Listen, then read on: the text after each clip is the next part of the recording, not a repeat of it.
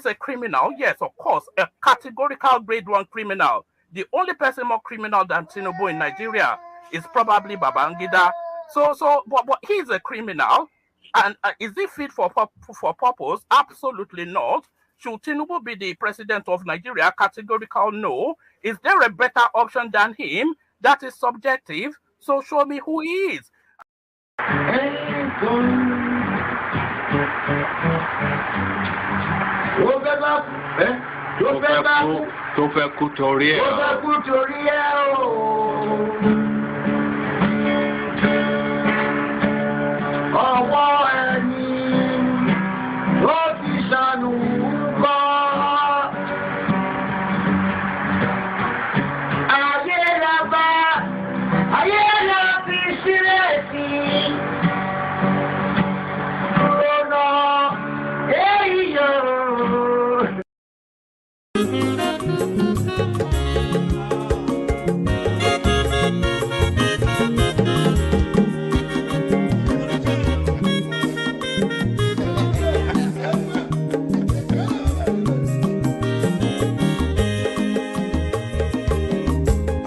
Wenye mazolobio akwa mazolobio Max ibia bunye lokwanu mo no fube nazo olaga ni biazugo mma olaga do ni biazugo akwa ilochi yo biko rapuzo kona bazia Onyo mazoro biko abamba wazoro dasari Ibya unyane gana mo Ulaga ni biazigo Ulaga ni biazigo abamba wilo chila biko rapuzoro ona wazia Mazi weko Odogu no kwerezu neka Onyomo niga dele mo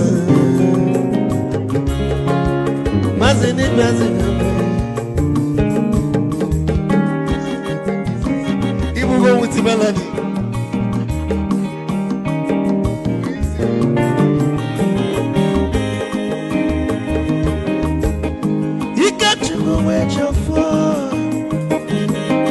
Odogu na chala noka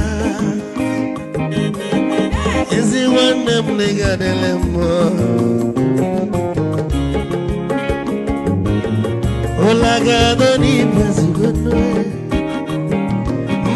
Olaga doni bezigo Amama mwilo chilo Bigora muzo Anabazi Te Onyama zoro de Sorry, if I were to go on a fool, Olaga, don't be a Nazaboy, Molaga, don't be a sugar.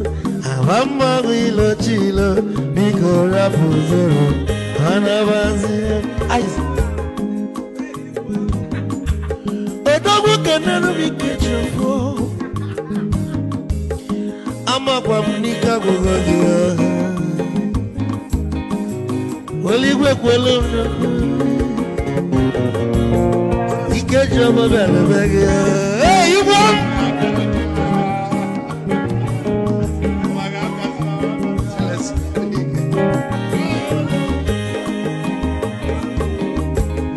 Eku kampu nekene Omogo ndinso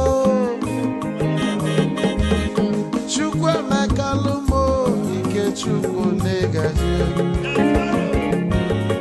Esi nwanne mekene Ila polife nini neme webia Kagosili na nina gibu nwanne wisdom megaji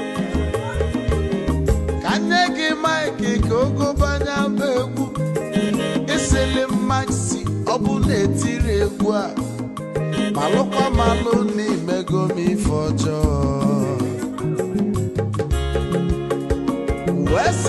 nwanne m ife ọbụla ị chọrọ na ngeme wisdom onume ekene gị ọgbamanwe iyo iyo biko lapụ nabasị ya zoro zoro zoro zoro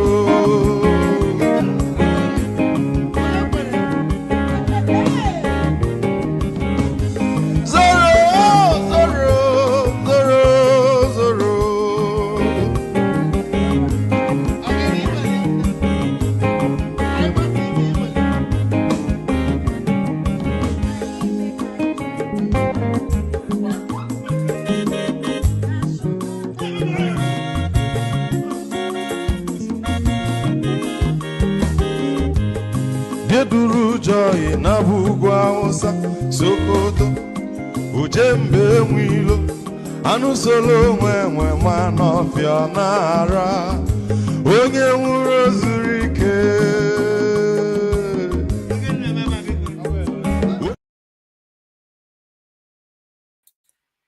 Greetings, viewers and fellow panelists that will be joining us soon. I thought I should come in today to share some of the headlines and updates on what has been happening. And thank you, Electricity, for signing off so that I can be able to start this new session. And we will have people from the previous panel join us again. Yeah, I just wanted to give an update on what has been happening, on the continent and in Nigeria this week. There has been elections today. We have had, governorship elections, and it appears APC seems to be sweeping it. There has been boycotts, and there has been, what do they call them? Shady activities from criminal, violent, impersonations, impersonating security forces, all kinds of things that are against the democratic process. This is something that is in a way we've gotten used to in Nigeria. I don't know how we can get rid of it completely because it's not something that we desire. And somehow our people will put on fake uniforms to go and see fellow Nigerians. And there's the boycotting. I don't know whether that is a good idea, because if you are boycotting, you are ensuring that the that we don't want to be in office remain in office. So you can argue that there has been a little bit of a vacuum of leadership within the opposition to fight back. So that is one aspect. I guess a lot of people that have more information about the elections will be able to come in and share with the diasporans and fellow Nigerians on what is going on that.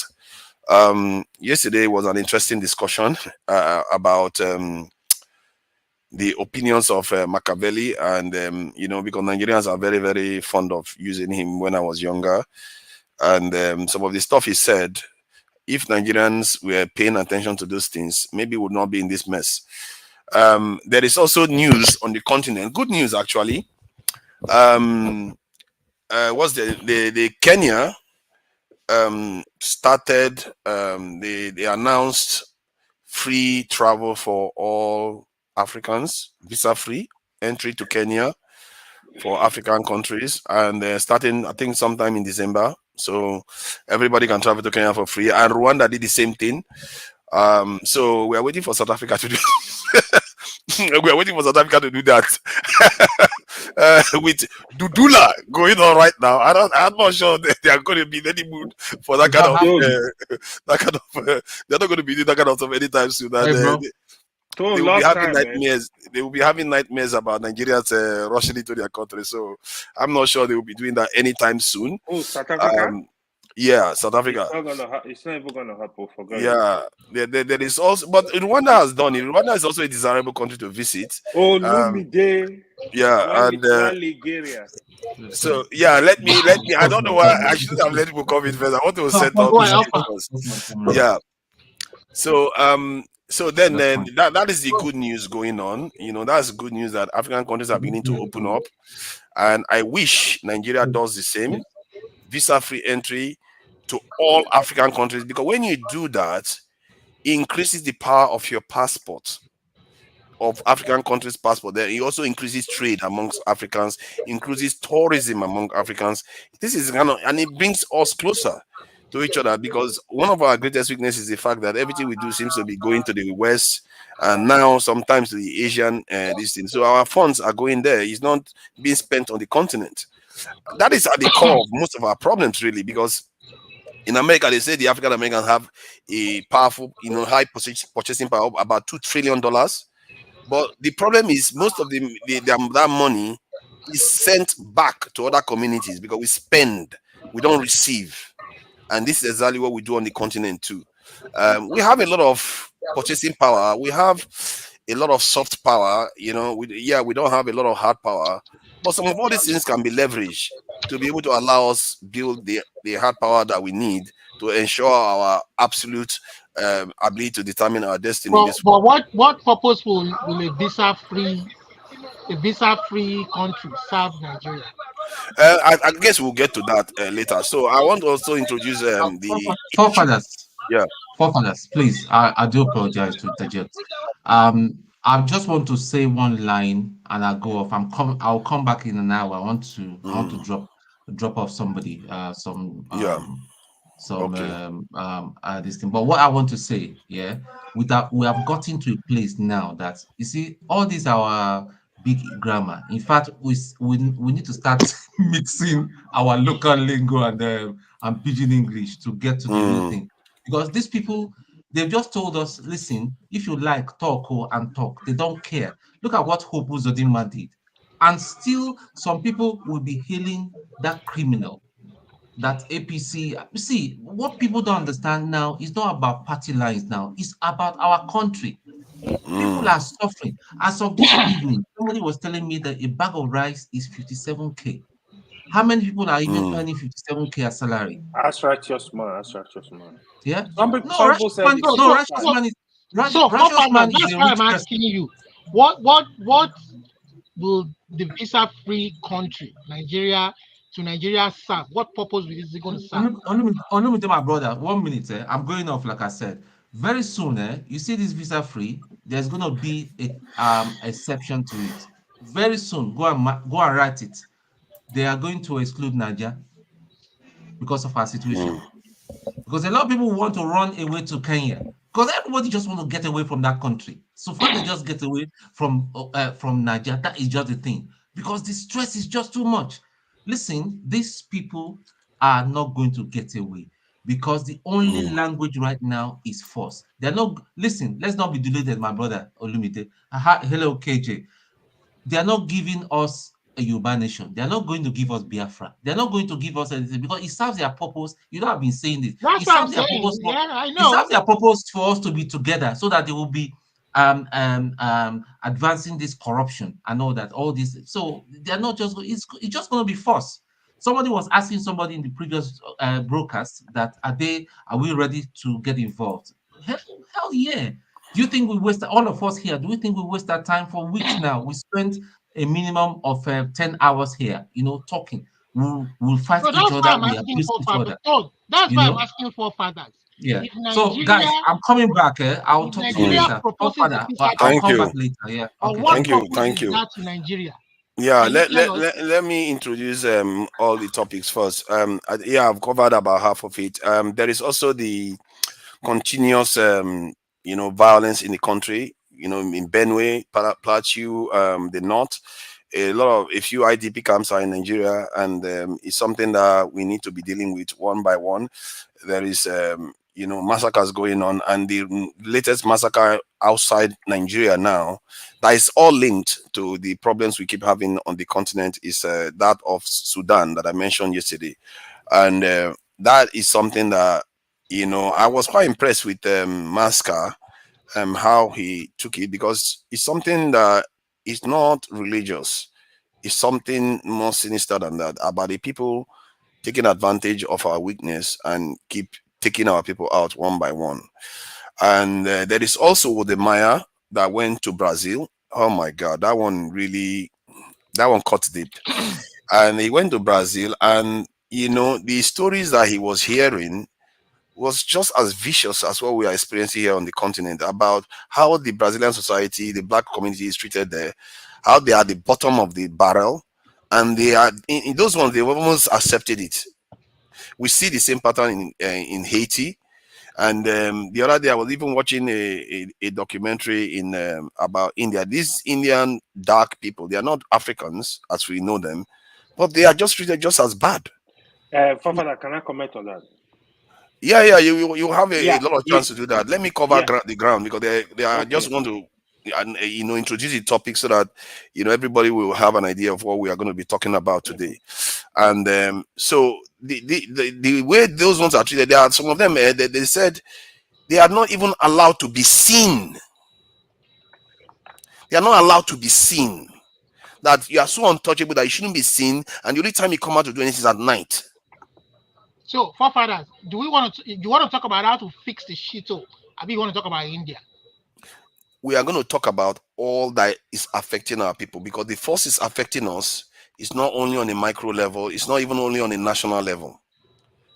These are big things that are happening and that's why we've not gotten a grip of it, because we think we understand it fully, but the forces are great, and you can see that how it affects us. It's almost as if our people everywhere, some of them have given up.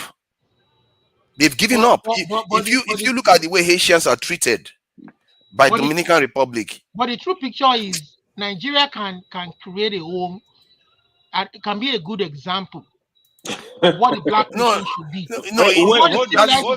And these people can come back home. They can come back and settle. That is the potential. You have to have a clear vision. You were born in Nigeria. If they tell you move your stuff today, go back to Nigeria, I hope you're gonna go and stay, right? No. What I'm saying, AY, is that Nigeria, we should be talking about how to fix the shit. Okay, we are going to talk about Nigeria. All these things. The reason why I'm highlighting all these things is how Olumide, can you let me introduce the topic? It's going to finish soon. The reason why I'm talking about these topics is because these things affect us on a greater scale, and it shows what we can do to fix some of all these things too. Our contribution to it. Everybody needs to know what they are contributing to it. Like what Kenya did today is part of the contribution. They are saying everybody, you're free to move around in Africa. That is part of the instruments that we need to fix all these things. Because if we don't even go to any other people, we trade amongst ourselves. Kenya or Rwanda? It is Rwanda. No, there's Rwanda too. Rwanda did that too, almost the same week. But Kenya announced first. Rwanda went on to announce the same thing. And I wish more countries like Nigeria does.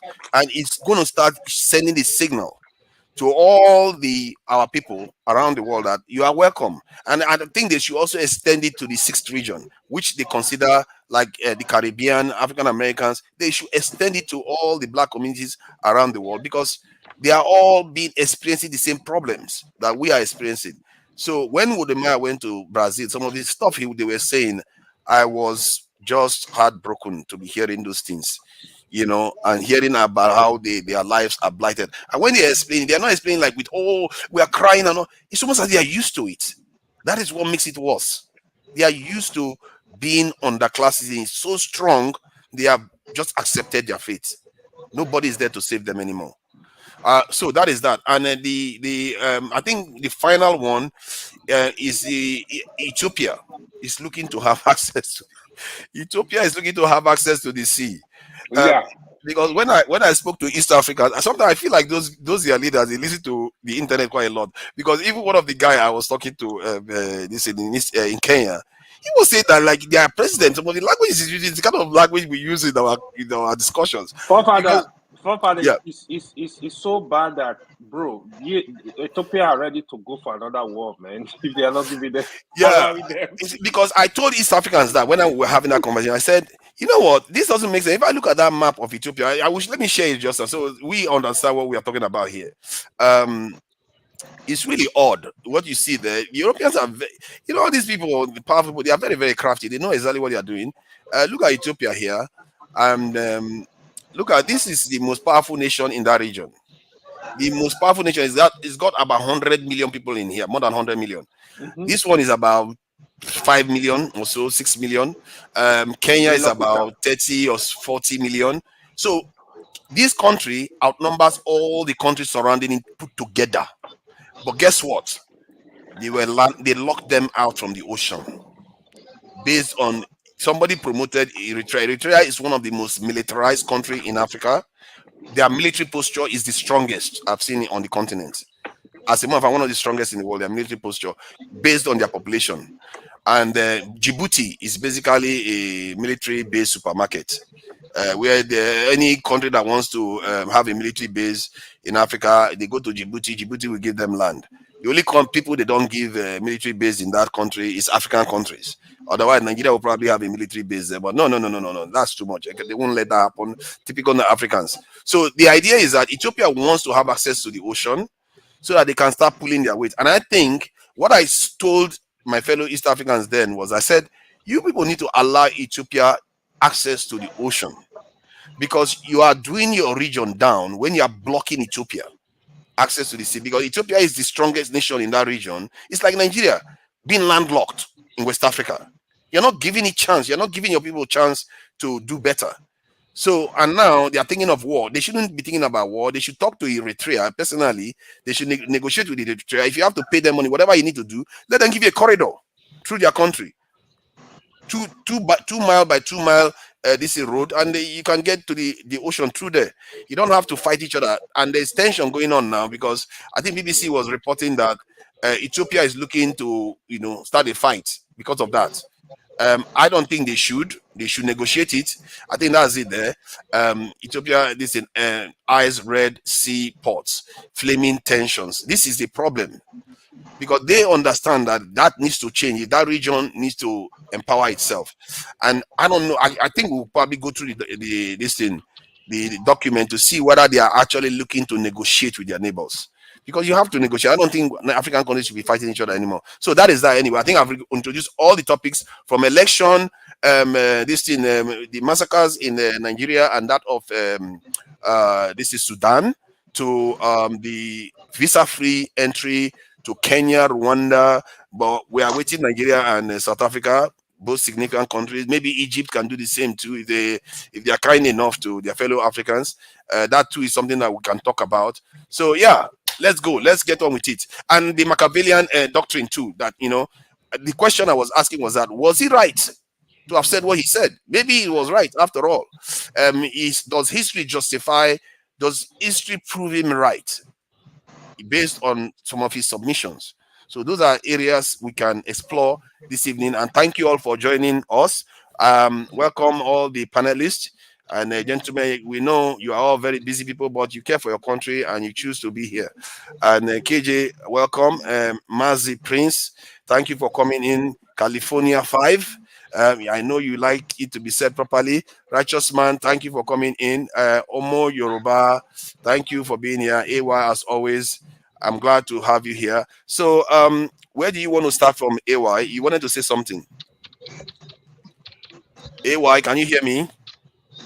AY is busy and he's muted. Olumide, you want to go out? You want to start? Or I can start. So, me, I'm not concerned about what is happening back home, especially with respect to recent happenings. The elections and situations are not getting any better. And I remember there was a fellow panelist yesterday from the north, Mohammed, who was saying that people were too hasty in judging the outcome of the election based on rigging in one polling unit or council. But we finally seen the outcome of at least that of Imo State. I don't know about the rest of other states. I've not heard any news about, but the Imo State, I mean, it belies reasoning. It belies reality. It belies whatever conjecture you want to give to it, polling, opinion, that the man that has subjected his people to the most horrible way of governance, hardship, will be re-elected as a governor. I mean, okay, let us assume that the constitution is perfect, as imperfect as it is. The least you can do to move the country forward is to allow the people choose their leaders free and fair. if we don't make it a do or die affair, people would argue with ideas. It would engender good ideas. It would engender the best of us. You understand? It would move our society forward. From the result that I saw, it's like Uzodema smoked their nearest this thing. He got 500 and something thousand, while the nearest person got I 70 was thousand. surprised. Those were not those results were manufactured. How can you see? Hold on here. How can we say that kind of massive margin can be manufactured? Listen, so let me speak. Okay. You give me a reporter. They didn't use the beavers. They didn't use any. They didn't. We don't have a way of verifying the people that voted, their accreditation, and we had seen that in some of these polling units, they had already started writing the results before they were released. Please spare me this, please. See, some of the things we say like I said, it belies reality.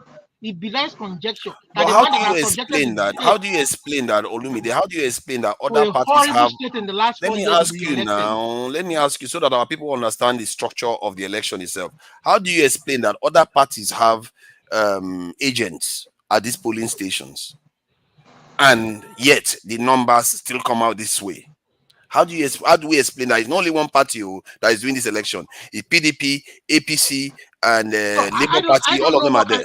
I don't know what kind of resources the other parties have. You understand?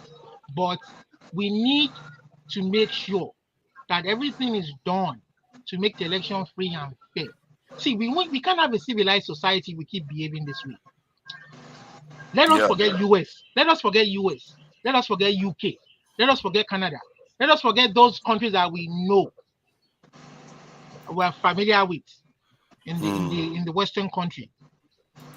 That is why the white people, I don't know, there's something about the white people that is different from the black man. Sweden, that is why Trump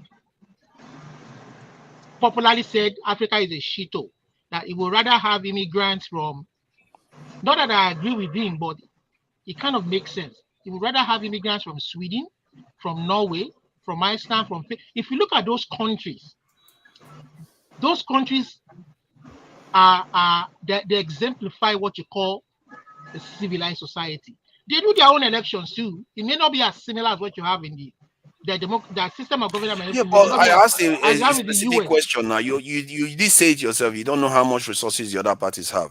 You know what my own thing is that I do enjoy. They wrote the numbers. They cooked up the sheets. Hold on now. See, I do like when people call me dumb when I'm talking like a child. Maybe it's a good thing because you have to have somebody that doesn't have any biases to ask innocent questions. It may sound innocent to you. It's pertinent though.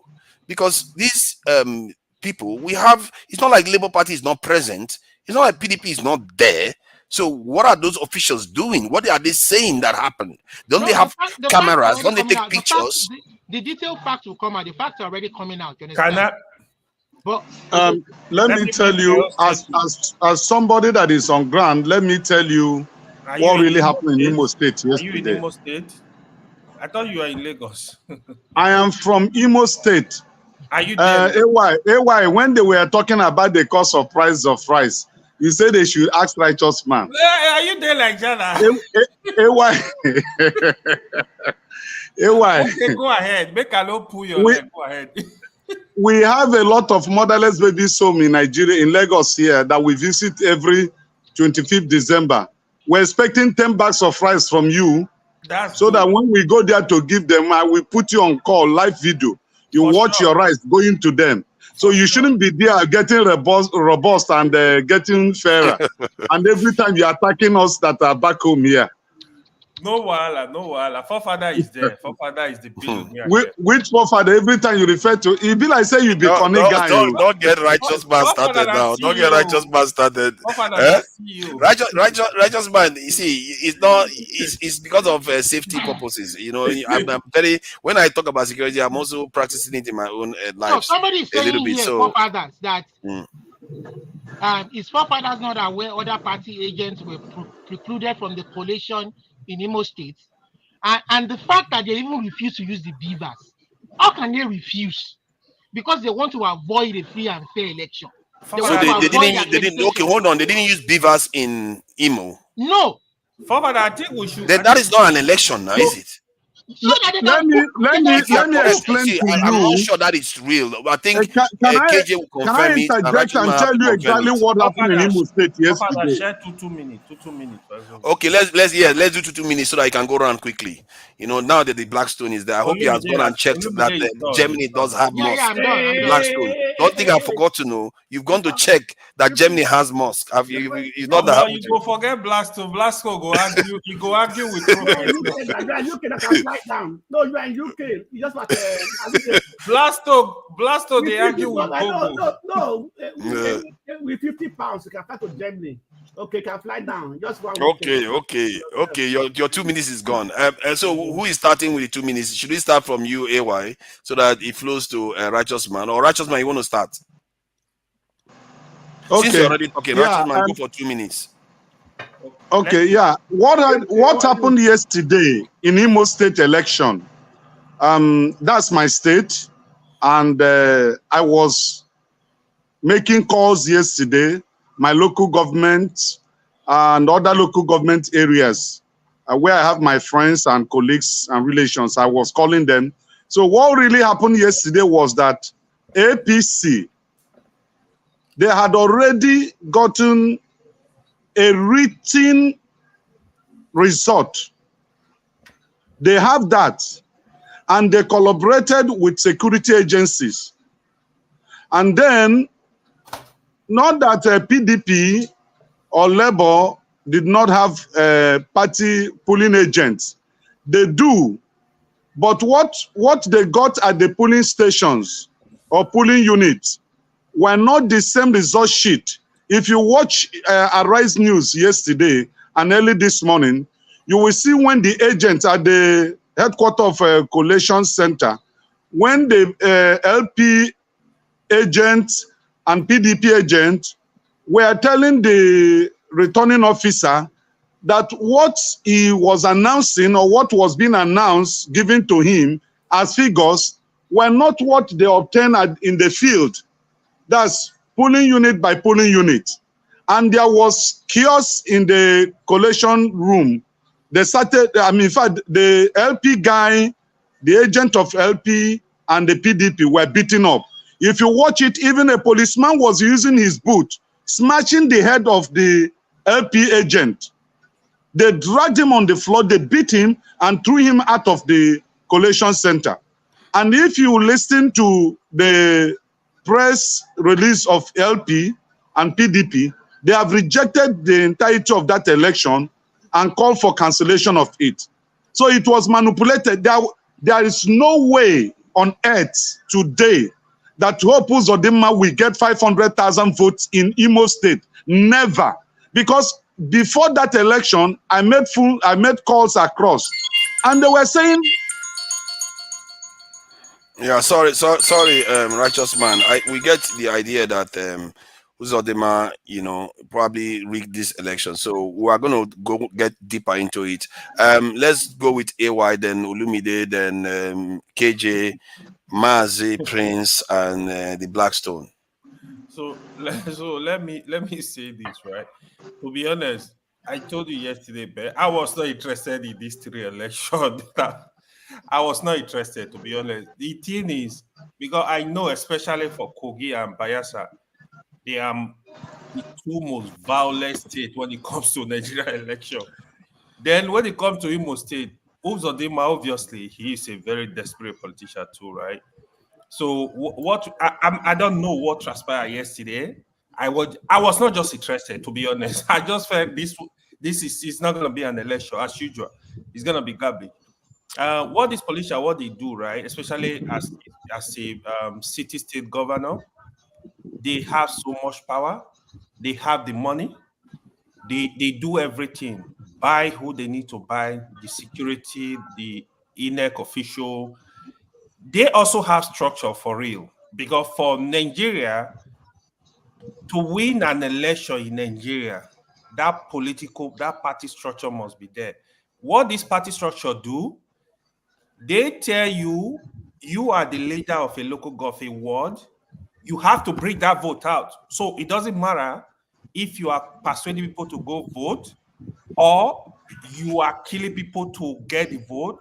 Just bring out the vote. Just like how Trump tell Georgia, hey, look for 20,000 votes for me. That is how it's done because they give them money. They are very so when you hear the party structure, that's what they call the party structure. You have to get the vote anyhow. So it's really like Nigeria. Why don't use Trump issue. Trump never asked them to manufacture. He said they counting the votes that were counted, that they should go back and recount it. You didn't ask them to manufacture it. No. I know what I'm talking about. He instructed somebody to give no. To look for 20,000 votes by all means. Hold on. Let me finish. Let me make my statement. Hold on. So Nigeria politicians, as long as they are in power, they will do everything. The only reason why you see in case of Bayelsa, it will be very difficult because PDP are in power. They also have that money, the cash, they have the strength to really face them. I don't know what the outcome of that yet, but these people, they are the same, I would say to you. But what really surprises me was the total vote from Imo State, from APC. I'm like, wow, how did you do? How were they able to achieve this result? Over 500,000 votes. Definitely something is wrong.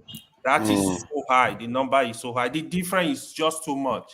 I would think that Labour Party or PDP will push them to the wall, but the differences were just too much for me. Thank you. And your time is just up, actually. Olamide, please go ahead. Are we going backwards or forward? I mean, we've been sitting here. I sat here now for almost. KJ, we are coming to you next. KJ, you know that. KJ, you'll be next. I just want to make one sentence. You'll be next. I just want to make one sentence. KJ, you know we are going to let you. I just make one sentence and KJ can talk. I just want to say that, in essence, to summarize what AY has said, Nigerian institutions are not functional and they are not independent. It doesn't matter whether the president appoints the head of any institution. They need to be independent, they need to be functional, and they need to be competent. Yep. That is what makes a country civilized. America, Canada, Norway, Iceland. It doesn't matter whether it's appointed by the prime minister. Like in the UK now, I was looking at their police force.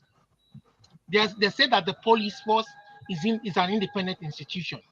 Look at what happened to the prime minister of UK when that COVID situation, when they forced him to resign, where he didn't observe isolation and he was holding a party when the rest of the country was isolating. Because of that, they made him resign.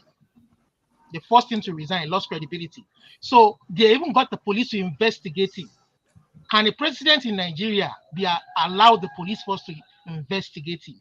Can you even investigate it? See, the problem, to be fair to them, though, let me ask you, to be fair to them, do you catch Nigerian president lying the way the British president lies? Even I know that even if they are caught, they may nothing may happen to them. But the problem is that we don't even catch them lying like that. This certificate saga, what Tinubu should have done, instead of them going to the US to look for information, mandate the police, the Inspector General of Police, to investigate the issue, certificate issue, if it's true or genuine, and give the report back to the people. Simple.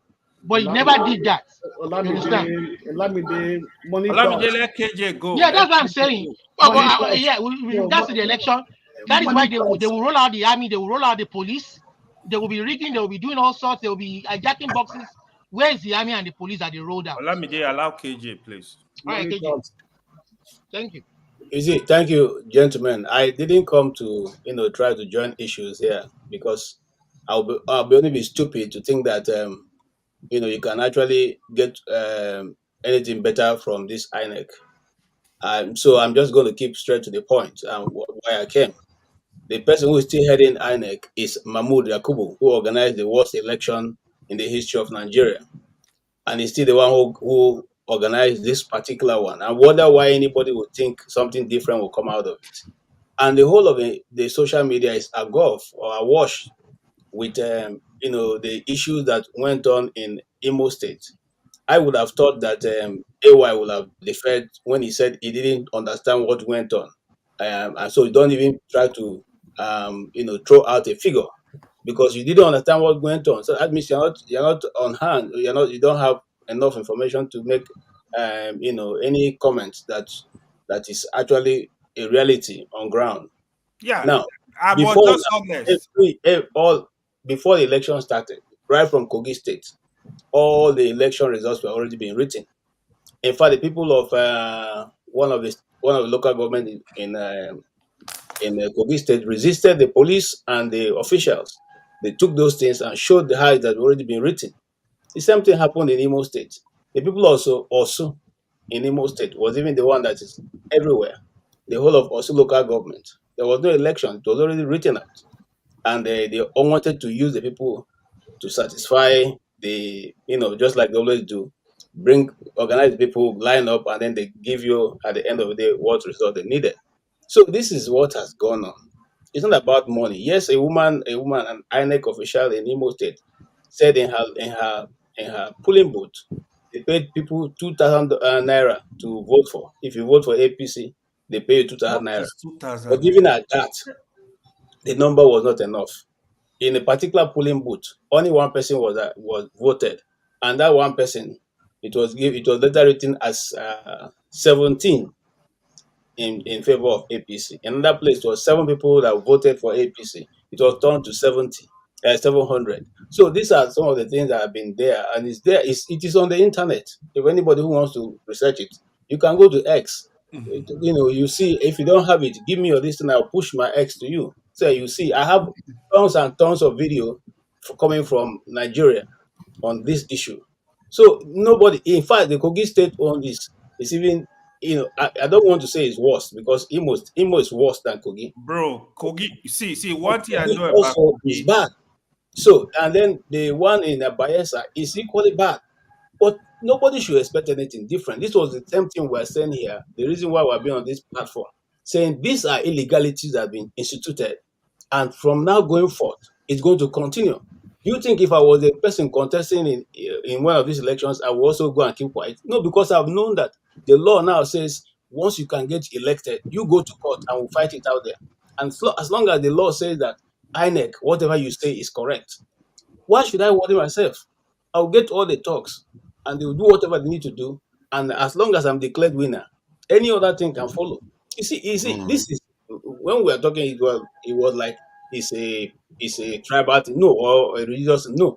It was about of what will become of the nation Nigeria, which is just the first example. You guys wait to the next turn of election, you will see what's going to happen. Thank you. Thank you, Kogi KJ. State, if a Kogi State election is free and fair, there is no way on earth APC will win that election. I would really like to be, I have knowledge of that more than I would You know, I to would add really to like to what see a KJ day. said, I would really like to see a day that And INEC is not to add free. to what can KJ I said, say something? I Even just said if the something. governor of Imo call you, Listen, now say, wait, now not be side by don't storm. use VBAS. Don't mind them now. All these rabble Yakubu supposed rousers, say, you know. you know what, Mr. Governor, we all have these to all make these sure panelists. KJ had made a very comprehensive submission. As if, Yes. in fact, KJ is following what is happening in Nigeria very, very much better. You see, 2027 election. Sorry. It's not your turn. It's not your turn, righteous No, man. I'm just trying to add to what KJ said. It's not my 15 seconds. turn. 15 seconds then. 15 seconds. Okay, Submit. yeah. What you have seen that happened yesterday exactly is what is going to happen in 2027. 50 seconds. That's just the picture. don't mind AY, you're causing problems. Our bully righteous man. I would like to see a day where KJ actually start feeling optimistic about things. That day will be a day to behold. No, and Father, it's not about feeling optimistic. It's real. KJ is having first-hand information about Nigeria. No, it's not like I'm trying to criticize him. I'm trying to say that the day you can use someone like KJ as a wind vane, because if things starts improving and he starts saying it, things are turning for the country.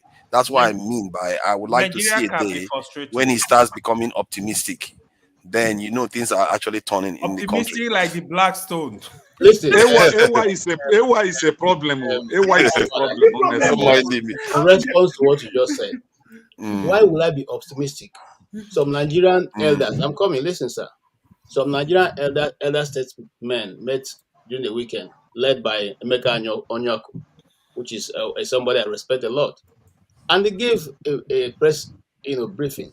And they summed up all that have happened by saying that if we do not move away from this trajectory, it's not going to end well for the country. If we don't believe the young, why don't we believe the old? If we do not believe the old and we cannot believe the young, then where are we going as a people? The old is saying, look, where you people are going is not going to lead you to anywhere. The young is saying, we are tired of the system. And yet nobody seems to want to make a change. Then how then do you want me? If I was going to believe in Nigeria, I think I'll be where I am. I've lost that hope. I don't believe in anything. I'd rather take my chance outside. I think we'll get into that. Let me allow Mazi Prince to respond, and then we get to the troublemaker. Nobody mentioned any names. Let's be wise. Mazi Prince, please go ahead. Forefathers and the other panelists. We just got to know. So good afternoon, guys. Pretty much for me, I am a little traumatized. I'm not traumatized because of the election. I'm traumatized at what happened to that agent. If you guys permit me to show you something. Okay. Okay. I'm again. Now, I work for the county, and I was sitting here with a colleague of mine, and we're just watching Arise TV, the collation, whatever that was going on, and that thing came up. Seeing that man being stomped on is barbaric. I condemn it to the barest minimum. No matter what that man must have done, that does not warrant this stomping. And the funniest part of it was my coworker, who happens to be an African American, was asking me, "Is it what goes on in Nigeria?"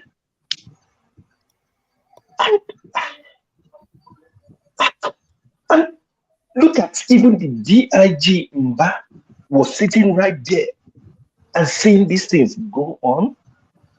Nobody could say anything. Nobody could save that man. And the world was watching. Nigeria is gone. I'm sorry to say, there's nothing. Nobody. I pray nobody comes on here to say anything about the election being free and fair. I hope nobody. And I repeat it. I rest my case for now. Thank you. Well spoken. Thank you. The Blackstone, please go ahead. Father, You're welcome. You're welcome. Don't start anything and nobody will see anything. Please go ahead. What's my trouble? Yeah, okay. Good evening or good day to the people in the panel. Anyway, I did follow the election a little bit from TV and things like that. And actually, right from the beginning, I never believed that there's going to be an election. For me, I call it, there wasn't an election. It was just, that's been pre-arranged. APC government is in power. So why do we expect that APC will lose any state that formerly belongs to APC? That's the question. So I have a lot of friends in the Imo State. I was talking to them at least about the election. They know, I know what they were telling me. Nobody, if Uzodimma can book all the hotels in Imo State that do not allow foreigners to come into the state, no strangers coming to the state, what do you expect? There were many polling areas, local government, and every election never had, but they had results presented. So when we are to say they are surprised, I just laugh because it is like you are seeing a thief and he's stealing. You say you are surprised the guy is stealing. We know it's a thief. So that was the election in Imo State, and even in Bayelsa, almost the same thing. Only in Kogi, I saw that SDP we are doing very well. I don't know the final result actually. Like today, I talked to my junior brother in Nigeria. He said, let everybody belong to APC and let's destroy the country together. Let everybody join APC so that we can destroy the country together as they want to destroy the country. That is the mindset what people are now taking in Nigeria because there's no hope. So join and the destruction of Nigeria, eat as you can, join them. So for me, election never had. And if this continue, any so-called election will be worst. Next year, Edo State will be having an election. We are going to see what's going to happen in Edo State. So anybody that says here that is surprised what happened, and that LP man that was beaten up by, so it's not the first time. We know that once you argue against the people who has the power, yeah, Nigerians are talks now. So the talks are already there. APC talks are there. So I watched how they dealt with him, and the police was there, the DSP was there. Nobody intervened, and they did what they want to do. So that is it. So this is just the mindset of people in power. So you are against me, I will fight you back heavily. So why do we expect that after the previous elections, the presidential election, and we expect to have a better election? It's not going to happen. So there's no way that we are going to have any other election that will be free and fair in Nigeria, as long as this INEC chairman is there, APC in power and everything. So they are competing, so they have to compete and make sure that they're able to overcome PDP and maybe more than 16 years. So that is their plan. So I don't think we are going to have any free and fair election, and if this continue, anyway, Nigeria is already down. It's like crumbled, and I don't know what we are going to do. At least I think we should all fight against INEC and against all these imperialists in power, and let's try and rescue Nigeria from the hands of the evil people. Thank you. Thank you. I think this is either going to be very easy or it's going to be very hard. There's only both options. So one way or the other, they are going to have to change. In the context of the election itself, I think there is a little bit of a vacuum that has been created. There is no real opposition right now in Nigeria. And forefather, don't say that, please. Correct yourself. I'm saying there is no, because there is opposition. There is opposition. But the state has been captured. And when the state is captured, you can't just say that. Come on, let me just say my piece, please. It's not up to the state to decide whether opposition exists. The people that are the opposition are supposed to create themselves. You can't just expect the rival party to say, you know what, come and defeat me. That's not how it works. You have to. So is it right? Is it right for the rival party to now rig elections and cook figures? Of course, it's not right. That is so what are you saying? Why are you saying there is no opposition? Now, let me finish. It's not even controversial what I'm saying. It is nothing but criminal in nature. You can't just be pointing fingers. Because all they want to do is steal money. When you finish, you let me know. So we don't have to, because there are people that are listening. We can't keep pointing fingers when we are not doing much to stop it. We have, even by INEC numbers, we have more people that voted against this government than voted for them. Where are they? The only thing left for the people to do, forefathers, is for them to revolt, to do armed resistance. I'm telling you, because the government controls the police, They control the agents. Sorry, let me. I want to ask for further something. How much more? If you are in Imo State, as for instance in this last election, and you're having election on Saturday, and by Thursday you have more than 30 armored vehicles parading war ready army soldiers with guns parading your streets. You have drafted police people who are mobile policemen, all battle ready, parading your street. And you went to the polling booth and somebody refused you to vote, but your name and number have already been marked as voted, and you voted for APC. Are you going to fight them, or you just quietly go home? See, let me say this.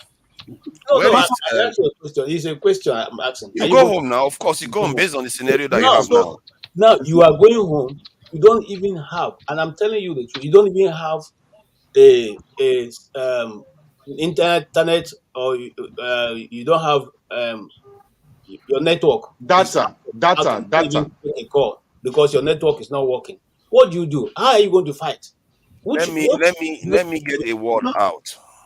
Because I don't know why this is so triggering. I'm basically saying what is on the ground right now.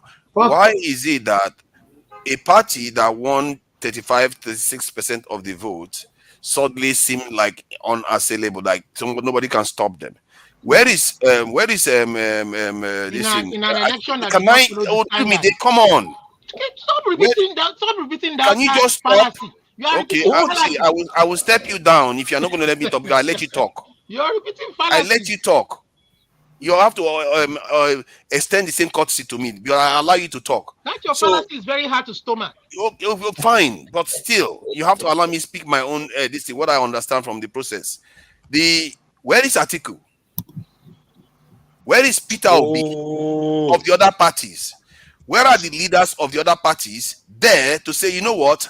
We won more election, more votes in this election. We have a right to have a say in this country. They are not there, and people voted for them.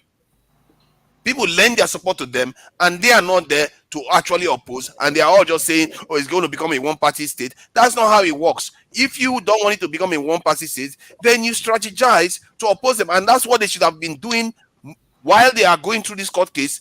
They should have had a massive strategy put in place already. But instead, Atiku probably has left the country. He's already left the country. And I'm not sure where he is at the moment. Forefather, you are provoking. Forefather, you are provoking us that are here in Nigeria. You know, one of the things that is affecting some of us over there is that you think that life in Nigeria is as the same way it goes over there. It's not for you. How about your leaders? Hold on. You sit in your comfort zone, and you are just reading a theory, what you read on textbooks. It's not practical in Nigeria. That doesn't function here.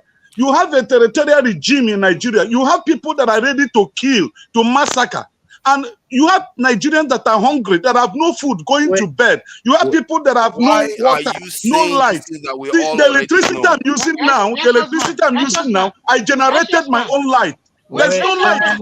You can say that all you want. You know what? It was in this same condition that those people got about 12 million votes. It's this same condition they got about 12 million votes. Electoral Commission, what do they call him? They come on direct television. The people that were conducting, they were like, good job. They were like, I don't understand how our people think. We just disarm ourselves so quickly.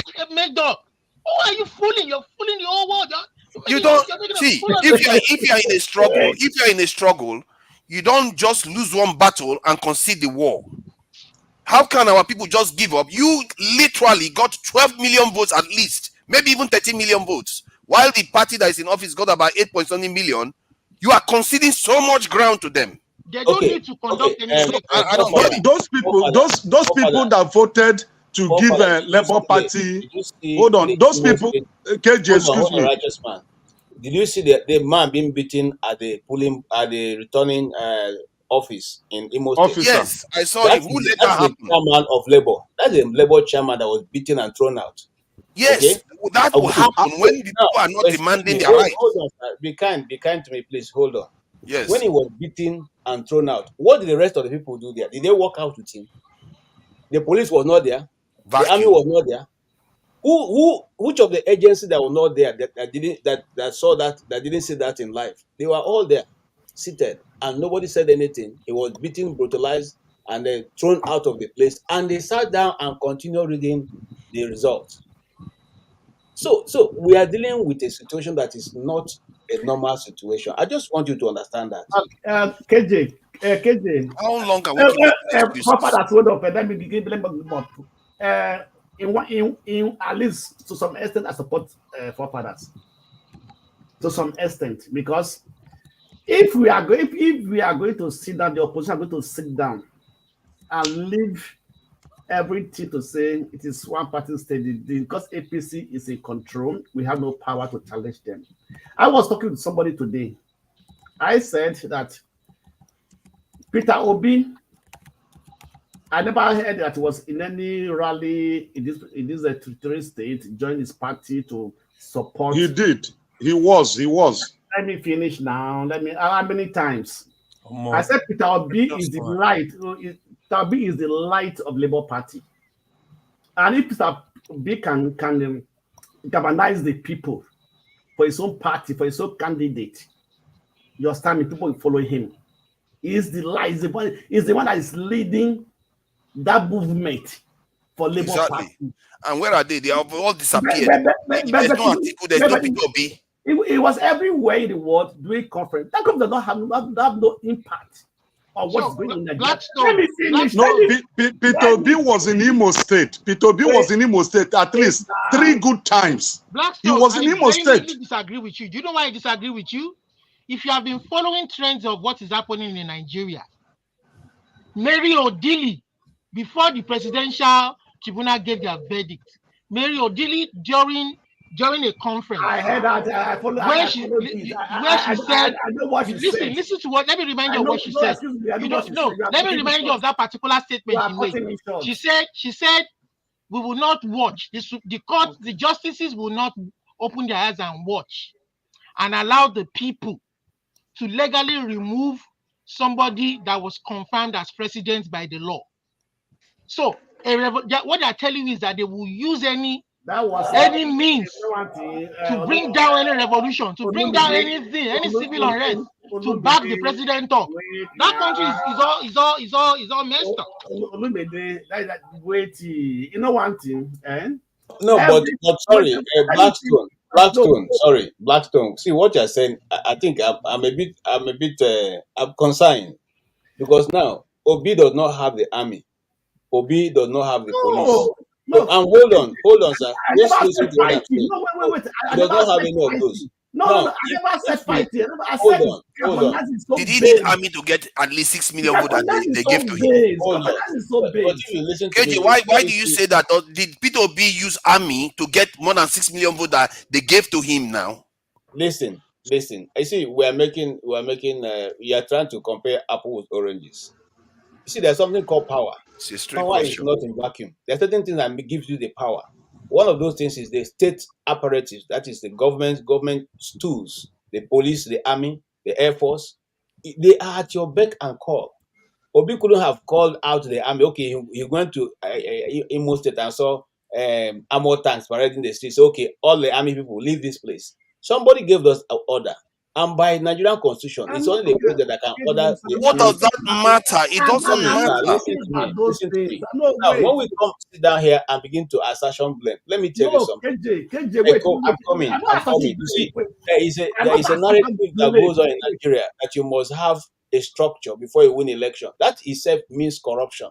Having structure is corruption, because you should be able to run an election without having any agent anywhere. I'm coming.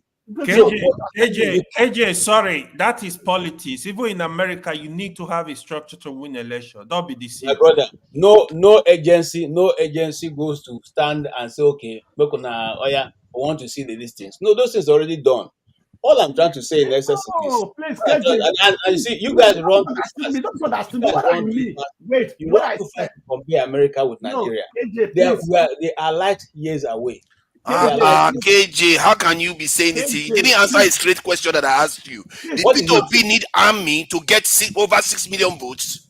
Okay, listen. You know the reason why that is different? The reason why Obi didn't use army to get 600 votes is because more than 6 million votes. That was a general election, and a general election, the playing field is much wider, and it's more difficult to. That should be more dangerous, isn't it? Oh, listen, sir.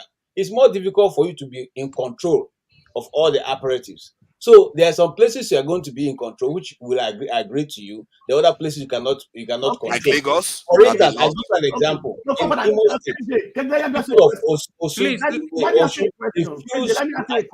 Wait now. It didn't stop them from still writing results. Let Blackstone finish. Let's CJ continue. Let me clear what I was saying. You understand me? I'm not talking about Obi on the election day. You understand me? Let me tell you something. Obi has already a movement, which is the obedient movement. And every member, every people that call themselves obedient, look up to Obi. Right? If Obi is was active in the campaign period of this election season, of this governorship election, and galvanize the home base. You understand me? I think even in that presidential election, Obi won Imo State. I don't know obedient people. Where are they? At the state election. Exactly. He actually won Imo State in the presidential election. Okay, Blackstone, let me answer you the question. Blackstone, can I answer you the question? Why didn't they use beavers? Can I answer you the question? Yeah, but that is that's what Labour and PDP should have fought against. But their leaders were almost absent. You know what? Oh my God! Why will forefather be saying this now? Why will you I will be saying it because if Atiku and Peter Obi shows up in Imo State and say no, this is not allowed, what do you think they're going to do to them? What will they do to them? Okay, hold on. They already will arrest them. Hold on. Excuse me. When the court will not touch them. When the court gave Labour Party, they go ahead for INEC to release the beavers. Did INEC comply? No. Did Pete comply? INEC did not comply. And what happened?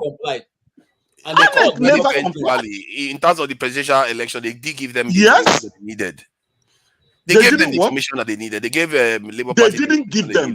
They went to court more than 3 times to obtain a summon for INEC to release the beavers, for them to inspect the beavers, and then do their cross-examination, which they never got in the appeal. The Labour Party didn't argue against that in the appeal, so they did get what they needed. Let me ask you a question.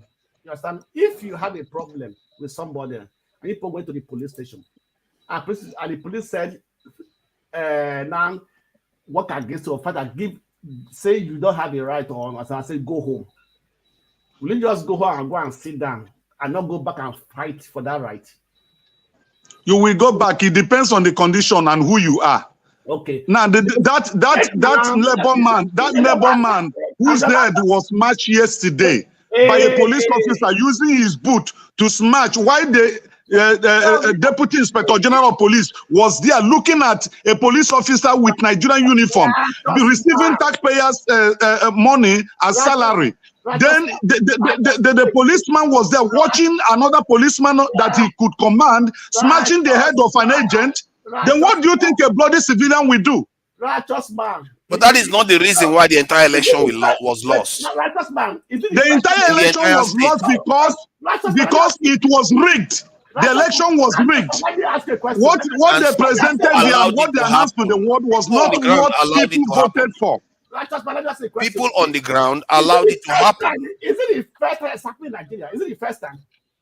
Or do you think it be last time? You say what? Is it the first time they are beating somebody at the collection center? Is it the first time it's happening in Nigeria? Or will that be the last time?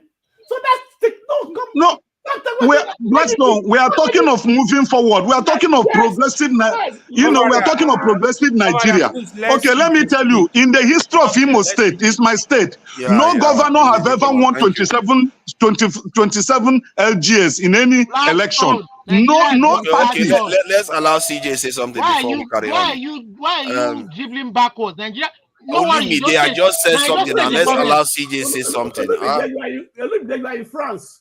You see them, him and the Thunderstone, the Blackstone wants to start. Hold on. CJ, please go ahead before these rabble rousers start. Yeah, they won't let us rest. Okay. What is that? We are talking about moving forward now, right? And I think the problem with Nigerians not understanding how to move forward. So, and I understand where you're coming from, forefathers. I understand where KG is coming from. I have participated in election in 2015 in Rivers State. I was a polling officer in Rivers State. Man, if you participate at election in Nigeria at that level, then you feel sorry for Nigeria. I'm telling you. You're gonna know that there is no hope. Wow, there is no hope. With the way INEC is constituted, there is no hope. There's no hope.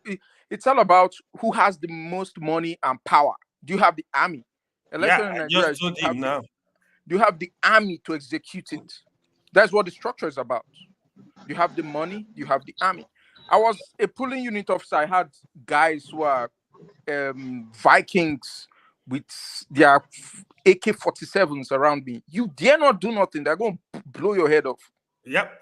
You dare not. And you see the policemen, everybody working with them. You dare not do nothing. So that's why when forefathers is saying, how did they get 4 million? My brother, they write time. You go write time there. You will be forced to write it. So where are all the other party members then? Even the what will you do when you do not have arm? What will you do? Hold on now. Let's hear it out. Instead of us to just be doing this, you just assume stuff. We want to get to the bottom of things. Okay, good. I heard, okay, they have AK-47. And the military people not even there to fight for you. I want to ask pertinent question now. Let me ask pertinent questions. Are the other party members, after they have been threatened, are they going out now to file their reports to police and say reports, this is what we experienced? Like, you're so funny. Hold on now. You can't just say these things. You have to have people that are complaining. You are provoking people here. Oh, stop please it, change this topic. I'm getting tired of you are talking as if you when last were you in Nigeria? Okay, when last did you participate in any social activities in Nigeria? Why will you be saying you may understand something in your head? It doesn't mean all the viewers understand it. Yeah, I don't understand it. And I'm asking pertinent questions, and we need to get answers to them. You can't just be stopping people from asking questions. For that 30 seconds, let me add to what CJ is saying, right? So what CJ is saying, it's not only the city party only. Sometimes it depends on the state. Sometimes when the opposition, they are very strong too. Like, for example, PDP, they have their own talks. So it now depends on the ward, the local government. If his PDP struggled, they go everywhere to ransom. But if a city governor is APC or PDP, they will have that dominant power in terms of money, in terms of the talks. It happens in all the states. That is what is going on in Nigeria. So we need to get this straight. So what CJ is saying is so true. So it also depends on the court group that dominate that region. Some of the politicians belong to court group. They will, and even what he said bears no merit to an extent because no, it does. Let me finish the point I'm making now. Because it's how many seconds? The presidential election just happened, and the other parties got more votes than the so-called omnipotent parties. I don't understand it. Even you have influence, yes, but the other groups who also have their own sphere of influence. It's not just one-sided. They do, right? It's not one-sided. That's what I'm saying. But when you are in power, you have advantage because the security, they are likely to work with the government in power. They were in power in 19 just No, it February here. It happened. I'm telling you. No, I agree. I agree. Why do people just why you people gaslighting? Why are you people gaslighting? No, righteous man, don't do this. We have to get to the bottom of things. Father. Why are people gaslighting? I'm not saying that. I'm just saying that Buhari was in office when they conducted the election. So it's not different from what is happening now. The same party still remains in office. So okay, I don't get it. What you have to understand this thing, because I'm not going to allow myself to be dragged into it. Now, first and foremost, forefather. Yes. In the Nigerian context, let me talk about the East. Imo State has never been an APC state. Remember, Imo State has always been PDP till Rochas Okorocha used backdoor to get APC into Imo State. Even at that, majority of Imo people. No, Rochas came through Abga. Hold on now. Hey, come on, man. Don't see. Let me call the name, so you should know I know what I'm talking about. Rochas came in as PDP, and then as Abga, and then transited to APC. The reason why he came in as Abga was because he didn't get the ticket for APC. For PDP. But the Igbos were willing to go along with Abga, and so he came in. Now, since that time, he had declared Imo State an APC state, which is not true. Okay, fast forward to yesterday.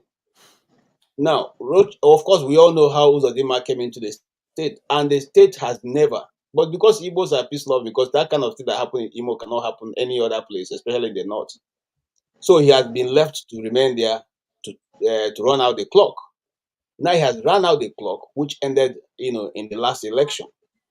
Unfortunately, because he's playing a particular role for a particular set of people, I don't want to go into that. They gave him the authority to bring in everything he wanted. Now, if you follow the news in Nigeria properly, you find out that all the electoral materials were taken to a place where he designated, for which they worked upon it all through the night. This was carried on. The opposition shouted out and said, look at what is going on. Nobody listened to them. Okay? On the day of election, they brought everything totally written. They have already calculated and tabulated everything. And so some local governments in Imo State, and of course Kogi State, because Kogi people are like what they did. Okay, those guys resisted them and said, no, we're not going to vote because we want to see the result. The result paper and that sheet. And the sheet was already filled. The videos are everywhere, forefather. And you see, the truth of the matter is, at this point, just like CJ has said, you decide whether you want to go and meet your Heavenly Father or you want to still be seeing your children. So if you decide to want to be seeing your children and you are forced to sign with a gun at your head, you will sign, my brother, to save yourself, because if you die, nobody will even think about it. Now, that is exactly what has happened. And when you see, Nnamdi Azikiwe was said, it's only a madman who can attack somebody with gun. You don't have a gun, you attack somebody. How do you want to defend yourself? Okay? So you do the needful to save yourself to fight another day. But you see, anybody who is expecting something different to happen, himself is not reading the signs of the season in Nigeria properly. It's not going to get better. It's going to get worse. Because the system that says that even if you go to court, the court cannot see it except technicality, which is the technical that INEC does the right thing at all time. Whatever INEC said is final. If I was even in Hope Uzodinma's shoes, I would do worse than he did. Because I know that when you get to court, it will be INEC defending me, not me defending myself. You are going too far to court. I'm talking about on the day of the election. And we forget that we have party leaders, powerful men in the country, actually. Atiku is a powerful man. P2B is a powerful man. He's not a floor member. I have a question for the floor. Come here, I'll answer your question, but I want to tell forefather something. Do you know one of the reasons why Abiola went to politics? Abiola, after getting all the money, he discovered that whenever he's on the way and the small governor of Lagos State is coming and the siren is coming, they'll push him out of the way. He has to wait. So he realized that at the one point when he get money, money is not power. The real power is political power, because it can do and undo. And so when you have that political power, no matter how you think the person is, no matter how much No be Ganduje removed saying the whole powerful. Abiola I'm ran coming. for election because of The throne, the motorcade. whole powerful emir of Kanu. It's not Ganduje. It's not Ganduje. Is it not before that time the Dasuki's father who removed him? It's not the same governor. I mean, say yes, Abacha. What are we saying here? You see, Babangida made a statement. We are not only in power. Don't think we are not only in power. We're also what in government. In other words, I have the authority and the power to put you away, and nothing can happen until you understand Actually, that, my brother. You're just see, thinking if about it. anybody understands power, I would like to think that I do have a sense of what it The represents. INEC chairman And Yakubu has even proved that he doesn't have any credibility. The man came out, apologized to Nigerians for Beavers not working during the presidential election for shutting down, and he went ahead to conduct election without the Beavers machine. He lacks credibility. He's a crook. We have just confirmed that.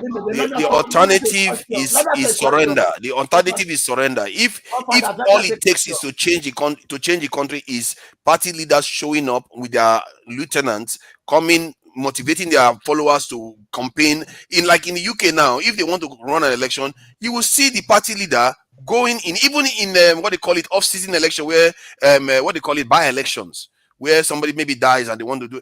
You will see the party leader going in there trying to support their candidate. This is what you do. But most of our party leaders disappear. Trump, you all know how Trump supports their candidates when there's an election going on. Trump will go to that state, be campaigning for that candidate, saying vote for the candidate. Let me give you an info that will help you out in whatever you are articulating. Father, let me give you an info. I have a question. To put your post your post bill, you were asked to pay 10 million naira, and each of the parties paid. After a week, Uzodimma raised it to 54 million to put your billboard. In Imo State, there was no poster of any political party except APC, Uzodimma, because he refused other parties to do and to campaign. Okay, that is the kind of stuff you can use to win an election. You know that. I don't know whether our people know how to win politics even. That is the kind of stuff you will shout from the rooftop that they are cheating.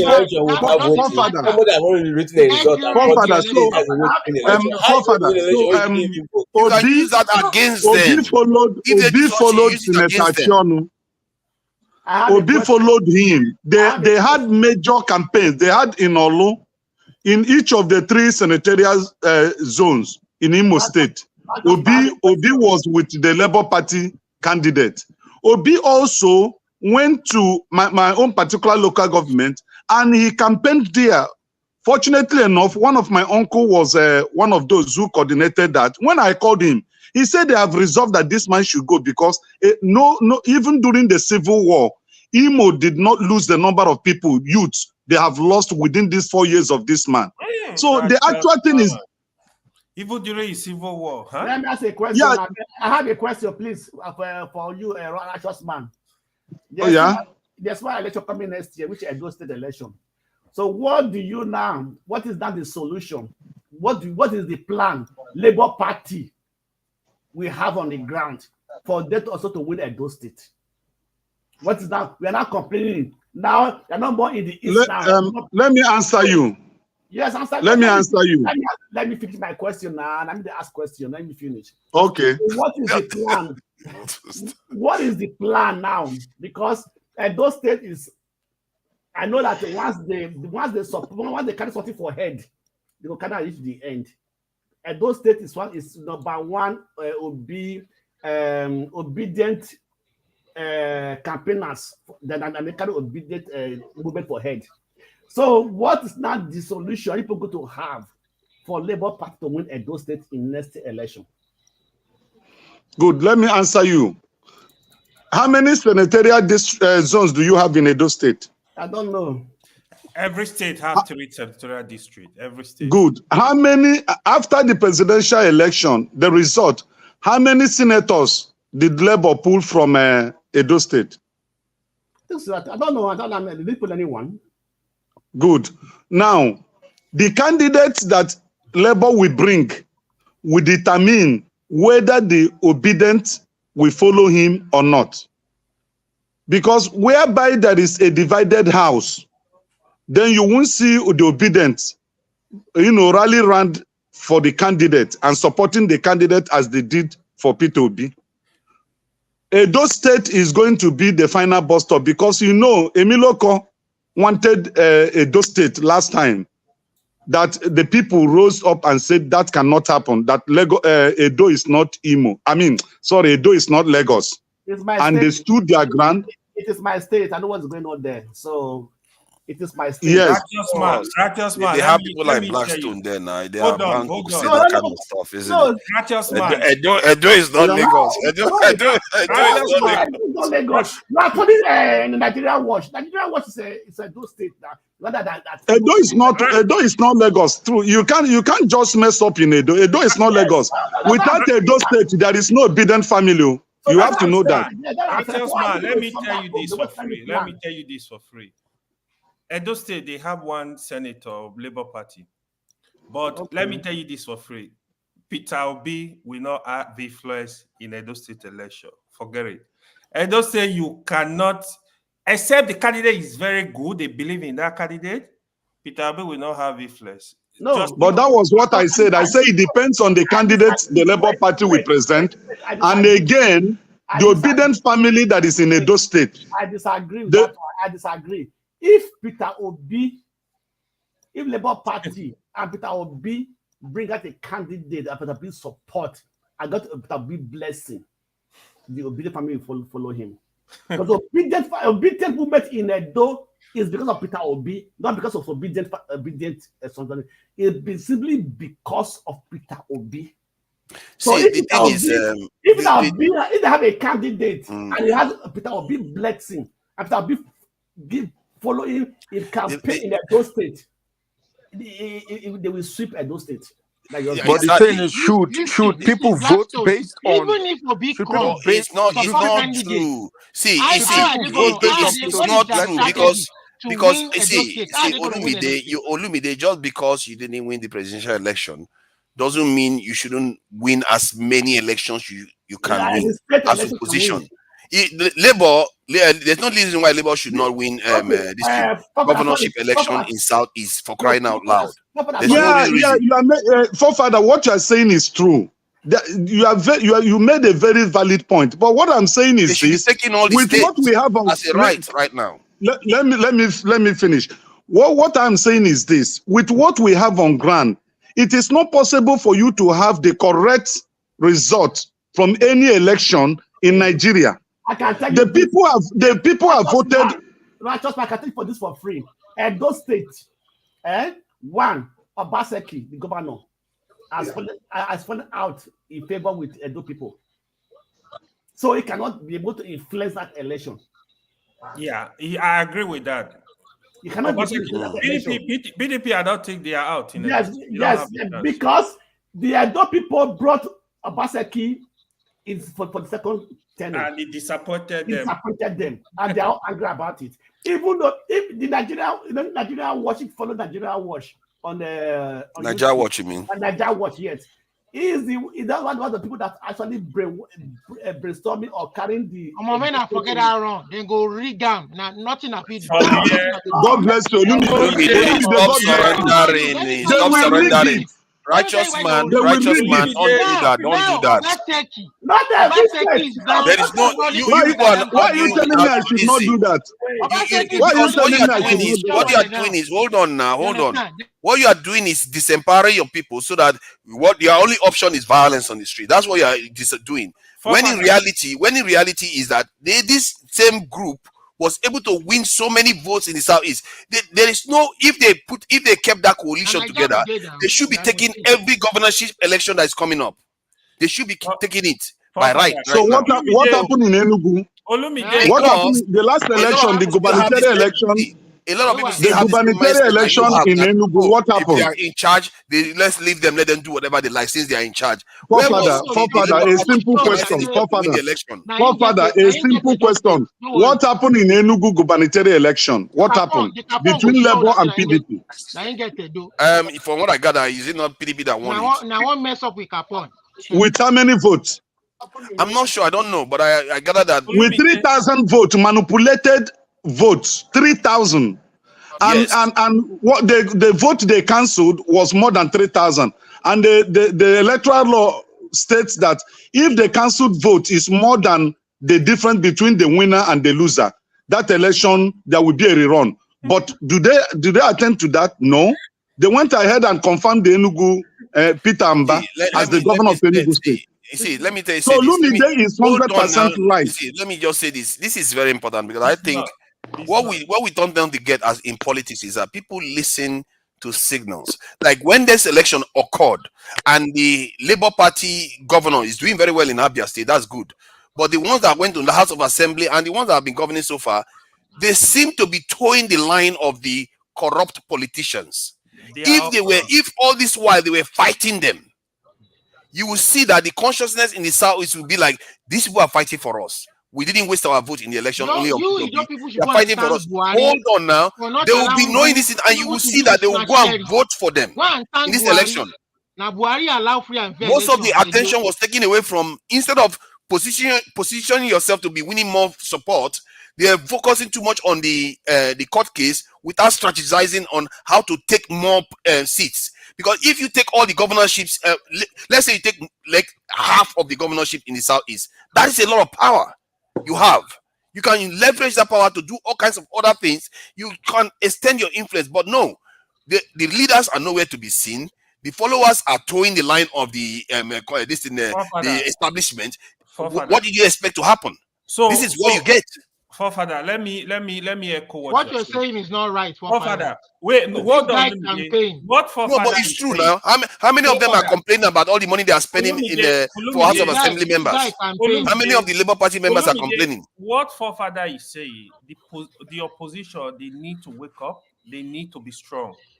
Don't forget, to be honest with you, this is the first time we are having a city president, a core politician, as a city president. If opposition refuses to work and start now, by what makes him a core politician? Hold on. By 2027, Tinubu will turn Nigeria to one-party system. Let him go ahead and do that. If they refuse to work, PDP, I don't know. All of these arguments will only be valid. Listen, all of these arguments will only be valid if they allow a free and fair election. Where is this echo coming from? There's a massive echo. Can somebody else? Oh yeah, it's Clifford. Yeah. So how did this man get from my my statements that I don't want opposition? I'm arguing exactly for opposition to be present. So that is the problem. We don't seem to have it right now. The people responsible for sniffing out, for sniffing the opposition is the executive. Hold on. It's the government that is not It's promoting not the government. It's not the government. It's the government. By rigging the election. It's not the government. It's not the government. There's no opposition. There was never opposition in Nigeria. Labour Party came up as a good opposition. And they are collecting prayer points and not saying anything. Where is that coming from? What if you say anything? Did you see what happened at the courts? You go to the Supreme Court, they're all bugged. Bro, they collected SUV, they collected prayer points. None of them came out and opposed it. The elected ones, you're telling me in that regard, I agree with you. They should be challenging them because if they offer them all that money that they say we are not taking it, our people are suffering, and you are giving us all this money, you should be stopping it. You will see that people will be behind them. Even northern people will be behind them.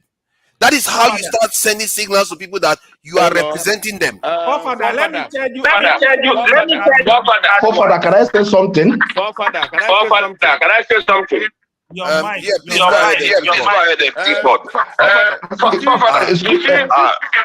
The problem is this. Let us not be going about the card that was given to the assembly members. That is not cash. It was a card that was given to them, and if I'm not standing for the Labour Party, but if you see that if the Labour Party members doesn't take that card, my brother, most of them will join. Will start joining other parties. They will all of them will join the APC. That's what they're trying to do. Then they are not worthy. They are not worthy Labour Party members, and they should be recalled and removed from office. Let me finish. They will join later. They will join because let me tell you that money belongs. Let me tell you that money belongs to every Nigerian. All Nigerian, that money belongs to them. Exactly. This is why Nigeria cannot work, please. This is why Nigeria cannot. No, that is what my father is complaining about. Let me tell you. Let me tell you. Let me finish. Again, on the issue of Imo State election, honestly, when you call anybody from Imo State before that election, he will tell you that they are not ready to vote. That is one. Because they have many reasons. That man is a Dracula. You see the governor there? He's a Dracula. He has been killing people of Imo State. Dracula. That is one reason. Two, both LP and the AP and the what other party? PDP. Their candidates are not trusted candidates also. They are not good candidates. So Imo State are looking for somebody they will rely on. So instead of coming out to die for Uzodinjo, it's better for them not to come out. So that was why Uzodinjo did what he did. And again, we ask ourselves, why is the federal government interested in Imo State? Because one, the police officer they brought before was the man who committed crime, who committed this in Adamawa State. That's the one they sent to Imo State. And later they remove him. Now again, the return officer, the collection this thing, that man, that Yoruba man, when LP and the PDP we are telling him that what happened was wrong, he don't want to take their complaints. But the man in Kogi State listened to the other parties.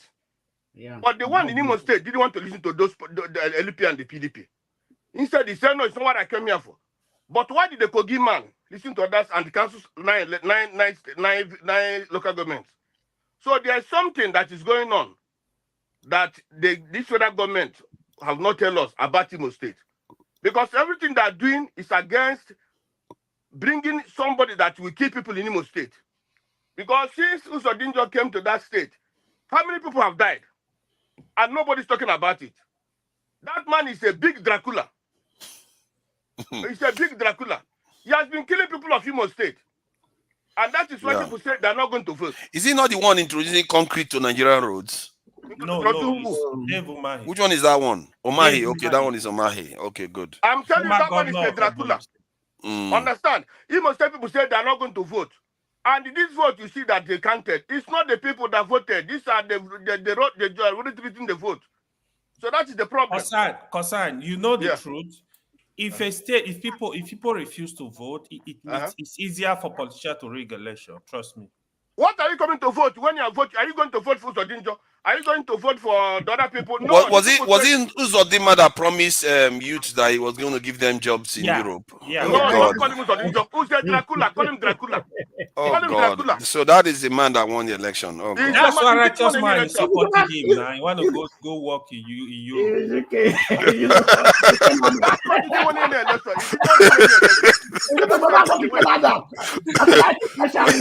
That is a terrible accusation against the good reputation of righteous man. What is wrong with you? You say righteous man campaigning for Uzodinma. That's ridiculous. Let me tell you, local government, the army, the police. Yes, let's allow Concern to finish, please. Let's allow Concern to finish. You just want to. Leave him alone. Let's allow Concern to finish. Let me finish what I'm saying. In our local government, you know what the APC, this thing was saying? He said when they were at the collecting center, they want to announce the results. You know what the man said? Because PDP and the LP saying there was no election in Osun State or in Osun local government. But you know what the APC man was saying? How can you say that? Don't you see that even that morning we used 3 buses to bring people to come and vote? So the LP man was asking, where do you bring these people? These bus that you bring people from to come and vote in Osun. Where did you bring them? Where did you bring them from? Where did you bring them from? He was asking. Yes. Yes, where did they bring them from? So that is to tell you, and the military were there. You know what they did? They took four guys.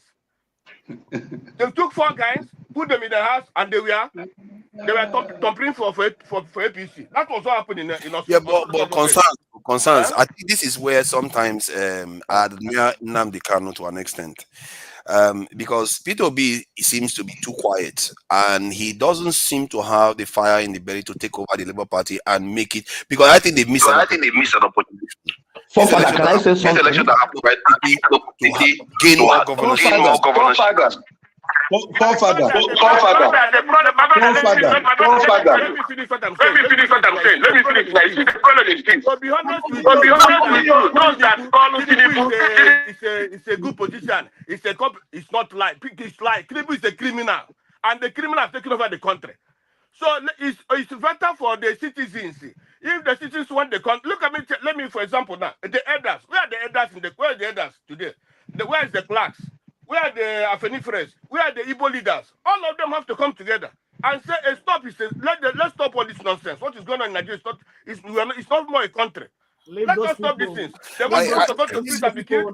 See, concerns. I see Peter B is in. I don't know why they keep saying Peter B is irrelevant. Peter B is the head of Labour Party as it stands. If he decides to take over that party, hold on now. This party, you don't understand. Labour Party is in the UK. Labour Party has history. They have what they call links to the unions and all the rest by default, just by being Labour Party. And Peter B is supposed to be the head of this party. This is why I'm saying the kind of fire that Nnamdi Kanu has in his belly, if Peter B had it, he should have strategized by now to take some states at least off these people. Dominate some states, especially in the southeast. Pardon? The criminals bring the papa. To fight the Labour Party. I just want to add Forefather, can I say something?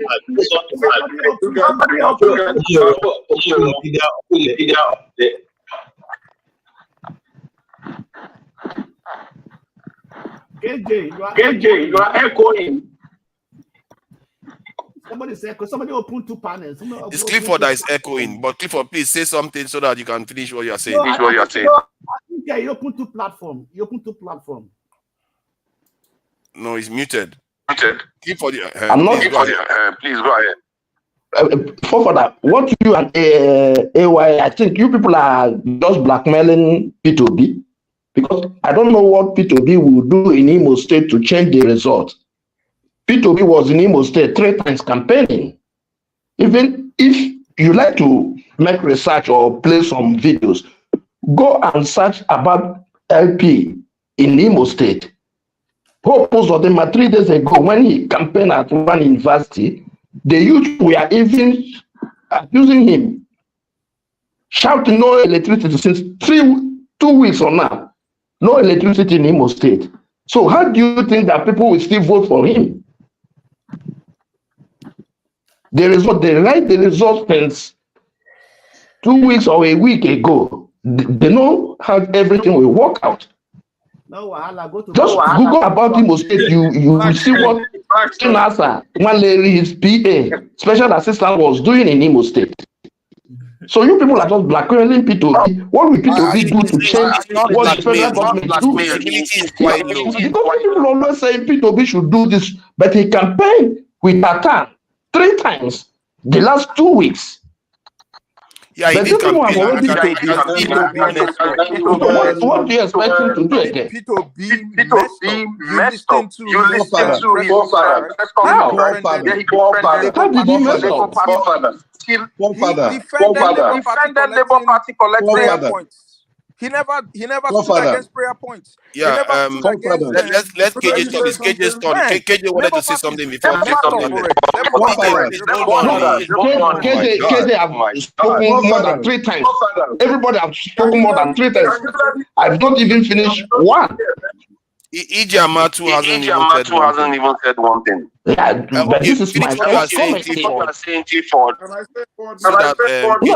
I'm saying people just come out and bring some stories that didn't add up. What will P2B do? Is P2B the residential election collection center or Electoral Commission in Imo State? No, or the Commission of Police. What about, you see, the police and the army, the civil defense, they remove their cartridge. They seize everything from the civil defense that also accredited to monitor Imo State election. Just Google Imo State election. You see what the military and the police did in Imo State. So what do you expect it to be to do? Is it only Imo State? I agree with you. There's a bit of a shenanigan, but let's take it out. Please go. Let's so that we can. Okay, I just want to contribute before Mr. AJ Matu comments. Yes, you see, Joe Ajero went to Imo State to try and support workers who have not been paid for 3 years, and he was beaten black and blue by the police. I'm not saying by talks. And then eventually it turned out to say they were protecting him. Why am I bringing that in? The Labour Party didn't, because of that, say, okay, this election will not hold in Imo State. And Joe Ajero is the leader of the Labour Party. The other man, the chairman of Labour Party, is also different from Peter Obi. Peter Obi is just a person who happened to be at the right place at the right time. I'm not one of his supporters. Neither do I support anybody that's on that, that ballot for the last presidential election. You don't support P2B? No. All I'm trying to say, because I know he wasn't going to win. And you see, it's not a surprise to me. I knew, he wasn't going to win. We all knew that arrangement was made to hand it. That's no reason not to support him. No, I didn't support him because I know he wasn't going to win. Simple and short. Let's leave it there. So, for Imo State, you really believe? You say he doesn't support him. I said I didn't support him because I knew he wasn't going to win. Okay, I didn't. I don't play. I don't want to go beyond that point. I didn't support him. If that's your partner, then you might as well support Tinubu now because you think he's going to win. That's what you mean. No, I didn't support Tinubu either because I knew more than some of the things that are coming out now are not new to me. So I mean, why would I support the criminal over people who are this? You don't know. Maybe your one support would have made a difference in the election, but you will not to support. I don't know, man. All these are people that are like, you like somebody, but you won't support them because they are going to lose. At this point, Father, why are you saying this? Please, it's like you have these people. I'm just, but he said he doesn't support P2B. I am here supporting P2B, but he doesn't. I find that a little bit odd. Father, it's his own choice. Father, this is own choice. Yes. It's own choice. Father, I want to ask you a question. Do you know? Be a gentleman, man. I mean, I defer to Ejima to continue, please. Ejima, please go ahead. Thank you for your patience. Thank you so much. Good afternoon, guys. This is the second time I have come to this show. The other one, I had a long discussion with forefathers, if you remember, when I was driving down from, where I went to, we stayed, and I asked you to go to sleep. You remember? Oh yeah, I remember. Before the election, and I told you that Nigeria will never, ever, and I told you that it's scientific. Nigeria will never, never become what you guys are looking out for. Nigeria will continue to derail till it will contradict itself and end. Whether you like it or not, Nigeria will end. But what we are saying is, why do we waste our time? I told P2B directly that, Oga, you are a time waster. Stop wasting our time.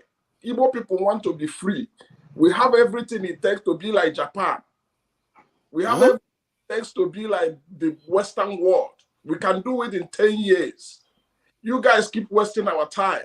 Just like all of you have gathered every Sunday, every Saturday, you gather and talk and talk and talk. And nothing. See, go back to the foundation.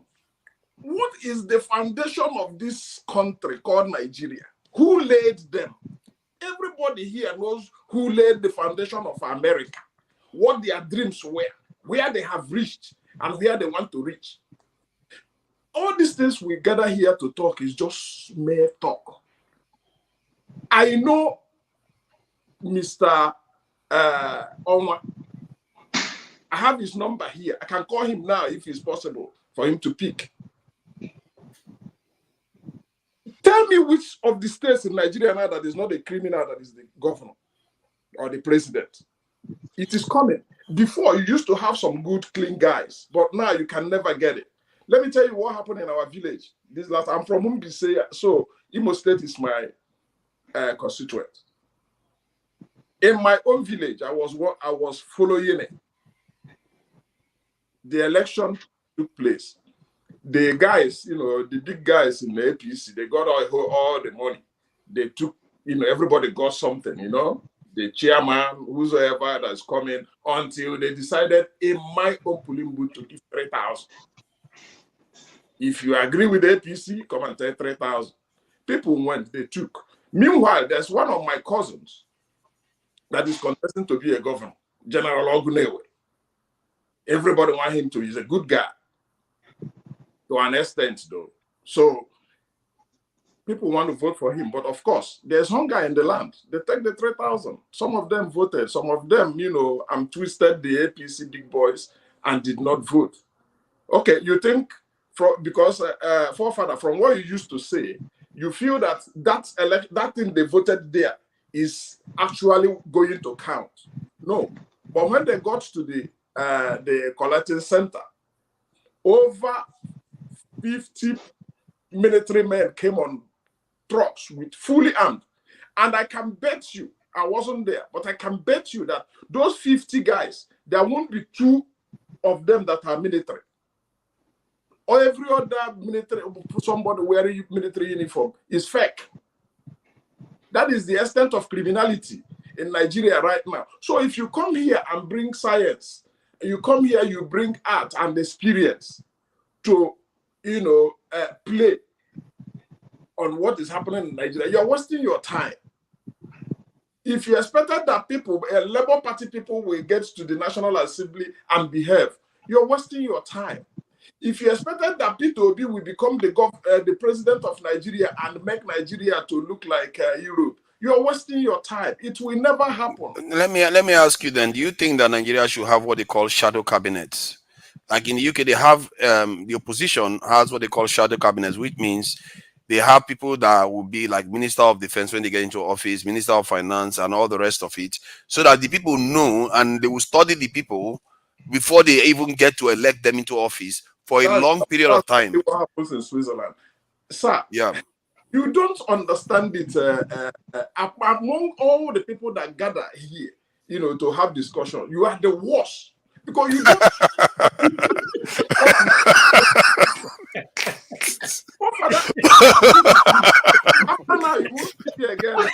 Classic, man. That is classic, man. The worst.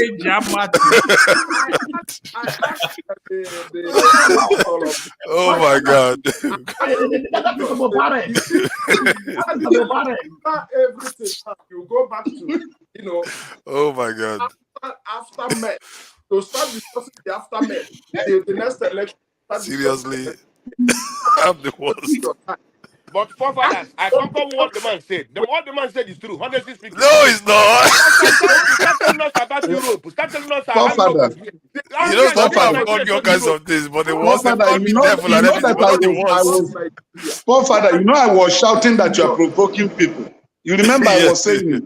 I say you are provoking people because any person that listens to you, especially those of us who comes back to Nigeria or who have family here that tells them what is going on here, and you come on stage like this on platform to make that your submission. Honestly, you provoke people now. Yeah, it should provoke them. It should really provoke them because these are questions need to be asked. To be fair, there should be opposition in Nigeria. You can't go on without opposition in Nigeria. Father, go and ask my good general. You know my good general. Go and ask him his experience when he came to Nigeria. He was talking like you before until he decided to come down to Nigeria with his group so that they can cause a change. Ask him his experience. Come on, you go. Yeah, but see, I'm talking about things that have already happened, not only because of Maigu. I'm talking about parties that won about 30 million votes. No, they didn't win. They were allocated. Oh, so the presidential election, they just allocated PDP 6 million, 6.5 million. They gave Yes, Labour Party yes. 6.5 million. It was allocated, yes. Okay, I see. Look at Okay, what happened in that's Lagos. why all of us spend many of you spend a long time saying that Labour won the election, and now you are saying the one they got is allocated. I don't know, man. Even the one they cheated out of, did they win it or not? Hold on. Answer the question. I think you are mixing the whole thing up and making all of us look sound like we don't have work to do. No, I'm asking pertinent questions because I don't like the idea that Labour Party is not sweeping the Southeast, at least the heart of Labour support. Why should they not win more states by now? You see, breaking news. Breaking news, Kogi State. You are not real, Mr. I'm not real. You are not real at all. Oh, I'm still trying to figure it out myself. You know, being utopic. There's nothing we ask for. Nothing. Absolutely nothing. See, Ejema to see. All I'm asking is that Atiku is a powerful man. He's part of the establishment. He's not the pushover. P2B technically was one. He's run for vice presidential position before. He knows of the system. So don't tell me that these people cannot be on the ground, take over their parties, manage it properly. Atiku, I don't even think that one is in the country. Forefather, let me ask breaking news. Breaking news in Nigeria, Kogi State. APC have been declared the winner. Breaking news. Look at that. APC have won Kogi State. Absentee landlords that should be opposed run out of the country. Breaking news, everybody already knows. Let me say this. You see, the Nigerian election cycle, you actually have 7 days in order to, if people complain, people put up a complaint, you have 7 working days with which to look at all the complaints coming in from the places. These are statutory things written in the manual, but nobody follows it because it has been established that whose name is declared becomes the winner. All you need to do is go to court. When you go to court, you can use your muscle and get results for yourself. You see, we have been saying it here, and one of the reasons why I come to this place, not because I'm going to change people's mind, but let it be on record that some of us spoke while these things were going on. That's simple, okay? Because if you don't agree that things are not working the way they should, if you don't agree that the Constitution has given right to certain individuals to do criminals, not talking to criminals. No, if you don't agree with those things, look. How do you now say, okay, the youth, for instance, in Imo State, should go and begin to fight the system? How are you going to fight the system? Even those who are sitting in a live camera, where results are being called, put up a complaint, and they are beaten before everybody, and nobody is saying anything. Even before the police should be the ones to arrest these individuals. Then you expect me to tell my cousins in the village to go and fight? I will tell them, if you die, just make sure you keep money. Not to go and fight. Not to go and fight. KJ, I'm sorry to say, the fact that you don't support P2B, your opinion now, you are not even an obedient. And then you go as far as not even supporting him, even if you didn't vote for him, but support him at least. And your opinion now, I will be diluting your opinion a little bit on this matter because you are not supporting P2B at all.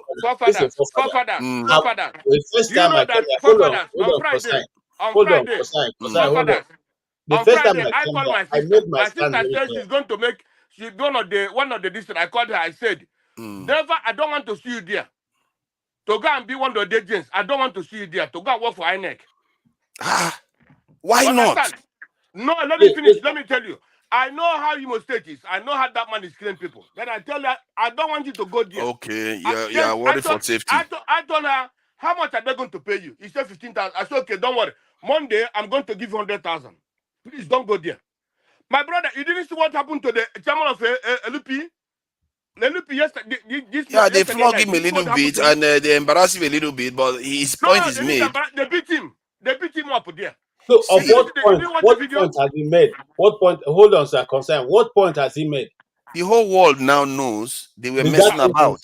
Did that change the result? No, it will change. No. It will. You see, if what he's saying could have changed the results, that would have done it. But the idea that they are maltreating him for actually calling them out on their duties is a good thing. And how do we expect this to be easy? It shouldn't be easy anyway. Hold on. Do you expect it to be easy? We shouldn't expect it to be easy. The problem is that in America, it's not easy to win elections. No, so I think we should let this situation die for you to get first-hand experience. You know the worst part of it. First-hand experience, go and apply as but who are the one beating the man? The tops are beating the man there. Forefather, can you allow SMO to speak now? Concern have been talking, please. Keep on, hold on. Let SMO and others talk. Yeah, concerns feel strongly about some of all these things. SMO, thank you for coming in. You've been at the backstage for quite a while. I saw you there, and it appears you're in Nigeria, given that burglary proofing that we all spend trying to burglary proof our houses. You know, this is another wastage that we spend. Where we could spend in the military, we keep defending our houses as if we are living in Fort Knox. But it's all right. We are going to live and learn. SMO, welcome. And welcome as a Nigerian, especially welcomed. So go ahead. Don't you think thank you very much. Can you hear me? Yes. Yeah, we should have a proper opposition now. We should have a proper opposition in Nigeria. Don't you think so? Yes, I think so. And the idea is, my own idea on the opposition is that we are not looking at kind of political opposition, because at this point, political party opposition may not work. The way I see it, I'm looking at it that we have a slim opportunity in the obedience team. If it's possible to organize it as a sort of a kind of a pressure group, the decision pressure group, at any point where an important decision is being taken, the obedient will have a voice. How do we do it? If it's possible to raise a kind of form an organization, like we have all been speaking to different parts, we have, if we all agree, those that are not interested in going into politics per se, maybe they are not interested in becoming governor or becoming any form, we can then see how it can be set up as an organization, have a kind of a structure, an account. I don't know how it's going to be, but where we have a fund that is used to sponsor any particular, maybe we'll see opportunity in OB, because I saw what happened during the presidential election. To tell you the fact, there were rigging, but there were those that voted for this government. There were those that, because in the area I live in the north, yes, I live in a barrack environment, and I saw that at the end of the result that came in, even in my polling unit, of course, there are people that voted for him. There are the numbers, even though less, though in ratio, the Labour Party ratio was much higher. But generally, if he could get that number in a place that we are, how much more the interior? And then there was a problem. The Labour Party men, those that were to oversee the polling agents, for instance, they were complaining bitterly. They were there from morning till night. There was no form of refreshment, no provision for their welfare. Some of them at the end of the day didn't get anything. They were not paid anything. Now, if we can have organizations that take it up by themselves, have a group, the way we look at it, the whole nation, for instance, they can sponsor polling agents that can be paid good amounts, not on the account of political party, but on the account maybe that obedient name. I'm sure it will go a long way. It will go a long way to a kind of create that, because you are telling people don't sell your votes, don't do this.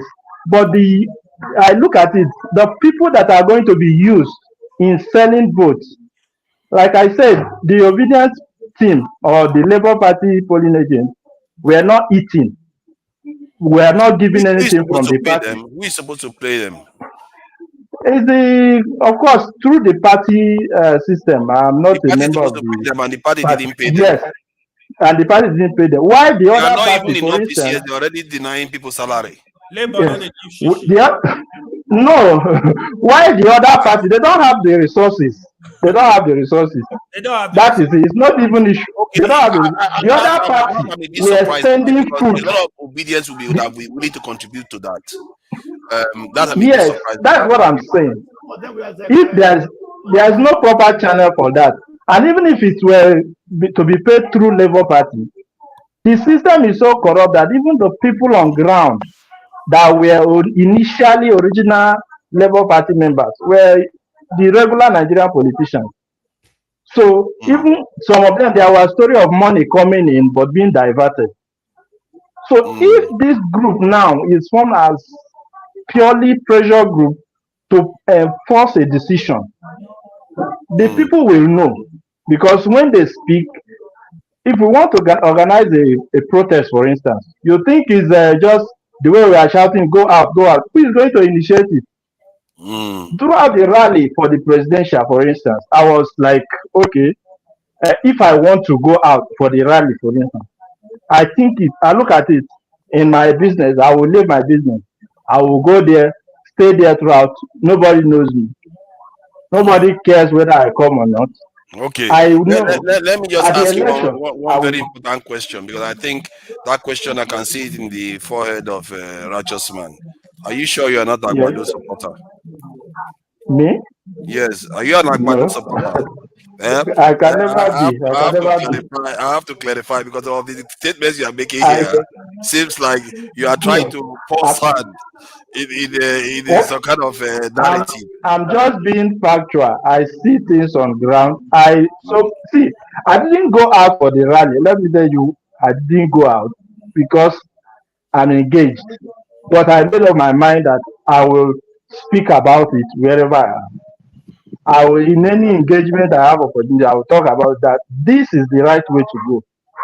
I saw the opportunity, and even when I saw some statement that Alex Oti is making and the impression, what he's doing now, I see that is the kind of politicians we should be looking at. These people amass so much wealth that they cannot finish it in their lifetime, but yet they still suppress the ordinary man. So, yes. Which state are you though? Sorry. Right now, I'm in Kaduna State, but I'm from Enugu State. Kaduna? Yes. Okay, it seems you know a lot going on. What do you think the Northerners, the North generally, do you think Obi really got the support he deserved in the North? Like, do you think people really voted for him in the election? In the North? Yeah, no. Yes, he would have gotten a sizable number of votes, but majority will not vote for him in the North for two reasons. One, they are not kind of informed enough of it. And the other one, they are skeptical of an Igbo man being the president. So all boil down to information. So I engage them even within the city. Many of them within the city, they also see what is happening, and they believe that Obi could make a change. But another thing is that they don't believe he could win. And for that, they said instead of him then throwing their votes to him, they rather focus maybe Atiku or the one they are sure they are going to win. They play party, and in the North here, they play party a lot. If you are a member of this party, you can rally anybody, irrespective of what that person is doing in office. So long as he's a member of your party, you are going for him. Are you reasonably safe as a southeasterner in the southeast, in the like Kaduna? This is it's not about the topic. Just as my curiosity, are you reasonably safe?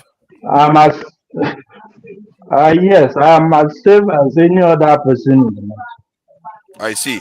So are you like your because everyday Nigerian? Are you like everyday Nigerian, or you're Yes. doing maybe a little bit better than your everyday Nigerian? What do you mean everything? I don't understand. No, because when I we don't hear about understand what you Nigerians, one of the things I tend to hear about Nigerians is that everybody is dying of hunger, suffering, and all the rest. It's not everybody. So, Like something like hold right on now. Hold on. Actually, Righteous man says that quite a lot. So that's no, why right, I'm just trying to find out. I'm trying to find out no, where we are, because this guy looks fresh, probably fresher than many of you overseas. Clifford looks like I don't know, man. Clifford, this thing you are wearing. This guy looks fresh. He's in Kaduna, fresher than all of us. Okay, me, I dressed up for this one today. So look at this. He thought that the Blackstone now.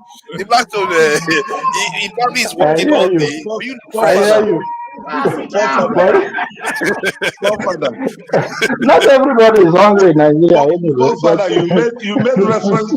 you made reference of my statement, right? Yeah, because when you say everybody is suffering and we see this fresh Hold on, looking man hold coming on. that from is my Kaduna. Forefather, listen. You have a family in Nigeria.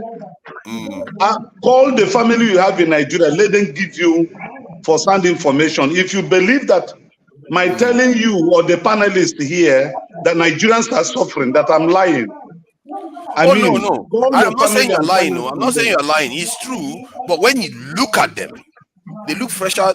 Most of the time, they look fresher than me when I'm not even properly dressed. And it's not they get necessarily good by haircut. look, You know, the last time I visited but my I can barber. assure you. But I can assure you that in Nigeria, yes, there are a lot of hungers. For instance, I have a little farm, and to tell you, it's not the way we raising it anyway. Like in here, there are some places we actually go to farm.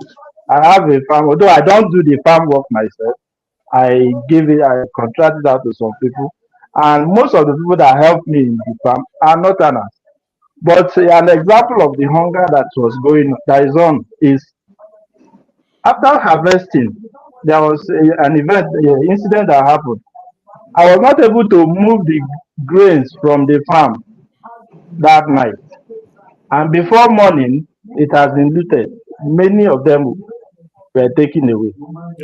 So, because there are hungers, I heard story of people that their crop is due for harvesting, and before you know it, people will come and thieves harvest. go in at night and harvest it. Wow. That is evidence to tell you something is going on. There is hunger actually. About harvesting where you didn't sow. My brother, don't mind them. Forefather, a woman from Sierra Leone went to Nigeria. Don't mind forefather. And he Why came back would and you said say don't about mind me? Nigeria. I'm telling you, the guy looks fresh. The guy looks fresh. I look at you. Yeah. You look like you came from the mechanic shop. The guy looks fresh. He's in Nigeria. If not because I dressed up for this stuff, I would have been looking rough too. Forefather, so the reference point I have become a reference point for campaigning the Nigerians are suffering, right? No. I'm not saying it's a bad thing. I'm just saying that maybe there is a reason why people are not showing up on the street. Because the Nigerians are not. I think I said it yesterday. People were like, "Oh, I'm saying nonsense," because I've seen Nigerians. I told you this week. I had somebody to come and cut grass. They was like, you want us to cut it to the bottom? We are not doing it anymore. They went to cut grass. You are going to pay them. They Maybe charge you are you. not paying They them have to enough. cut it. But they didn't. You know what they said? Some of them said they are going for harvesting, so they don't care. They don't care. So they are busy.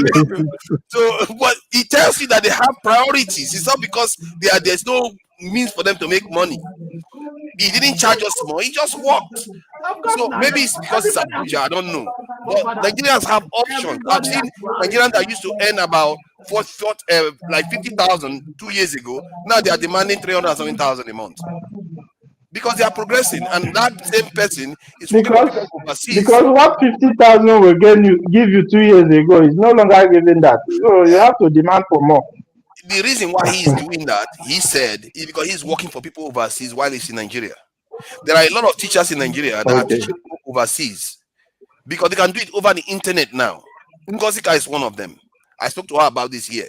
And she even talked about how Indians are pricing out Nigerians. In other words, Indians can take less money to do the same work that Nigerians will refuse to do because the money is too cheap. Where? In Nigeria, Ngozi can say that here. Which state in Nigeria? Which state? Hold on, please. I Which think she's state? in Anambra now. Ngozi is in Anambra, if I'm not mistaken. So she says she also does work online because I was noticing this stuff. What? Because see, The issue is this. The issue is that those guys that are able to go online to work online, actually they are comfortable to some level. So they are not the ordinary Nigerians you see on the street. For somebody to be able to afford internet and use it that way, you should know that it's a little bit comfortable because the average Nigerian will not be able to, cannot afford data and use it for that long. And those are the ones that normally end up on the street, like the NSAS ones. Because those yes, ones, now that is why, that is the area I'm talking about, having a pressure group, an organization that can actually sponsor protests in a way. Because if you put people together for a period of time, there should be somewhere maybe around there. I can assure you that if you have a center, for instance, that you want people to come together and you start sharing food there, playing music, you will have crowd there protesting, doing whatever you want them to do, so long as they have morning, afternoon, and night food there. And so they can stay there for days. What is this? The internet is quite good too. It's not so bad actually. I really am impressed by that. You know, righteous man and your internet is quite solid. Tony, you want to say something? Not to step now. The guy, can we mute our mics, please? Somebody is playing something. Somebody just making noise. I don't know. Oh yeah, is the former speaker? Yeah, please go. If we can allow each other as well to talk, we'll be able to hear each other and communicate. Thank you. Good evening, everybody. Hope you're having a great weekend, except for Nigeria. Okay, now where do I start? Let me touch on one or two topics that SMO touched. Sir, SMO, being on the internet is not luxury. There are people right now, the world we live today, it's an e-world. You can be in London and be working in New York and be delivering whatever service. So you don't have to be said. So it's not about like the privileged few. It's not about privilege that you're in Enugu and you could be an English teacher for a school in Beijing or anything. That's what it is. And the second thing is, you said you live within a military. Are you a military man, if I may ask? You don't have to answer me. Okay, that's fine. Okay, now, okay, I'll go to the next one. Listen, what we should just realize right now, we're in a very critical place. I don't know what all of us are thinking. That we think that if we think that we're going to have a free and fair election. When we saw all the rubbish that we saw for the presidential election and all the elections and all that, we thought that this one is going to, I mean, we're just living in a cuckoo land. We're living in a cuckoo land. Nigeria has been taken over. The rigger in chief is a person sitting in Aso Rock, and he's going to spread his tentacles. I don't know whether you guys watch a broadcast. It was a long one. I think it was about 30 minutes or about 40 minutes, where he was speaking Yoruba. For people that understand Yoruba very well, you have to understand Yoruba very well for you to read and understand what Tinubu was trying to say to us. Listen, basically in a nutshell, what he's just trying to say is that, listen, I am the maker. I make people. I made Buhari. I put him there. I can remove anybody. And I make governors and all that. And there's nothing, he's not even talking about the populace. He's not talking about the real issues of Nigeria. And yet, the people that are singing his praises are telling us about Finch report. What the fuck is Finch report? Excuse my French. You know, what the fuck is when the real cost of food store people are really this thing. There are family people that may be listening to us. We have to watch the swearing. You see what I mean? I'll put in my apology after that. So what are we talking about? The real issue, people are suffering. See, I'm not talking about party lines now. We're talking about real issues. These people are not going to leave. See, pressure group or no pressure group, or we'll debate here and use big words and all that. You know, it's not about. See, it's not even about IPOB or no IPOB. Listen, let's get real. Like I said earlier at the beginning of this broadcast, get it right. Let's just understand this thing. There's not going to be any Biafra. They're not going to allow that to happen. They're not going to allow Oduduwa to happen. They're not going to allow a Yoruba nation to happen because it suits them best for us to be together so that they can further appropriate their fraud. It's not going to happen. The only way we can deal with these people is by force. Listen, somebody might ask me, you are in a diaspora and all that. You're enjoying running. I didn't run away. I came back here even before Nigeria became worse and all that because I was opportuned to come back here and leave. Okay. Now, if it kicks off and we have to go back, I will go back. I've said it many times here on this channel. AY can bear me witness, and forefathers must have heard it. I will buy my ticket and go. There has to be a force. Revolution is not a passive word. And I'm not talking about war. Let me just make this clear. I'm not talking about war. I'm talking about real revolution. Forefathers lives in London like me. Yesterday was Remembrance Day, okay, in the UK, right? Armed Forces Remembrance Day. 300,000 people trooped out of the streets of London just to register their displeasure with the way Israel was bombing the Palestinians. Now, in London alone, they are not. We don't even have. I don't think we even have up to 25,000 Palestinians, but people. It was mainly the British. Do you know if for each city that we can troop out in Nigeria 200,000, they're not going to shoot us. I'm not saying you should hurt anybody. We come out and register and all that. That will shake them. If the small NSAS, how many people were in NSAS at the gate? How many people were they at I don't even think they were up to 20,000. So if we cannot come out, and start lending a voice. A young man came yesterday, was saying here, we in diaspora, we are saying that issue. Nobody is asking you to fight. All we are asking you to do is to come out and register your displeasure. Come out, register your displeasure. People from abroad, people that have balls from abroad, I know there are cowards amongst us that will not go, that will just be there typing away. But people that have balls will join. And that is the way we can start affecting change. They will not listen. Anybody that thinks that Hope Uzodinma won that election and all that must be on some very nice spliff that they are smoking. Look at Kogi. You know, we are in a state capture. These people, the only thing that they will understand right now is going to be civil disobedience and force if it has to be. Yeah, but the problem is, the problem we are not capturing, like we were just discussing, is that the people themselves, they know when to go on the street. They were able to do that with NSAS when they did, because they felt like this is unacceptable and they did what they needed to do. Maybe there is something we are missing. You said it earlier on that these same people that should be on the street are the ones that are working for foreigners and doing their own businesses and choosing the path that they want to choose in the same country. So we may be missing the level of, you see, I feel like there might be a disconnection between the discontent from the diaspora and from some Nigerians versus what people truly feel on the ground. Exactly. And I'm just so I was looking forward to Mr. Obi potentially coming, because I had some hard questions to throw at that man.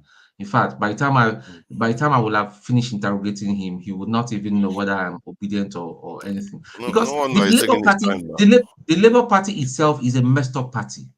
Let's be truthful. Forget about that. To me, that was, they missed an opportunity. That's at the core of the problem. They missed an opportunity. They are supposed to be strategizing to take over the country. We keep saying the Labour Party, there are a lot of criminals within the Labour Party structure and all that. If I was Peter Obi, what I'm going to do is I will just rebrand and all that. Those that want to follow him, because all the people that were voted to the house, they rode on the crest of his popularity. That was how they got in there. It wasn't about their party. Yeah, it wasn't about them. It was on Peter Obi's way, the way by the time and all that. Because we still have people, we still have idiots like Apapa there, Arabambi, and so many other funny characters and all that. How do you want to move forward? 2027, we think 2027 is far. If Labour Party wants to take seriously, they want to take this business seriously, they need to start doing something dynamic from now. I will rebrand that party and expect, so you leave the old Labour Party for them, rebrand the people will move over and all that and start planning. Why would you give the party up when you have 6 million support? You're not giving the party up, forefathers. See, what is making, one thing I want to ask you, forefathers, what do you think is making Labour Party tick right now? Labour Party ticking right now is P2B, so you keep it in there. The reason why I'm saying is that, hold on, you're not understanding me. If I was Peter Obi right now, I would just say right now, I'm going to rebrand to New Labour. Yeah, you can call it New Labour. Huh?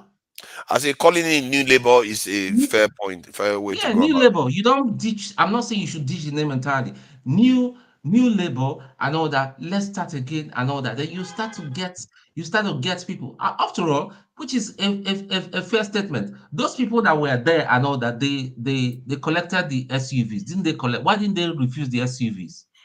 No, they didn't. They said because they bought it for them. That's why they have to ride it. They have to ride it and swerve across the gallop on Nigeria roads. But it's all good. People are dying of hunger. People are dying of hunger, irrespective whether you're Yoruba, Igbo, Hausa, Efik, Ishakiri, and all that. There's real hunger. There's real hardship across. This is not even about party thing and all that.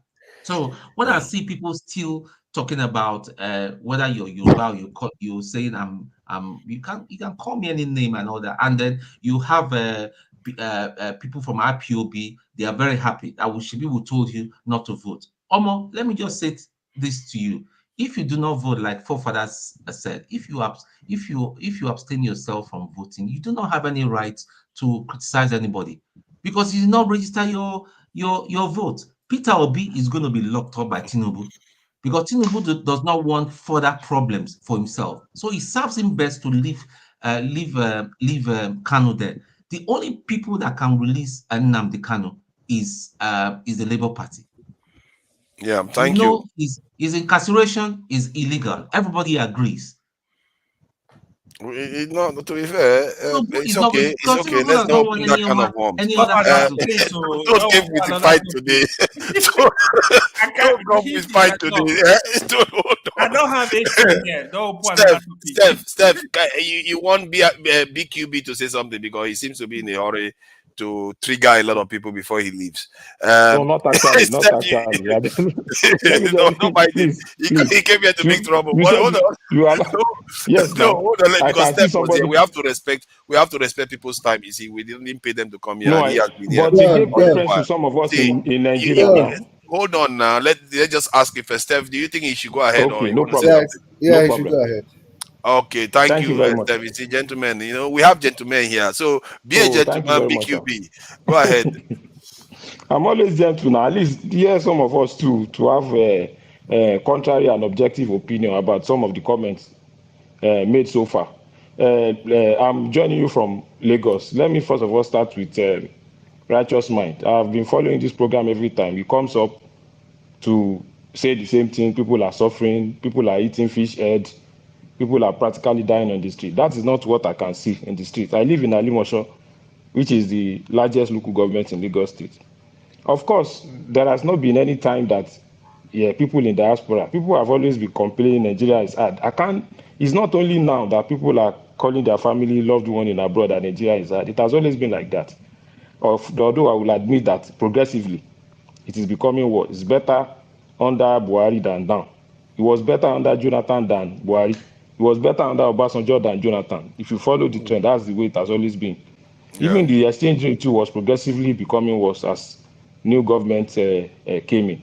So people eating fish head is not a reflection of poverty. Some of I us don't get love that fish head. actually. When he said that before, I thought about it. I think bigger issues went past. I was like, what is wrong with fish head? I did it. No, I don't want to repeat all the If stuff I I've trigger eaten in fish my head, time. But it's his okay. their own dog fish head. I said that fish head narrative is not it because some of us love fish head. Point and kill.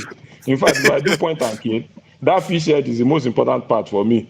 Is what I settle down on to divorce. So now saying somebody is eating fish head to want to portray the reflection of suffering, I don't think there is it. Then it comes up with an over-exaggeration of the true realities. What I see, at least I travel to Nigeria regularly. This year I've been in Nigeria 3 times at different occasions. I was in Nigeria.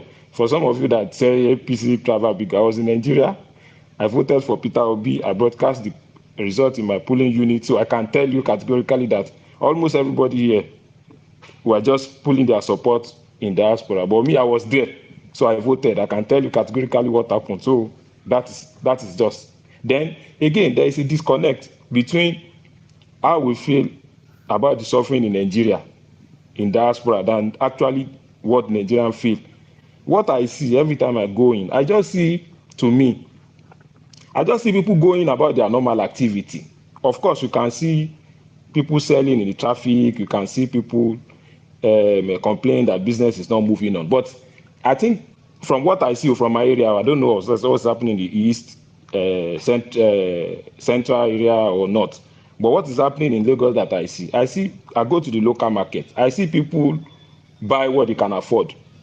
I see people sell what they can sell. And I see the commercial activities and transaction day-to-day activity going on to me relatively normal. But if you ask anybody, you say Nigerian is hard. That is the thing. So what I see for most people projecting here are over exaggeration of what people feel. There's no way you can call me from abroad. I'm in Nigeria. I will tell you that I'm okay. People normally say, Nigeria is hard. What's the cost of bag of rice in Nigeria? If you follow my trend, I've put in my intro was telling you the narration of how Nigerian price of things has progressively been increasing from one government to the other. Price was cheaper. Just tell us now. Just tell us now. That's not what I'm not going to tell you. Okay, wait. Is your own family member, are they eating sand now that the price of bag of rice is 60,000? They are still eating. That is not the question. Let us I need to respond to this guy. Let me make my point. Don't jump back to me. Let me just make my point. Even if bag of rice is 100,000, people will still eat. People will still find themselves to eat. I think you go to the market, Mr. Righteous Man. Did you see anybody that is not? People are still finding something. They are still eating. So even if bag of rice is 100,000, people will still find a way to get it and eat. So that is just about that. So you can't use because Can I ask you a question? No, don't worry. You ask me a question. Let me finish. Let me capture the last point so that you can ask. So the last point I want to make is that Nigeria is too. There's so much going on in Nigeria that even an average, maybe middle class, lower, middle class, upper people that can afford data, I'm not sure they can be on the internet and be having this kind of discussion. There's so many activities that you can give in. If I'm in, most time I join this show is when I'm not in Nigeria. If I'm in Nigeria, I have so much activity going on. I can go to club, I can go to bar, than for me to now be involved in this kind of discussion to stay 10 hours. So it's not a reflection that I don't have data or I can't afford data. I don't tell. Yeah, let me just add something to what you are saying. I don't understand why people are so triggered by some of the stuff you're saying. Because when I go to Nigeria, it's not, you literally said things are getting harder. And that is true too. And when you go to Nigeria, even when I came out of the airport, I have not visited my barber for a long time, and police officers were trying to ask me for money. I said, look at you. You just went to barber, shaved your head, and look at me. I don't have I have a long distance relationship with my barber. You're coming to ask me to give you money. No, I'm not giving you money because you are probably doing physically better than I am. Maybe I'm in the UK having more money in terms of salary and everything, but physically, if I look at you, I'm worse off. Don't tell me Yeah, they are still. you're the one suffering more. So that is the contradiction people don't tend to pick up sometimes. He is correct to say that nobody you will ask in Nigeria, they will tell you that their life is good. Yes, that's the emotional narrative. BQB, Back from the day, not now. BQB, are you telling me that I'm wasting my time? Wait, righteous man. Are you telling me and every other person here that we're wasting our time spending 10 hours and talking about Nigeria? No, that's not what I'm saying. I'm only alluding to the fact that an average Nigerian will not join you in this kind of conversation to stay on this platform for 10 hours. There's so much activity to do in Nigeria. If most people don't come to Nigeria, that's why you can dissociate yourself. If you come to Nigeria regularly, you will understand what I'm saying. This weekend now, there is Owambe. This Saturday, wait. This Saturday now, there is Owambe. So if I need to go to Owambe, I would have time to stay on this platform. Nigerians have marriage holidays. When they get married, There's so many break. Please. He mentioned my name. He made reference of me. Can I ask him questions? BQB. Yes. Righteous man, don't worry. You ask him questions. Let me ask him questions. BQB, it seems you are trying to be elusive. Yeah, let's deal with facts. Exactly. Are you saying? Are you saying?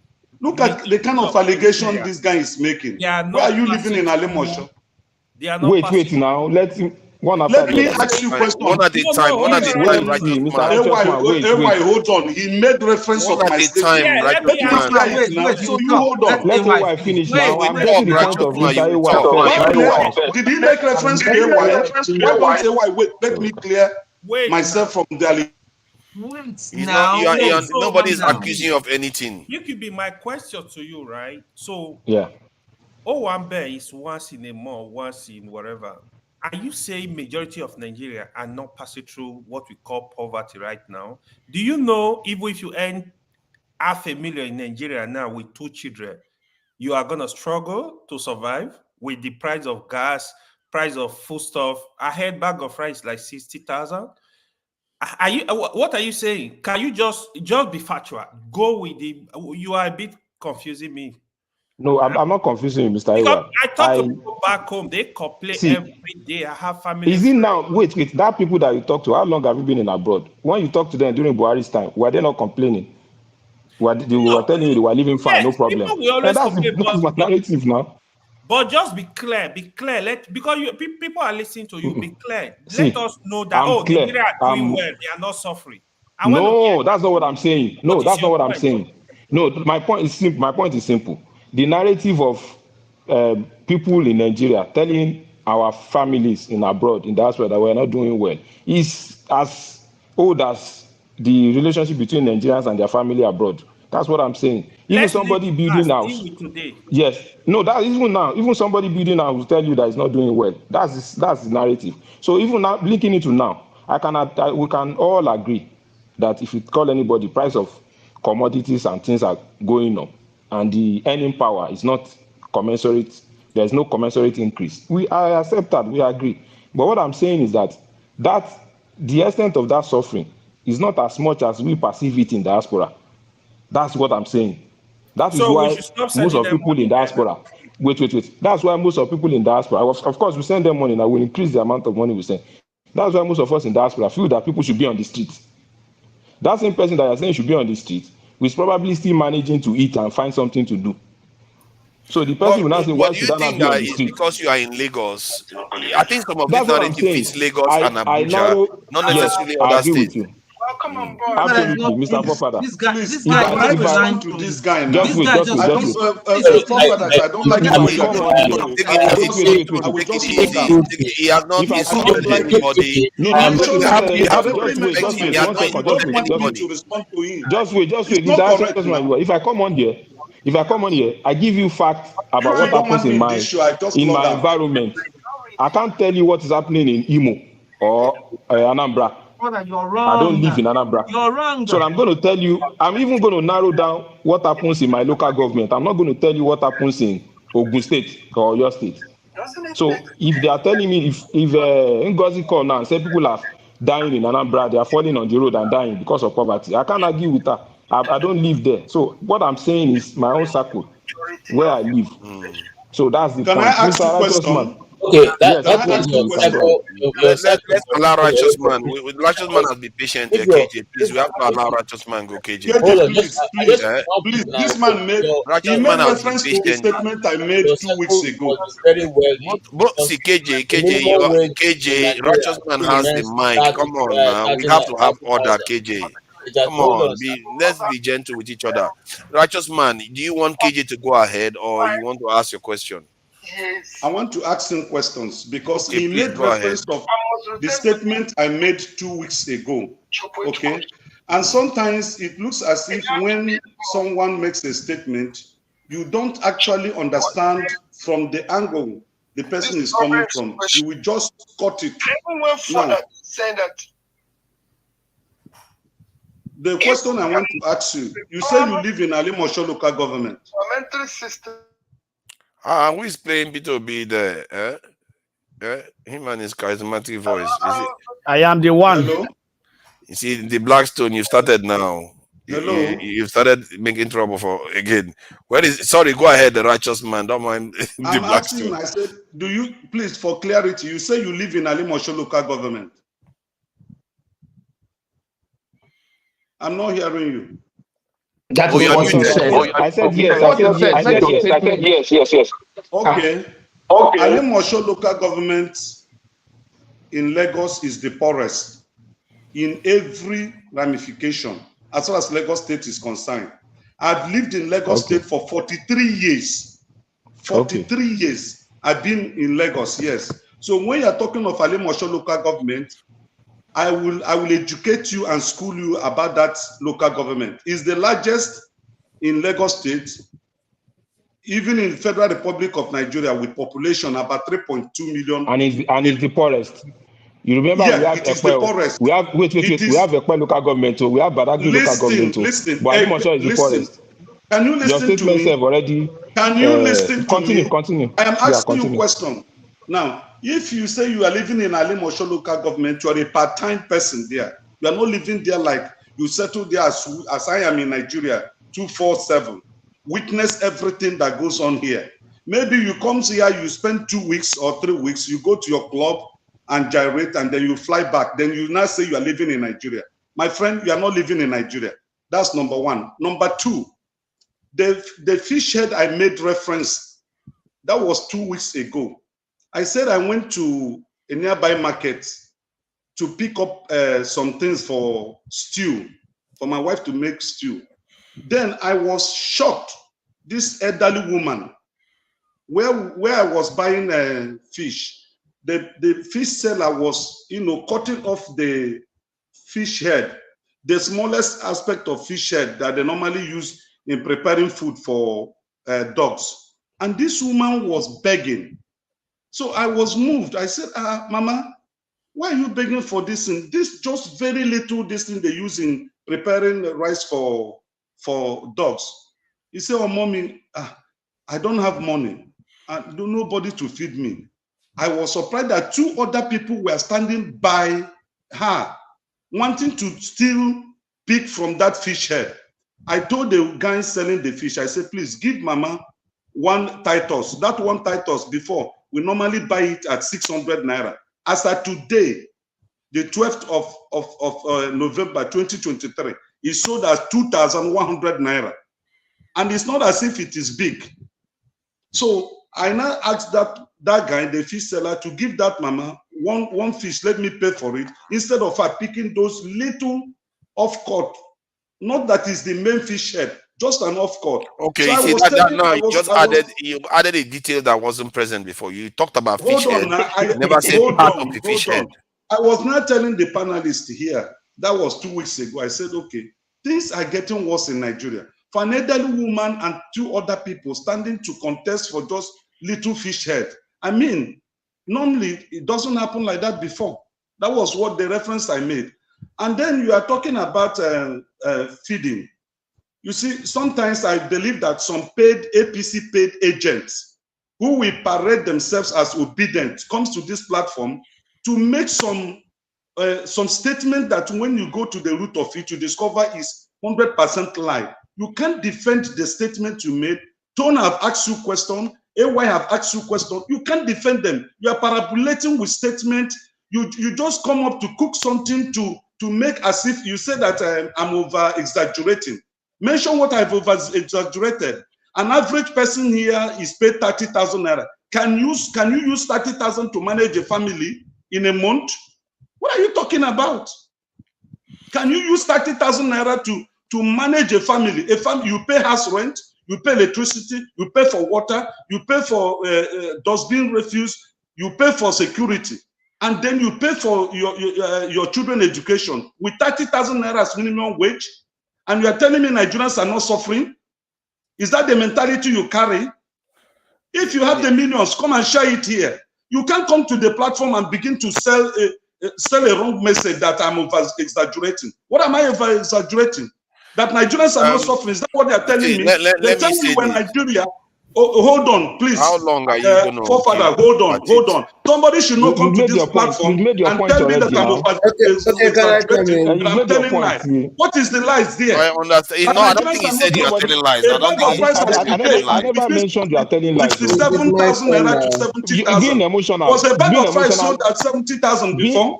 Being emotional is not going to end you any point. As a human being, you must be emotional. Don't tell me that. If you're not emotional, you will not be careful. Don't tell me that I should be emotional. I should be emotional because I'm human. People are dying here, and you are coming here and saying I'm over-exaggerating. You are still emotional again. Which people are dying? See, we have to keep check of ourselves. Hold on, BQ. See, BQ didn't insult anybody.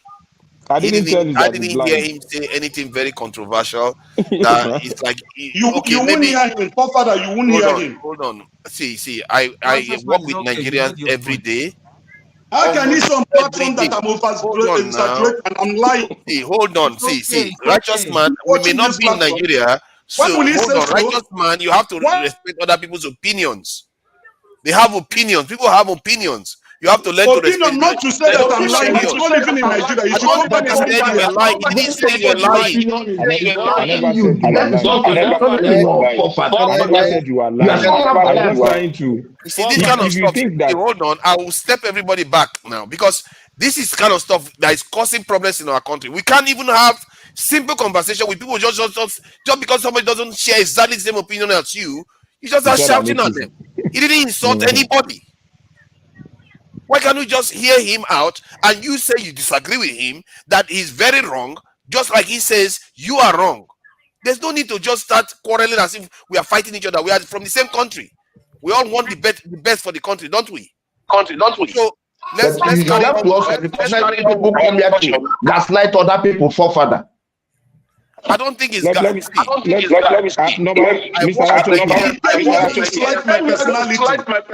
man came here. Hold on.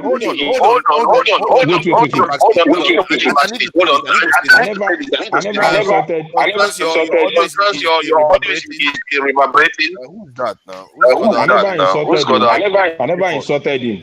I just share my own perspective of the same country. He said people that are getting average salary of 30,000. 30,000.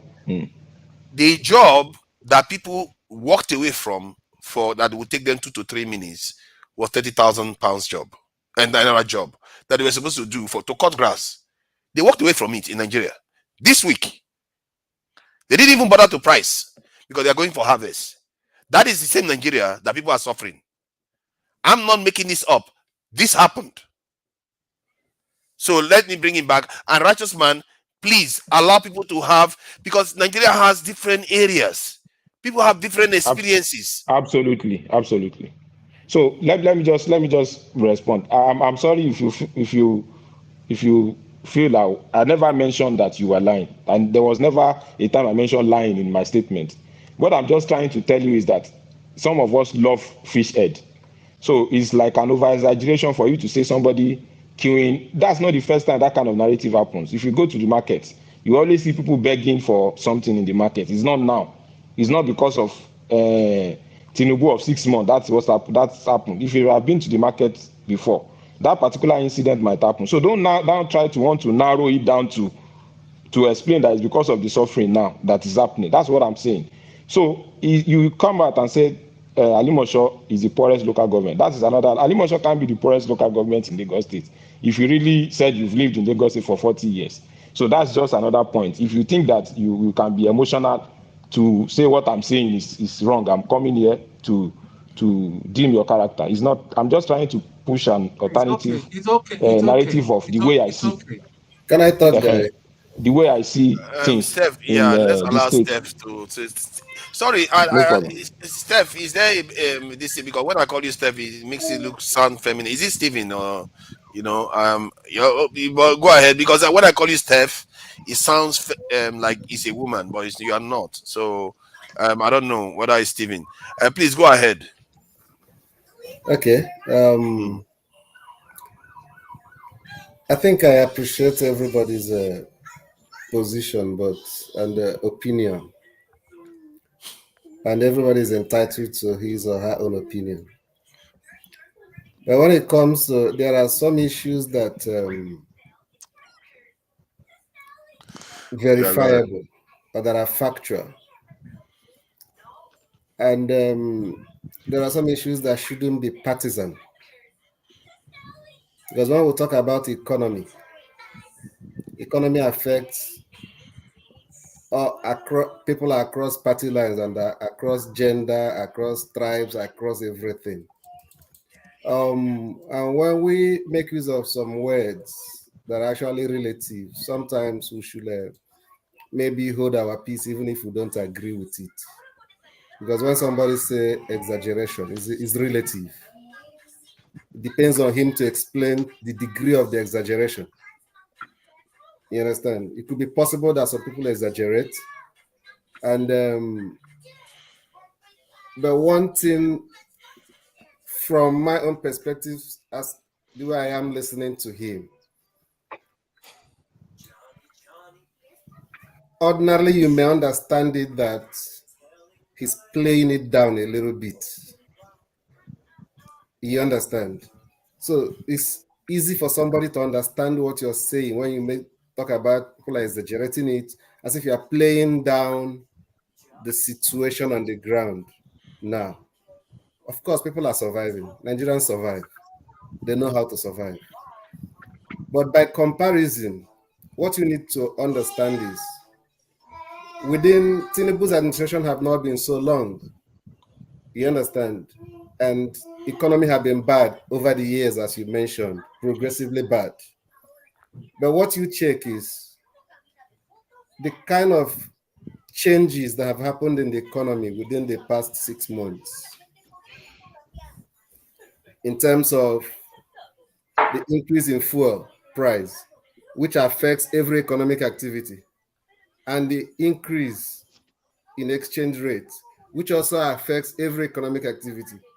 So the rate of increase in those things, the impact it had on prices, and the rate of increase in average income, I'm not talking about 30,000 or 20,000 of anybody's earning, no matter what you're earning, the rate of increase in those average income of people within that short space of time. Have they really, can you compare it to anything that have happened between maybe the last 15 years? It's a sharp distortion. So it's going to really take a long time for that shock, the economy to accommodate that shock so that people will feel less of the impact. So the hunger in the land presently, if you just say, okay, yeah, there was much hunger when Jonathan was there, when Buhari came in, there was also much hunger. When this person came in, there was also much hunger. It's as if it's being played down a little bit, which is not really my understanding of what is happening. The truth is that everybody here have families at home. You understand? There are family members that are a little bit closer to you, that you can actually understand. Maybe you are the one that carries their burden of day-to-day life. And there are those that are a little bit distant, that can just tell you things. You may not really have a way of verifying it. for some of us maybe that have aged parents in the house, you really understand, you can connect to their daily life to have a better understanding of what is going on. I'm not trying to, undermine the fact that what you said, that some people may exaggerate it more. You understand? But there is actually hunger in the land. Thank you.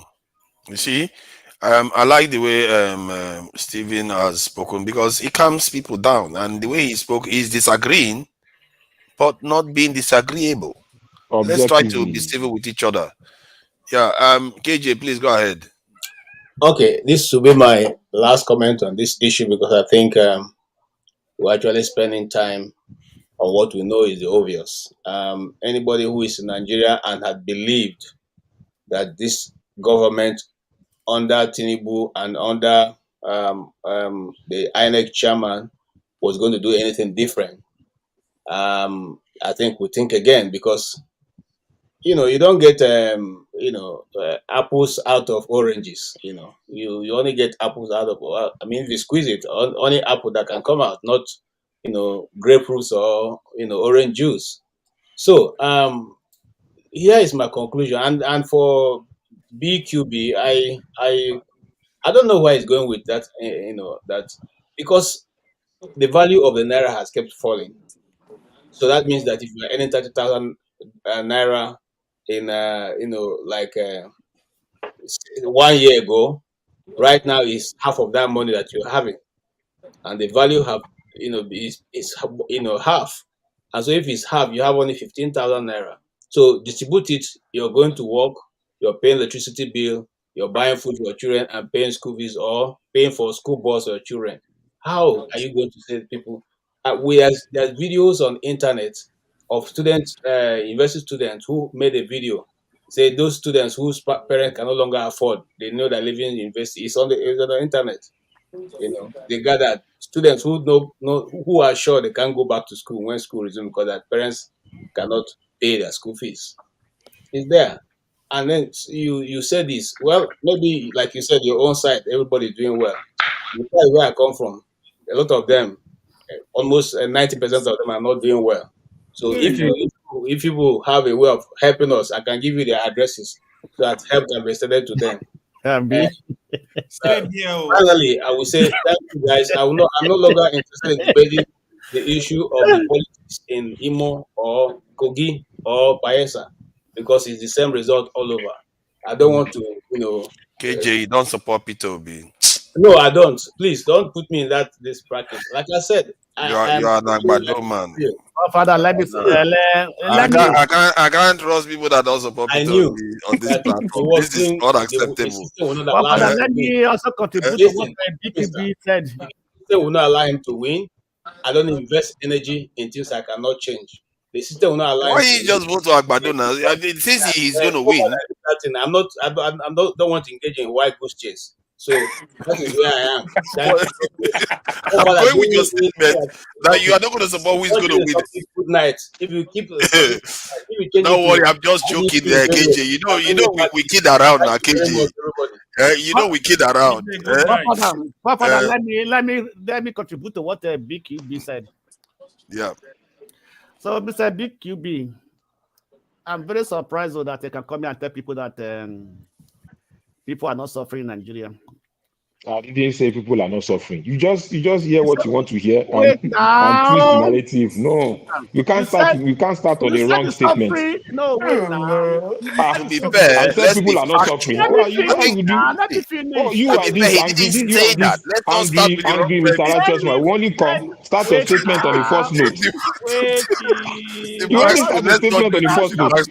Did I mention Nigeria? Did I start anything mention Nigeria not suffering? Wait now, not shock me. You can't just start on the wrong note and you think you can continue peacefully like that. It's okay. The blacks don't take it easy. We started with the wrong distance. No. Yes, now you can say your own family are suffering. Excuse me. Don't bring my family to it. I'm sorry, yeah. Understand me? Let's not do that. Let's not do that. Family to it. You understand me? Well, your statement was that Nigerians things are hard, not like what it was during the Buhari regime. But let's be frank with ourselves. Even United, the World Bank has said that more than 6 million people will be added to the poverty rate in Nigeria with this Tinubu policy. 6 million Nigerians will be added to below poverty level in Nigeria. That's World Bank estimation. You understand me? Even today, somebody that is working, went to work, called me to send him 3,000 naira to take a taxi back home. He's a worker. He's at work. I should send 3,000 naira to take transport back home. You understand me?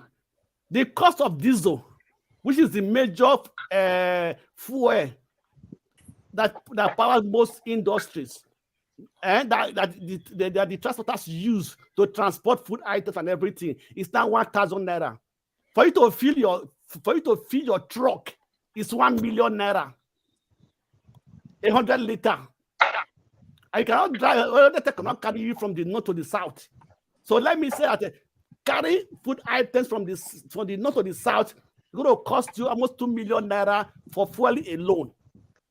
You are saying that things are not hard in Nigeria. Now let's be frank. Not only petrol issue.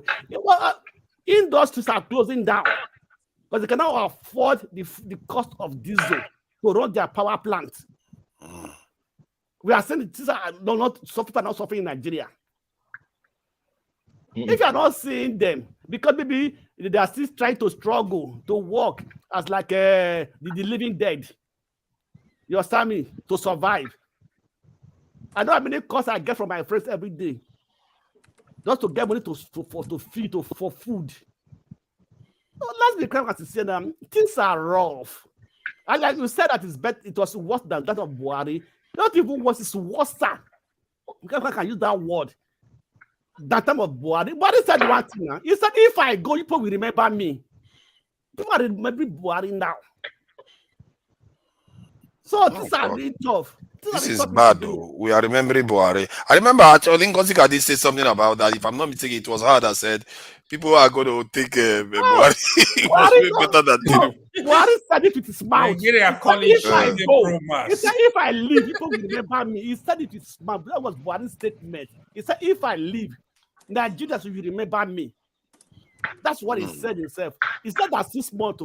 Tinubu is almost 6 or 7 months in power now. Look at what is happening in Nigeria. So before you get to 2 years, what will happen? People will be down on the street.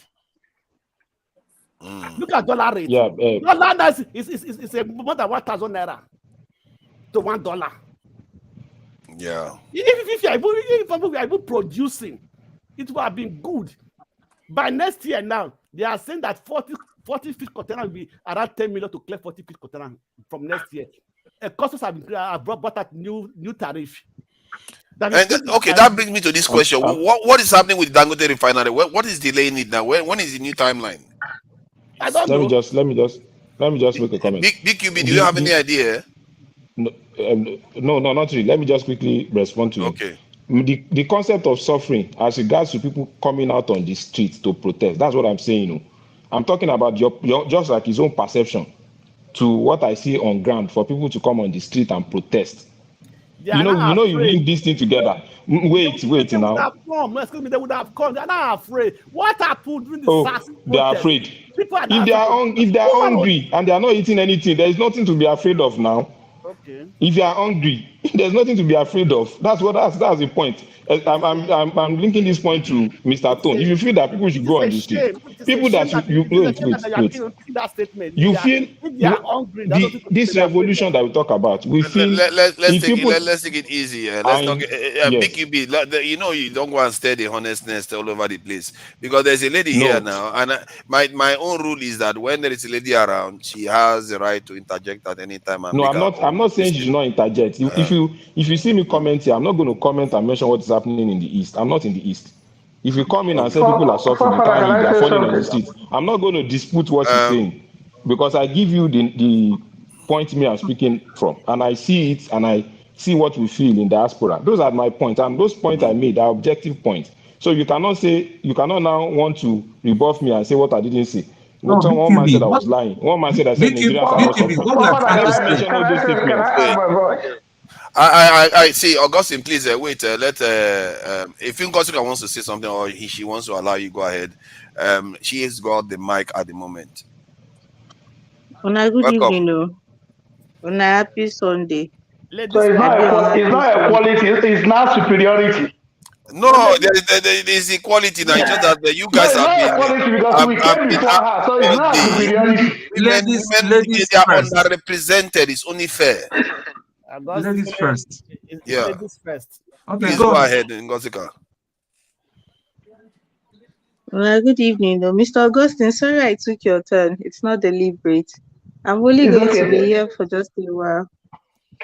You're welcome. Good evening, though.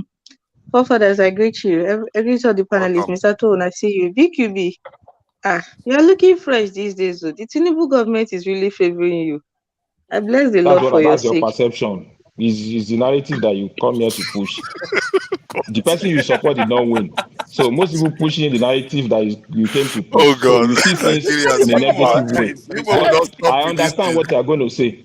Push the same narrative that people are dying in Anambra on the road. The hunger is killing them. Can Push we it. leave? Let it here. But me, Why I did you didn't bring see it? that in Alimosho. Can you leave it? So hold on, please, Let BKB, me just leave make it. the point. I know what she's going to say. You don't know what she's going to say. For all you know, we can congratulate you of all kinds of things. Can we let it go? You don't have to answer. Okay, please, because you can go ahead. I didn't know it became a crime to give a compliment. Exactly. Anyway, since you don't want the compliment, I withdraw it. Leave the Anyway, good compliments. evening, Make your point. everyone. Oh, shut up. I've not eaten. There's no money here. Maybe somebody from diaspora can send money so that we can eat. Can we leave it, BQB? You shouldn't have complimented him. This is because it leads to confusion. Please go ahead, Gozika. Let me find trouble. I was here last week and I said something. I said that the people who are constantly supporting this government, that I hope they get paid, because that is the only way that it will make sense to me. I do not know why you should support even if you liked somebody or you believed that they have something to offer. You also have a duty to keep them in check and to say when they are not getting it right. It is unfair to yourself. It is unfair to everybody else to see the people you support doing things that are aggravating the realities of others, and you keep silent, or you just cheer them on. It is just nonsense, arrant nonsense. This week I've been very subdued because I witnessed something very terrible.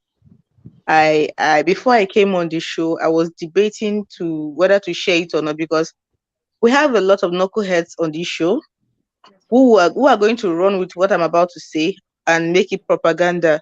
But I am going to ask you in advance to please respect yourself and everything you hold dear with what I'm about to say, because I would not be civil if you make any statement that I find not funny. So earlier this week, I had gone to my friend's house. We were in the kitchen, the three of us, me, her, and one other girl. When we heard a noise, we made a joke about it. So this was around 8 p.m. And this, if anybody knows Enugu, this happened in New Haven. New Haven is one of the better part of Enugu, for those who don't know Enugu. And it happened inside the street. And their street is not too far from New Haven police station, not too far from Otiba Junction. And it's one of those quiet, bubbly streets you see in Enugu, for people that know Enugu. So we heard the noise and I said, it's a tire burst. And the other girl said, no, it sounded like a gunshot. Then we heard the same noise again. And this time around, the three of us were like, no, this one is a gunshot. And then I think one of us made a joke about taking cover and we laughed it off. Around 9 p.m., we had to go downstairs to go dispose of the refuge. We went downstairs with a trash bag to go and dispose of the refuse, because if we had let it go to the following day, it was going to smell. There was some fish head in it. So when we came downstairs, the street, there are people, when something has happened inside street, Nigerians, now people were gathered in clusters talking, and we were hearing bits and pieces of the news. Apparently, what we heard was a gunshot. and there was a dead body not too far from where we were standing. I didn't know. So we went to throw the garbage away at the dumpster, and on our way back, things were still unsettled, and the way people were milling about, everybody was restless. At that point, we did not know that somebody had been killed. We were hearing bits and pieces of the news that somebody was shot. Unlike me, that I would have just, because they go use that kind of rob person. You just gather and somebody will pickpocket or something like that. So I know they gather where these kind of things happen. For some funny reason, my friend said, let us go close. We went close, and then we were hearing the gist from people standing there. Somewhere, this one will say, they shot him, and they went away. This one will say, we shall go closer. It was when I got closer that I noticed somebody was lying down on the floor. At that point, I didn't know the boy was dead.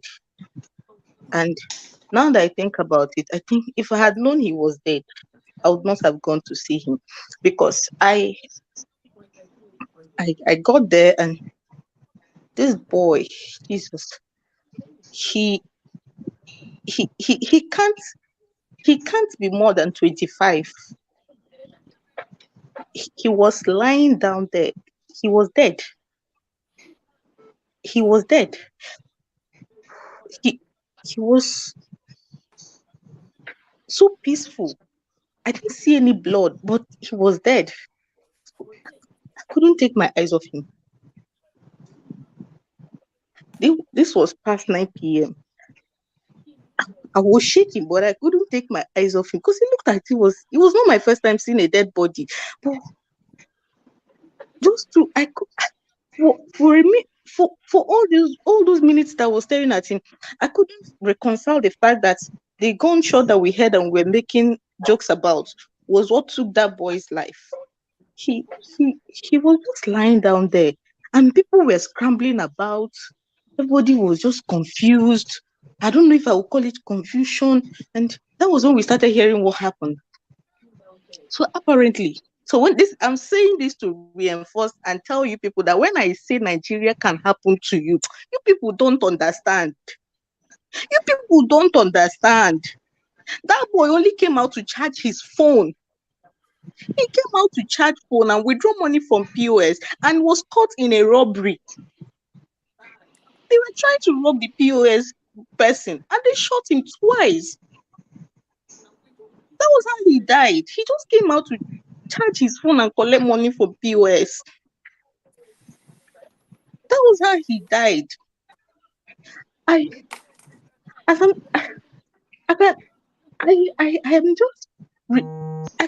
It's been almost a week. I still can't get the image out of my head. It didn't help matters that while I stood there staring at his dead body, trying to come to terms with the fact that he was dead.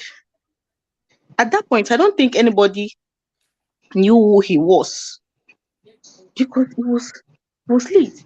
It was at that point that one woman from the crowd came closer to him, looked at his face. I said, Jesus, for those that understand Igbo, she said, Jesus, is this not Ebuka? Is this not Ebuka? That was when the corpse on the floor took a human form for me. He had a name. He was Ebuka. And the woman started shouting. At that point, I found the strength to pull my eyes away from his corpse, and I shakily went back upstairs. It was, I think, not too long after we had gone upstairs, we started hearing wailing. His family had found him. I don't know how they got to know. I don't know who told them, but it was heart-wrenching. I could hear his mother's wail. What I kept asking my friends was, what are they going to tell this boy's mother? What are they going to tell the mother? That he went out to withdraw money or to charge phone, bringing back his dead body. I think the most traumatizing thing for me was how he was just left on the floor there. in front of that shop for over an hour. What is an hour? That thing happened around 8. He was just lying there. They couldn't do they didn't evacuate the body. The family had to come and see him there. Do you know how painful? I still can't get over it. He came out to charge his phone and withdraw money. That was all he did. It wasn't even that place is one of the coolest places. Gozika, can I just Gozika, 1 minute. Forefathers, can you do something about these idiots in the comment section? We're talking about someone's life that have been taken. This is not about party lines and all that. You're making jokes. Clap Sal, you're bang out of order. You are bang out of order. You're going to be banned. I'll make sure. I'm going to speak to Dr. Damages. Yeah, that is inappropriate, really. That is really inappropriate. Honestly, you can't. There are certain things you say. Who is making jokes? It's just. But let's not take away from he's on the chat. Nobody's making jokes now. There are some pertinent questions being asked. He's saying that what is wrong with this lady? He's saying what is wrong with this lady. He's not asking question. Who is the person? Somebody on the chat. But it's okay. Let's not completely dignify them and bring them into the discussion. Really, I don't care what people on the chat are saying. All I'm telling you is, when we say, "May Nigeria not happen to us," hi Jesus, you think that bullet asked that boy if he was party A or party B? You think that was what the bullet asked him before he hit him? He wasn't even trying to challenge those people. I heard he was shot at the back. He was trying to run away. He wasn't even trying to confront them. The boy was just trying to run away when they brought out their guns. And is there any chance that it could have been a form of assassination? They came to rob. That was the story.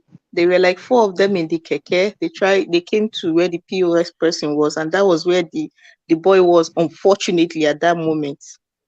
If he had been late to that POS, if he had been late in coming to that place like 10 minutes, he would have not died. I shot him at the back. That whoever did that thing is a marauding criminal, and this is part of the security problem. I didn't know that there was this much crime in that region. Actually, I thought most of the issues is due to militancy and stuff. Nigeria's problem is not even politics. I just pity people who are making this about politics. You think you're safe? Like Jesus, you think you're safe? You're living in Nigeria, you're gloating. I was obedient. You think you're safe? Really? Somebody came out to withdraw money and that was it. You think when those criminals shot him, you think they asked him, "Hey, come on, are you party A or are you party B? Who did you support in the last election?" You think that was what they asked him? Exactly. There is a problem every single time something like this happens. It makes it more obvious how much arms are in the wrong hands. Who gave them these arms is a question for another, is a discussion for another day. But there is so much arms in the hands of mischievous and criminal-minded people out there. And given the current situation, economic situation, you think they are going to use it to sing praises and worship? They are going to use it to do things like this. And no one is safe. No one is safe.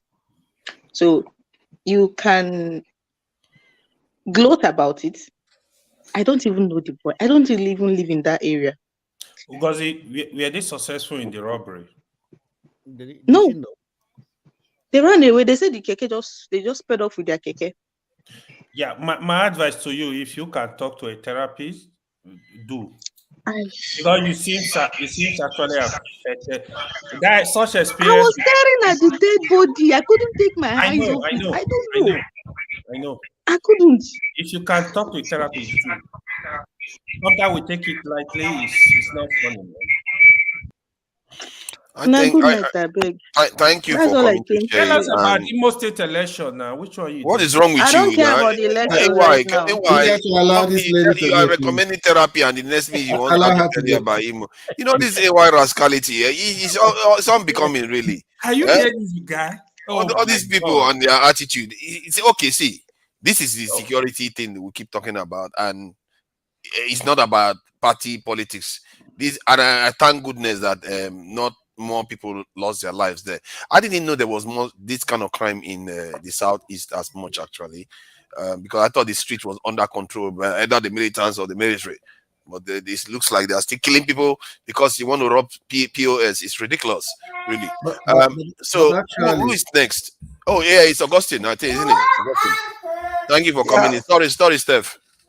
Ngozi, I'm sorry for the situation, and Ngozi just answered B, kill B, because I see empathy at work, and that is exactly what B kill B lacks. He lacks empathy. And when forefather, you said that he never insulted people in his submission. To be candid with you, he insulted every one of you, everyone on the chat room with his submission, because it is the highest level of insensitivity and dubious submission. Why do I say that? I just have my... It's not an insult, though. No, it is an insult. When people insult intellectual dishonesty is the highest level of insult. Please leave it. This is not an insult. You can make your point by others. Intellectual dishonesty is an insult. What you gave was intellectual dishonesty. Which country do you live? Do you live in Europe or you live in America? Tell me one thing he said that was false, please. Yeah, that was an insult. That was false. That's okay, BQB, let's deal with this, because one of the things I want to be doing is that when we say stuff, we have to be. I said intellectual dishonesty. Okay, Father, let me ask you one question. What is the talking about empathy? The salary? Tell me who is BQB. Yeah, go ahead. Can I go on? Yeah, go ahead. Okay, so the question is, who is the average person in Nigeria? What will be the salary of an average person in Nigeria? How does that question relate? What are you relating the question Somebody to? that you can count as average in our country, Nigeria, what would be the salary of the person? The average salary, last time I checked, is around 47,000. In America, if somebody is making $120,000, the person is considered as average. Am I correct? $120,000 in America. No, that's not average. Where did you get that from? No, that's not correct. That's a lot of money. Average in America. In the UK, that's about 80,000 pounds. You see how he's smart in Augustine. Augustine, you just did one. That's why you're talking about middle class. You say somebody is doing middle class. That's what I mean. Middle class. No, this is fact dishonesty. That's well above middle class earning in I guess it's somewhere middle class. Yeah. Sorry, why I said that? Middle class. Dishonesty. Yeah. Middle class, right? Yeah. That's what I mean. Thank you for that, for getting that. So that now let's go to Nigeria. What would be the middle class earner? Middle class have disappeared in Nigeria. So because he made the comment of middle class, that's why I am going to that point. No, why do I come here? So you see, when we lack that empathy, when we lack that honesty, in America, the rice we are selling 60-something thousand in Nigeria. If you go to what's it called now, a restaurant depot, it is about $50 to $60. Who earns $60 in a week? Nobody. But this is 60,000 is a salary of somebody to buy a bag of rice. So I was in Nigeria during the election, and when you came up to tell us that you voted P2B and you broadcasted your vote, that was also an intellectual dishonesty. You just wanted to rob us into something to believe you. No. That's what you obedient people does. You like to just push a narrative that you don't know. Why would you call that? Can I finish that? You respond, because I don't know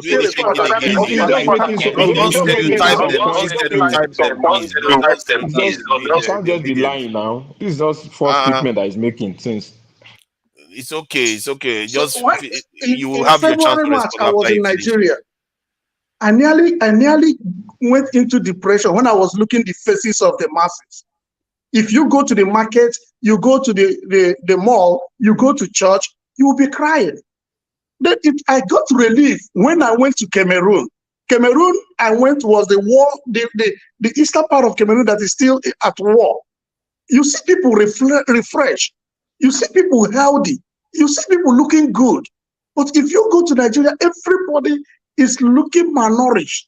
And somebody is telling me that we are exaggerating poverty.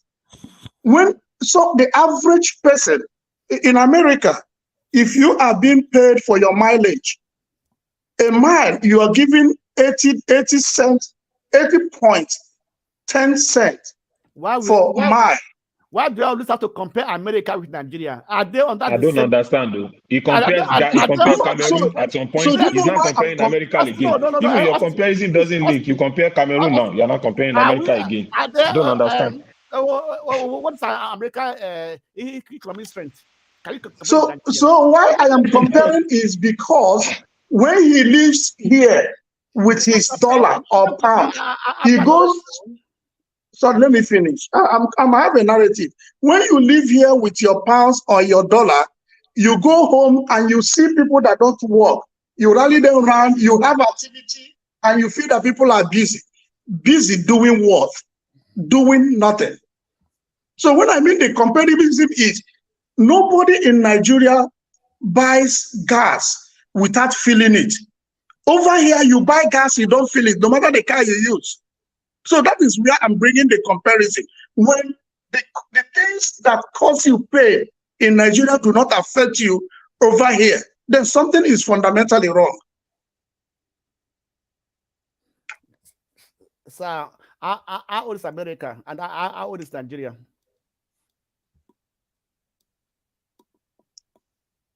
I don't understand the question. I said, how old is America as a country and how old is Nigeria? Does it make a difference? How old is the? It does. It does. Wait, stop this thing you are doing. How old is United Arab Emirates? How old is the United Arab Emirates? He said Cameroonians are moving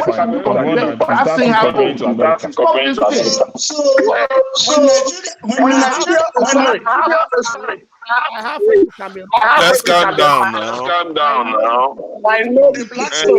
Not be comparing America and Nigeria. The Blackstone. When Nigeria was 10 years, Nigeria was more valuable than America. When Nigeria was 10 years, yeah. Yes. So, what was the meaning of that? Yes, man. It's a comparison with that. Nigeria, when Nigeria was 10, was bigger than that of America. Because bigger how? How do you mean bigger? Wait, excuse me. That was economically overvalued. At that time. That was the truth. Nigeria overvalued their currency, overvalued everything. It was when they began to realize that these things were not going to hold. Wow. That's when they begin to disvalue all this. Like in the 80s, they overvalued their currency that they were buying. Of course. Let's go back. Let's go and check the. This is another intellectual dishonesty. Intellectual dishonesty. Even presently,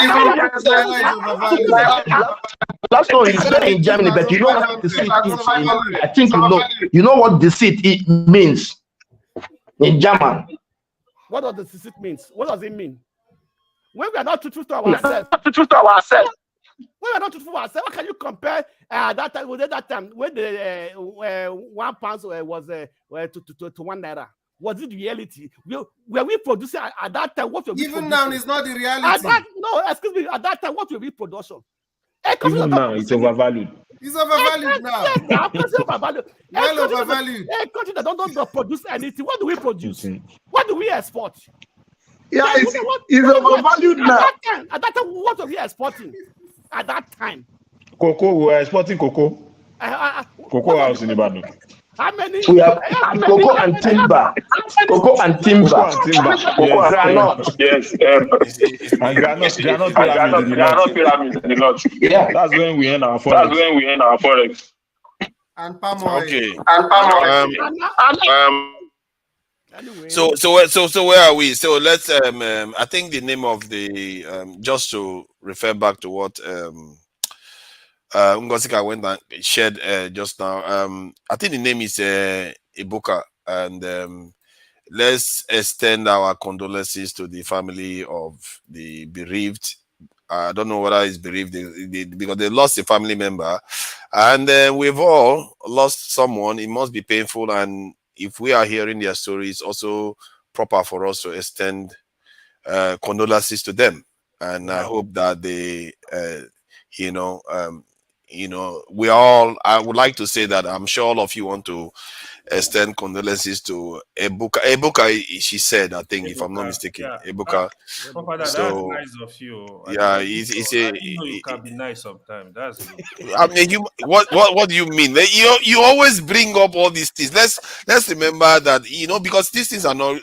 See, we've all had bereavement in our family, and Just say, harmless. Just say. Yeah, so I just thought I should highlight that. In all honesty, that kind of insecurity is everywhere.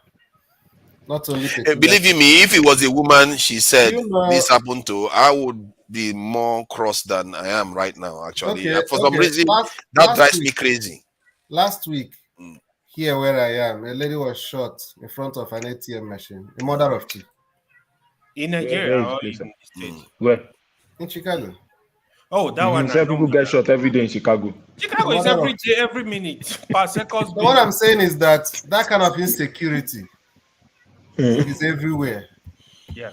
No, and that's true. That's what she was trying to highlight too. Exaggerating the rate in Chicago. No, American one is worse. So the America, they lost 40-something thousand people every year. That country, my God, I don't even know how people live in there. I'm telling you. Father, consider a country that they have license in Florida now. At a certain age, you don't even need license to own a gun. Not only how do you guys do it? In Georgia, in Texas, a lot of states.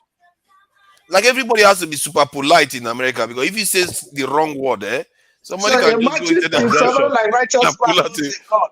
And Big Hildy did what he did. Now, if I'm in Chicago now, I will have gotten shot here by so many people here already. There's no just pull that one. Yes, now it's a good thing. How dare you? Righteous man. But that fish thing confused me a little bit, because he came back now and said the fish was caught. I hope we know about the fish thing. I remember in Nigeria we used to buy fish heads, mackerel fish head. Fish they head fry it, and we used to do that in Nigeria. So this is not new. So I was a bit taken aback when he said it at first myself too. Like, is it fish head that is this thing? Father, what we eat is catfish head. It's not mackerel. What are you talking about? Are you a proper Nigerian? What are you talking about? If you go to Abattoir, when did they start doing mackerel catfish head? Catfish is just recent. Those days is proper mackerel, and the other one that goes with mackerel, I don't even know the name of that one. You buy it, they carry it in the head, and they do sell other parts. But the fish, the head is also a specialty. Is it only me? Or the bone part. If you go to the abattoir, or the bone part with small meat, some people will still collect it too. It's not; those things are not like new. It's something that happens regularly here. True. Okay, so the main point I was making was that the opposition in Nigeria, we could have done better. And in a way, Ovie was right when he was saying something about organizing. We can't always complain. We have to also organize. They are doing what they are doing. Then you can strategize to take control too. That is how countries work. You can't keep complaining from the sideline that they are corrupting every system. But like Tone, to be fair, Tone, you come out and you say, okay, let's go and fight. But what if you can take less drastic action to achieve the same result? You've not tried that. Nobody. They basically won this election without any opposition, because everybody just stood aside. No. Can you organize without the institutions? You create one.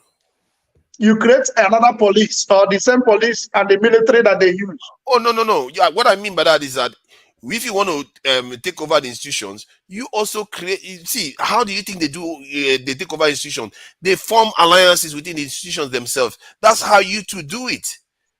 you know, you also start forming contacts and alliances, relationship with institutions. Police will need some form of assistance and stuff too. You show them that you are on their side. They are Nigerians. They are your people. If you are about to serve them, you have to tell them this is what I want to do for you. Soldiers, police officers, they too vote. They too support people. And if they order them to do something against you, they are the first to tell you what they are planning against you. Can I ask you something? Can I ask you a question? Yeah. What was their demand? Are they not fighting for the police? Part of their 5-point demand, is it not all about the police force? Increment? Yeah.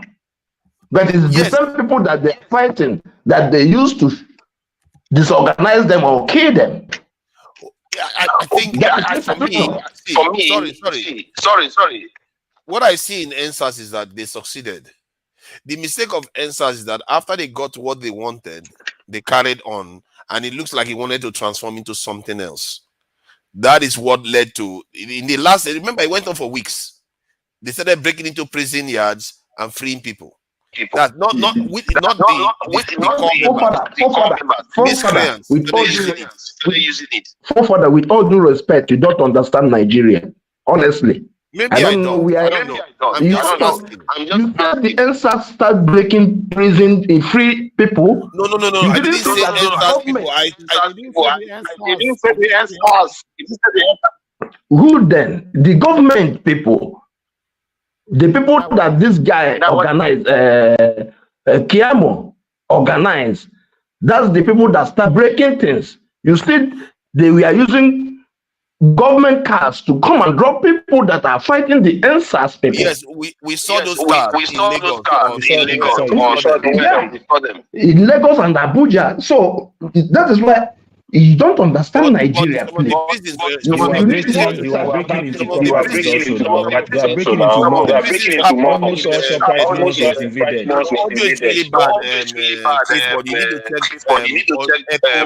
Echo cancellation. But it wasn't from me. Maybe somebody else is doing it. But because I don't have all that. It's yours. It's yours. The moment I need you goes away. Okay, I'm sorry then, but I don't have any other channel. I think you open. No. There's no other channel. Just move first. Let's talk about the device. I think it's from his side. Yeah. I think it's from his side. Forefathers. Yeah, go ahead. Mr. Clifford, when you get into the studio, on the actual YouTube, you need to mute on YouTube. So if you don't mute on YouTube, when you're on the studio and you have the YouTube page and all that, you tend to have a feedback. Some people don't know. Okay, right. Okay. What I was trying to say is, Forefathers, I've got I asked you a question on the private chat. I think it's very, very critical when you're moderating. I'm not teaching your job, with all due respect. When you're moderating, please keep your eye on the private chat. And I don't know why you're not. I don't know why you're doing it. You could see the aggro that is going on. That one wasn't bad. Yeah, that one was bad. I mean, the Clapsal stuff wasn't good. No, he keeps on. Just look at. The thing is, I'm not worried, but you know. Okay, I was trying to see. I didn't even know I can put people on timeout, but I will see what I can try. You can. Yeah, of course you can. You can. So guys, stop being rude in this thing. You know, you guys have been calling me a dictator for a long time. Hold on. I need to straighten. I need to make some people fear a little bit. You can't keep doing this. You can't criticize me anymore. You are not allowed to criticize me. I will put you. I will time you out. That told us. Forefather is an APC agent. What I was saying. Mivutiki is a party chairman. All these people that are calling me dictators, I will show you. He's not in Nigeria. He's not in Nigeria. You should tell us which state he's from. Which state are you from, Forefather? Tell us. Don't mind them now. I will abuse my power thoroughly.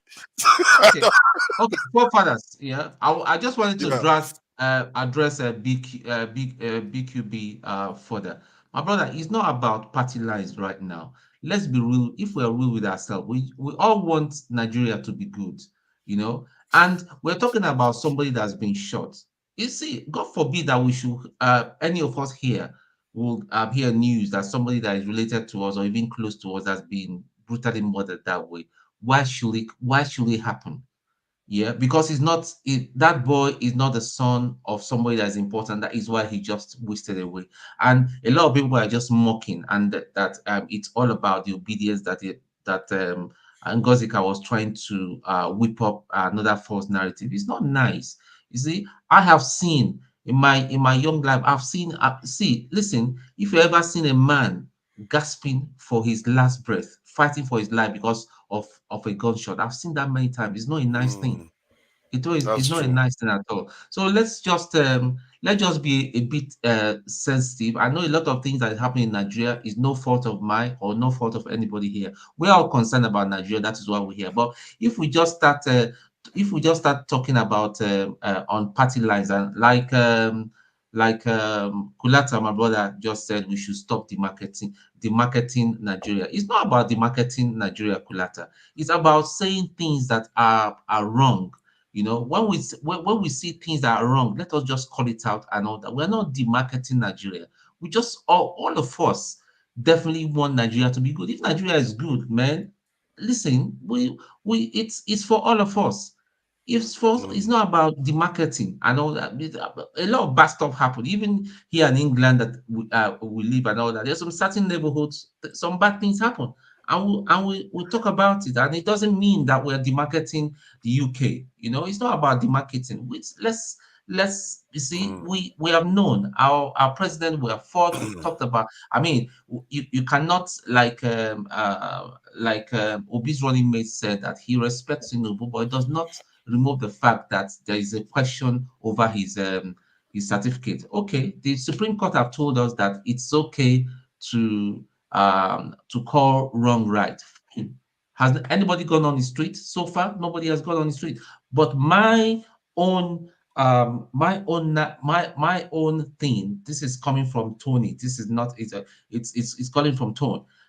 We should go out there and say no to this criminality. Last week, somebody from it was alleged that somebody from LP collected 100 million naira bribe. Is it not the same obedience? So there's corruption across all parties. There's corruption.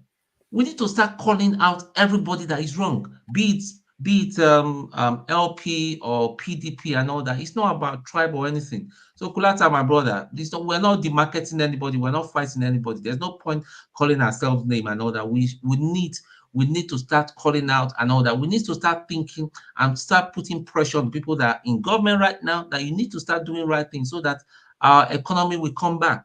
You know, employing 100 aides and all that does not bring back the economy. It does not address the economy. We need to. I mean, you said you're smart guy, Kulata. I'm sure you're a very, very smart guy and all that. We need to start formulating things that we can, do you know that Kulata Hey, and lady is here, lady yeah, first. I don't mind. Go ahead. Okay. Fair point. Yeah. Go ahead. If he's free to interject anytime she's fit. Lady first. I always campaign for ladies. Ladies first. You know all these. Okay, I'm go not ahead. like forefather. I'm You not know. like. Yeah, let me finish my sentence now. Let me finish my sentence. Okay. So, Kulata, my brother, it's not about Yoruba or Igbo or anything. It's all about humanity. There are people that are suffering. We are the privileged that are out of Nigeria. We are very, very privileged and blessed at this minute. But there's people that are really, really suffering. Okay, so that's all I'm about right now and all that. If Obi shows anything, he will receive it from me. I know that it's not about Obi. It's not because Obi is from my state or whatever, you know. Okay, thank you, my sister. Yeah, Welcome, Ife. Thank you for joining us. I guess the original discussion was about we as opposition. There doesn't seem to be any opposition in Nigeria right now, and you know, that has led to, you know, APC basically cleaning out all the election that has just occurred. So, and you heard about the, you know, the story Ngosika came and shared with us, and you know, whatever you want to talk about, you can go ahead and respond. Hi guys, do we still do elections in Nigeria? No. Yes, they just concluded one. No elections. Yes, don't mind that now. She wants to start The again. Bayelsa coalition is postponed to tomorrow. It will continue tomorrow. And that's an election, right? In Bayelsa. It's election. Election without opposition, I guess. Yeah, it's election. And that's but I the think real PDP is result, leading right? in Bayelsa. PDP is leading in Bayelsa. Okay. Let's hope Yes, so. PDP will win Bayelsa. They will win Bayelsa. It's a start. It's a start. That's not election. That's selection. Okay. Okay. It's selection.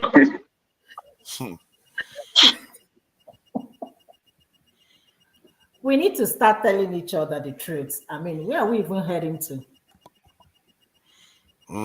Let's forget about the opposition. Let's forget about Labour Party, PDP. Let's just tell ourselves the truth. Do we need opposition for this country to move forward? It helps. I heard when Augustine was talking and Blackstone said something, stop comparing Nigeria to America. The issue is not comparing, but my question, do we have to get to 100 years before we can see changes happening in our country? So we have to wait long as America waited before we can see any change in that country. If we can't have common election done properly, how do we expect to move that country forward? Common election, where we already see, we saw the pre-filled result sheet prior to the election or prior to the selection. You know, we constantly come here all the time and talk about the same thing over and over again. We're talking about opposition now. Okay, you came in because of what I said then. No, I did not come in because of the Blackstone was no, Blackstone. God. I've been all these people. But if he don't you think they won the election even before the election? Because the opposition was not there anymore. No, because come on, this is not election, forefathers. What are you trying to say? Are you telling me that this election is free and fair? That this is the actual result? We already seen the pre-filled paper sheet, the result sheet before the election. So but that's my concern now, that the election is not free, and maybe it has never been free. So okay, how can we say? Of course, we know that. In your mind, do you think that this is the actual these three people actually won this election? In your mind? If you ask me, even if you left it for the vote to be counted and people to be voted normally, they probably would have won because the other party was not doing anything. Many of them sat back because I didn't. The reason why I'm saying that is because their visibility was not there. Forefathers, I don't know, maybe I'm mistaken, but their visibility was not there. Your opinion, your comments right now are very detached from reality. See, I heard that they boycotted it in some areas. They actually boycotted the election because they felt that the whole thing is not going to work. Okay, forefathers. For UK where you did, if you boycott election in the UK, you're going to lose, isn't it? That's what is going to happen. In about 10 polling units in Imo State, there was no election, but they had the result. Okay. They had results. And there's some area whereby there were no devices used, but they have in the whole local government. Where is Labour Party there? Where is Labour Party? Yes. Where is PDP? No, you mean there was no election in the whole local government? You need to, all these facts that you're pushing, you need to be sure that there was no election in the whole local government. When the Blackstone says something, Mr. Blackstone, in the whole local government. Let's let the lady speak, please. Let's let the lady finish. You are not everywhere. I didn't say government local. I said polling units. That's what I said. Oh, okay. Let's Okay. let Ify speak, please. Finish speaking. Go ahead, please, Ify. I So followed it are on you the, telling me I that followed it on, Uzodinma won all the local government in Imo State? And you believe that? He how can swept he the win? whole local How government. can he win all I the don't believe it's that popular, government? but I believe that the other side boycotted the election too. From what they reported, that they chose deliberately to boycott it to an extent. So that could have led to the kind of result you are seeing. But Where did you source this your news from? what about Kogi State? What about Kogi State? Who are Where we did you source supposed this to your win for news from, Kogi State Godfather? election? No. I think I was reading it. Where is it even? I can share Where it. did please, I need where is the source? Yeah, I want to see what I can find it. If I find it, I will share it so you can see it. Actually, I read that too. They said Where did you source some it people from? Just boycotted the tell us. election. Which media? I don't know. It depends. I think was it not on BBC, Pidgin English or something. I don't know which is which. BBC. Hold on now. What am I supposed to tell you? Tell you lie? I'm telling you what I know, what I saw. Because I followed with channel. I watched channel news. So the news Even channel news, they will tell you. When I find it, I will share it. Channel, one lady was reporting. She said that some men came and collected the result sheet. That is how she put it. Channel, I think 2 minutes reported by channel. Yes, that was one of them. Yes, that was one. There's a lot of irregularities now. And if you please go ahead, I understand your your frustration. I'm arguing on a bigger, in a kind of in a more holistic way, that I didn't see a lot of opposition to the government in the National House of Assembly. The Labour Party members that a lot of Southeasterners voted for, they will go on and start taking the cars too. You didn't see them protesting that they don't want these things. They could have put, I think it's not Governor Ochi that said he's not going to take salary for years or so. Those are the kind of signals you want to get out there to show you're on the side of the people. If you're on the side of the people, they are willing to suffer with you. But you can't tell them to suffer when you are enjoying. What about looking at it this way? That that even if they go out there to vote, the institution is already stacked against them. The police, INEC, the army, all the machineries of the state are already stacked against them. So what's the point in going to vote? It was stacked against them even in this and yet, hold on now, Lumide, it was stacked against them in the presidential election, and they won more. Organi, BQB. You really like it's okay. I think we probably will move to a different topic because there are quite a lot of topics here. I think we've gone this one for about 4 hours now. Please allow Ify to speak, please. I think Ify is controversial. When Ify That's finishes, why she's getting so many interjections.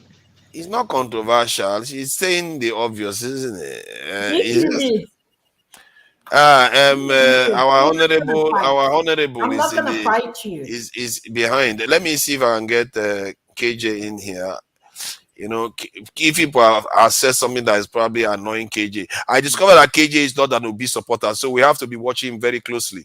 For all are you a Obi supporter? Are you a Obi supporter? Of course, I'm an Obi supporter. Are you sure? Yes, but KJ is not. We have to watch him very closely. For all we know, it's Agbado. Your people have been accusing me of being a bull and all the rest of it. But he just told me this evening that he doesn't support Peter Obi. I found that astounding. You know, all this while I thought he was on our side. He's not. How about AY? What is funny about Call Obi? AY is an Obi supporter. Hold on. What is funny about Call Obi supporter? The moment you make any statement, that is ordinary. all the 99 you've done. Cancel. How did KJ get away with it all this while then? KJ is not an Obi supporter. How did he get away with it all this while? Jesus Christ. Okay. So, if you please go ahead and who can wrap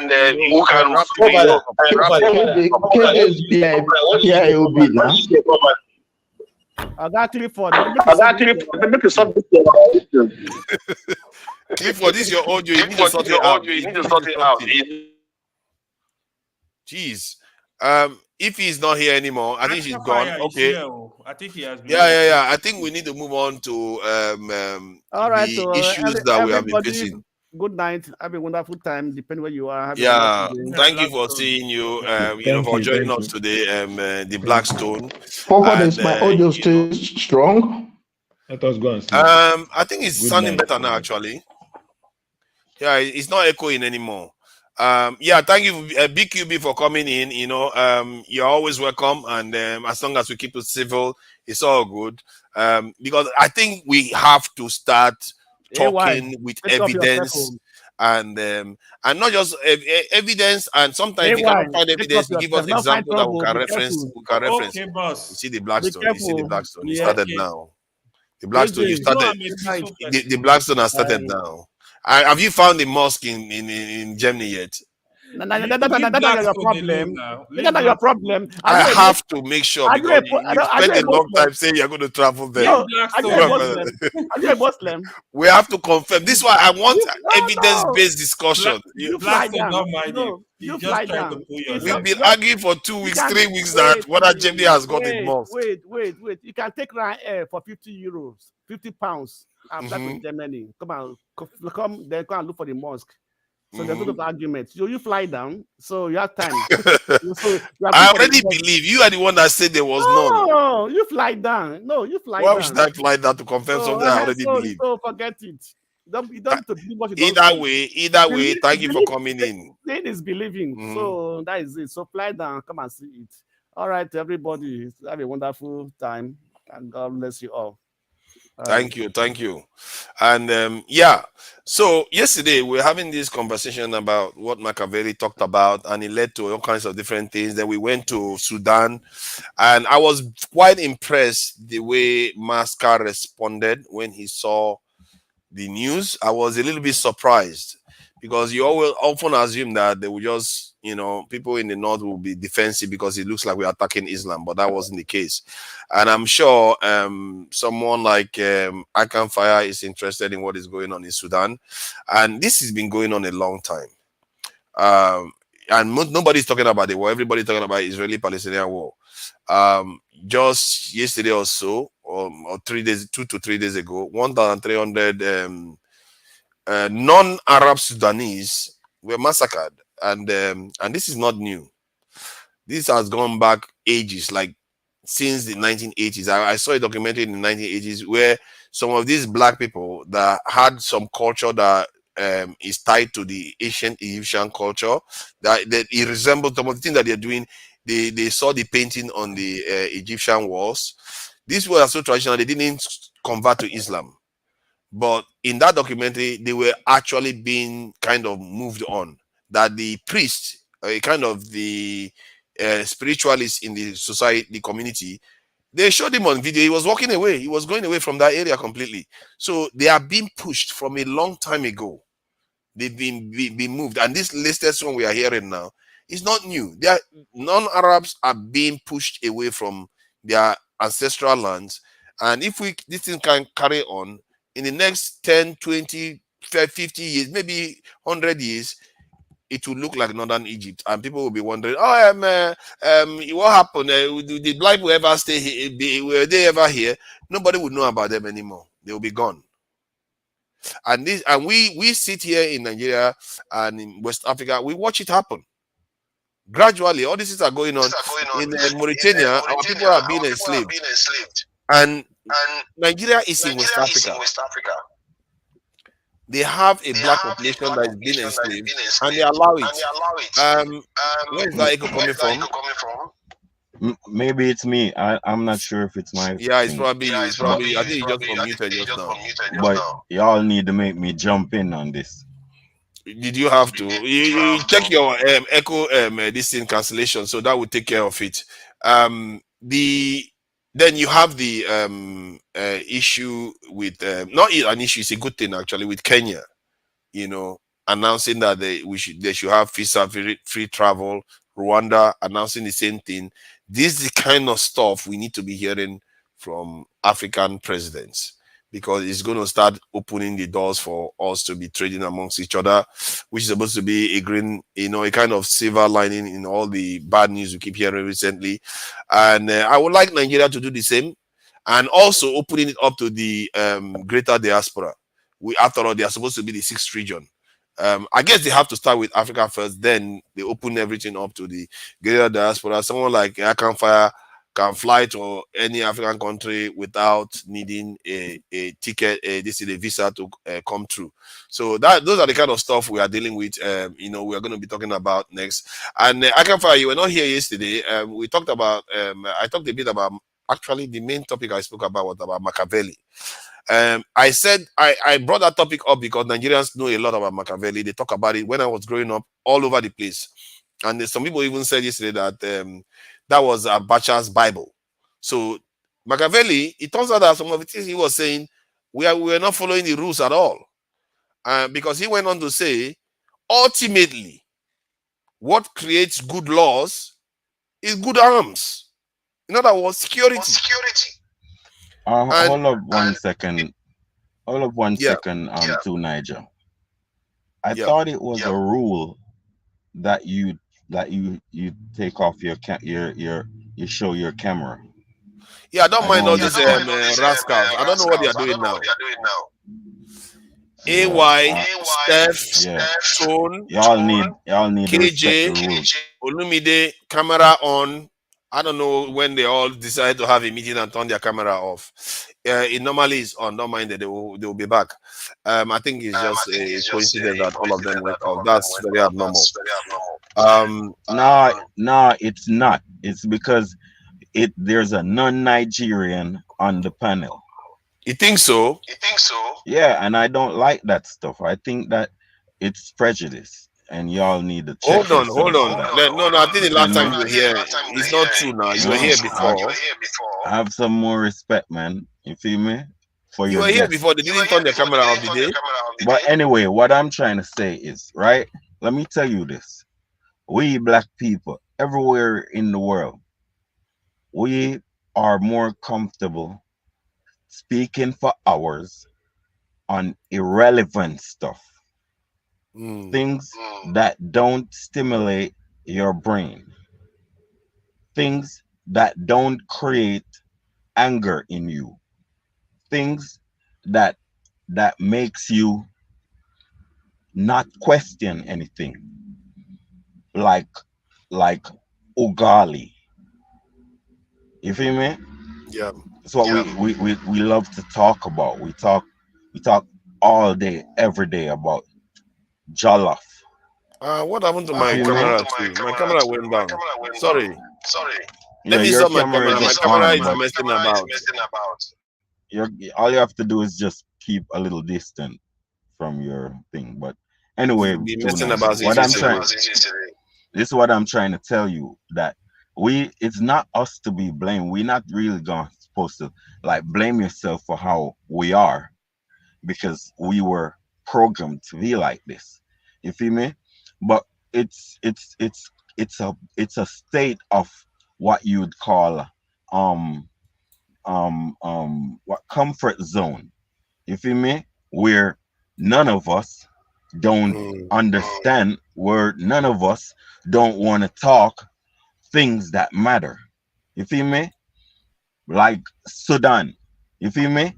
None of Sudanese people, none of the Sudanese people don't matter to the other set of our people. You feel me? It's like we are Nigerian, and Nigerian don't be thinking of anybody else. And you're not gonna really think. We are not mad at our other brothers' demise. You feel me? You see everybody all mad and gone. Me personally, I don't care. I'm not looking for friendship from none of you. You feel me? We come here to face the fire and talk about things that really matter. And first of all, y'all can go away, but you're not gonna go away from the white man stealing your oil from the ocean. You're not going to run away from that. You feel me? How much billions of dollars of your children's money that white man stole from you for how many years? But you want to run away from me, a little black man just like you, talking about you feel disrespected, but you don't feel disrespected how the white man just stole your oil, and it's been happening for maybe 20 years, and you didn't even know. Didn't even know. Thought you own your oil. Huh?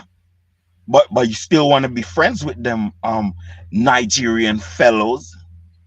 Still want to be, you're not mad. You angry at me. You know what? And guess what? You would even hurt me because we are cowards. All we do is put hands on each other. That's all we do. That's why we ain't really mad about the boy. We're not really mad. We don't get mad when our people die. We don't get vexed. Yeah, it's a bit interesting now. It's a bit weird how these people just disappeared. So I think it's because they've been on for a long time. They will be back, I think so.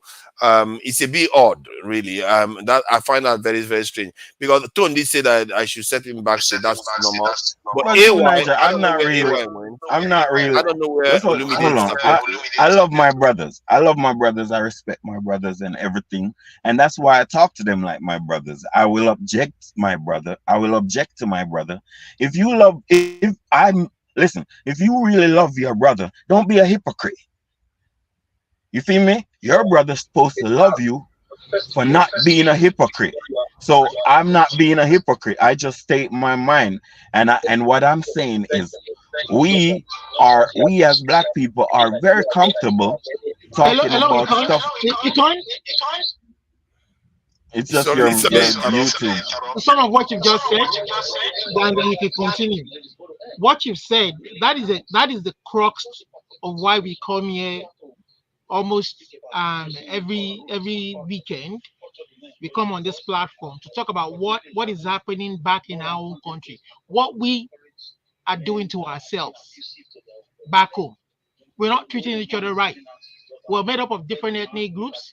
So exactly what you're talking about is what we're talking about back home.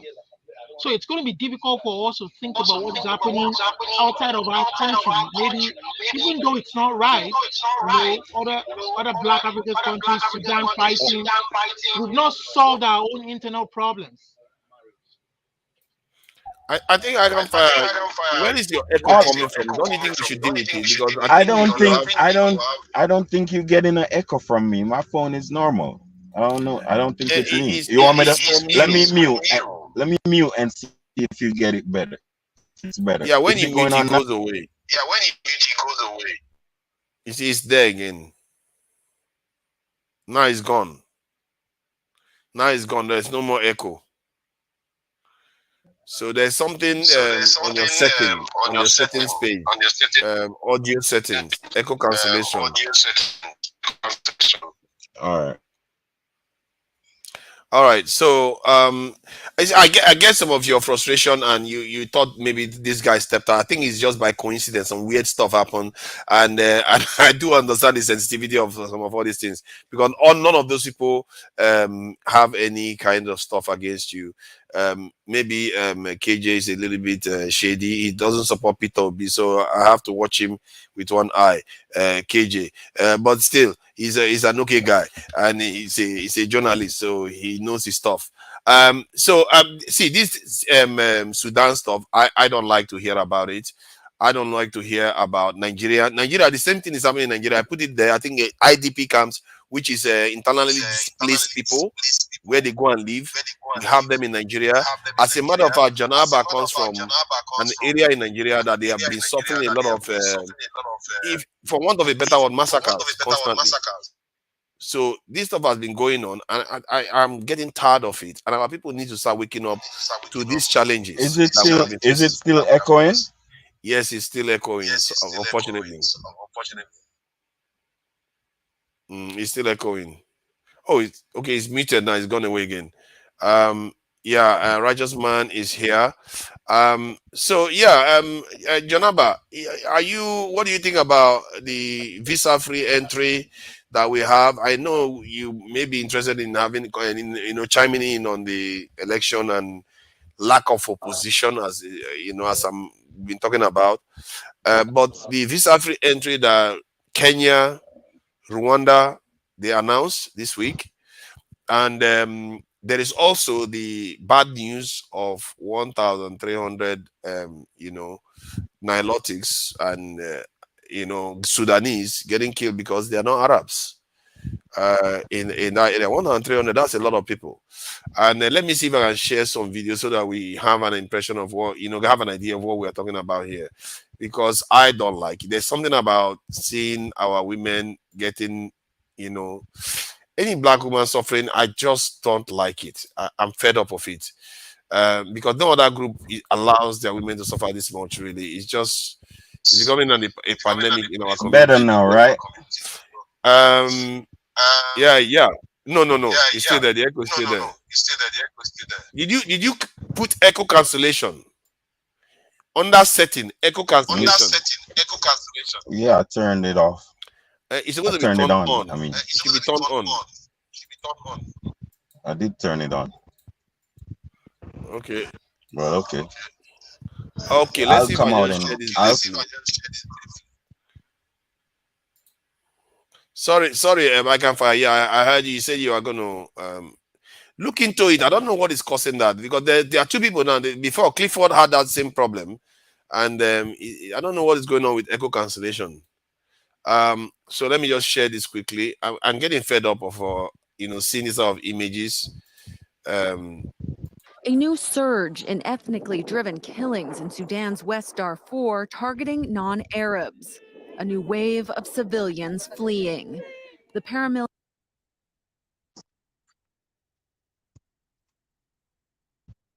I hate seeing this sort of image. Non-Arabs. A new wave of I civilians really hate seeing fleeing. this.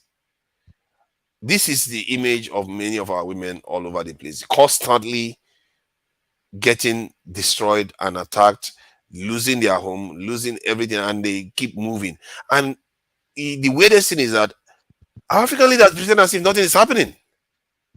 They just pretend as if they don't see anything. They just pretend. I don't understand it.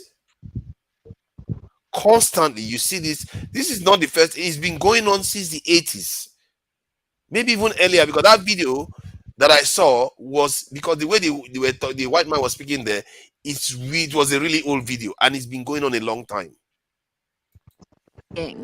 The paramilitary Rapid Support Forces, or RSF, now controls all but one major city in West Darfur as fighting escalates with the Sudanese army. They told me that my brother was killed and we don't know where he is. I, my mother, and my sister's children came to Chad. We don't know where my father is. We couldn't find him. They burned everything and took everything. We did not bring anything with us, only God and our clothes. Humanitarian groups operating in the region report civilian massacres, abductions, and forced marriages at the hands of RSF. Its war with the Sudanese armed forces began in April, and since then, 4.5 million people have been internally displaced, and more than 1 million have fled to neighboring countries. The overwhelming majority of refugees are women and children.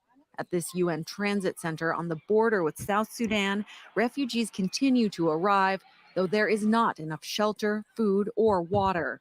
The transit center is overwhelmed. It was built for 3,000 people, now hosts 20. The situation is unbearable. Humanitarians are overwhelmed. We are reaching a point where it is undignified for the people of Sudan to be in this situation. The UN says the Sudanese people need humanitarian aid, but above all, they need a ceasefire and a political solution. The two warring parties are engaged in talks in Saudi Arabia, but haven't been able to agree on how to implement a ceasefire. Here, they are in talks in Saudi Arabia, not in Africa. Do those women look like the people that their future should be decided in Saudi Arabia?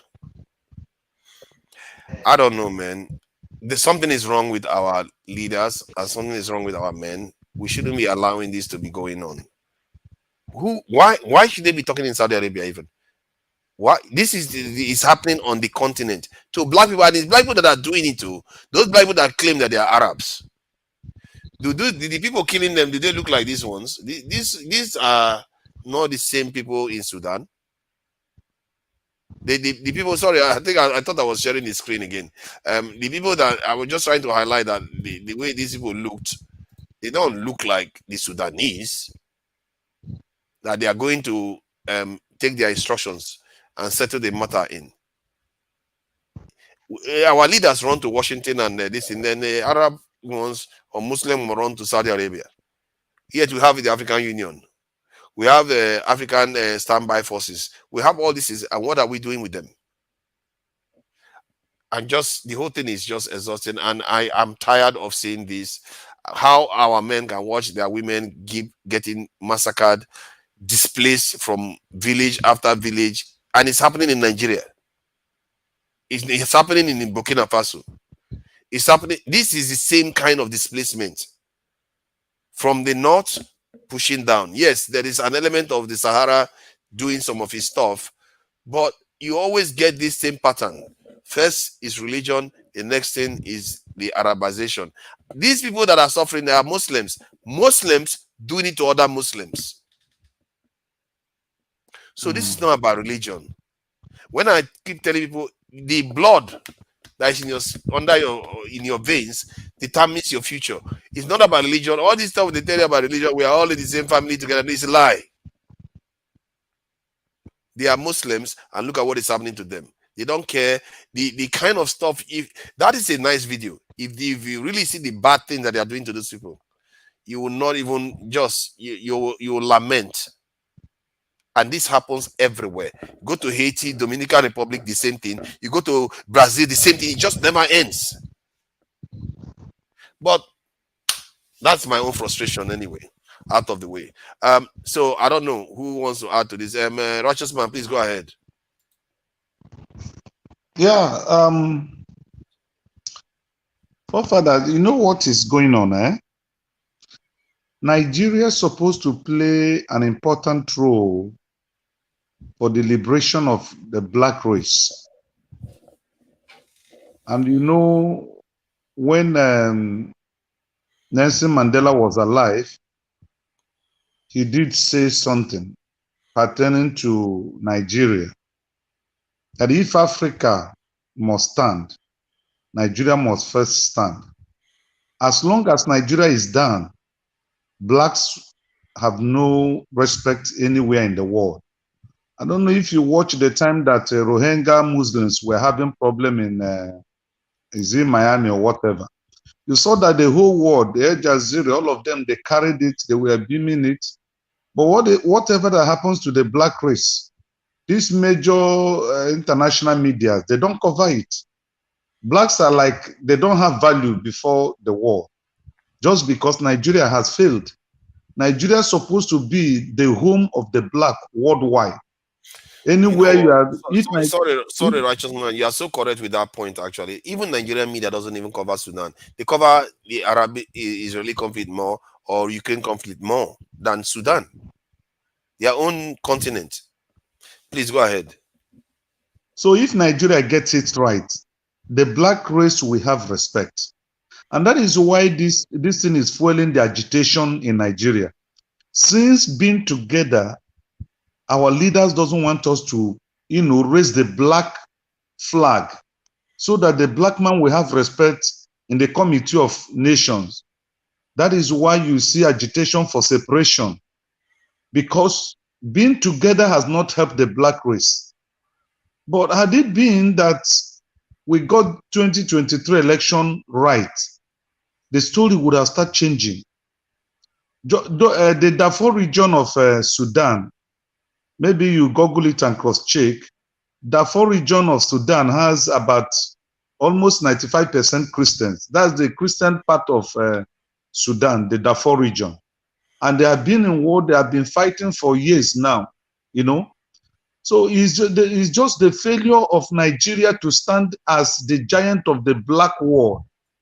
And I don't know what to say, but I know I'm just wishing that somehow we can get it right. Because if Nigeria did not get it right, the black race have no value anywhere in the world. They are not respected. You can't treat the Chinese people like that. You can't treat the Arabs like that.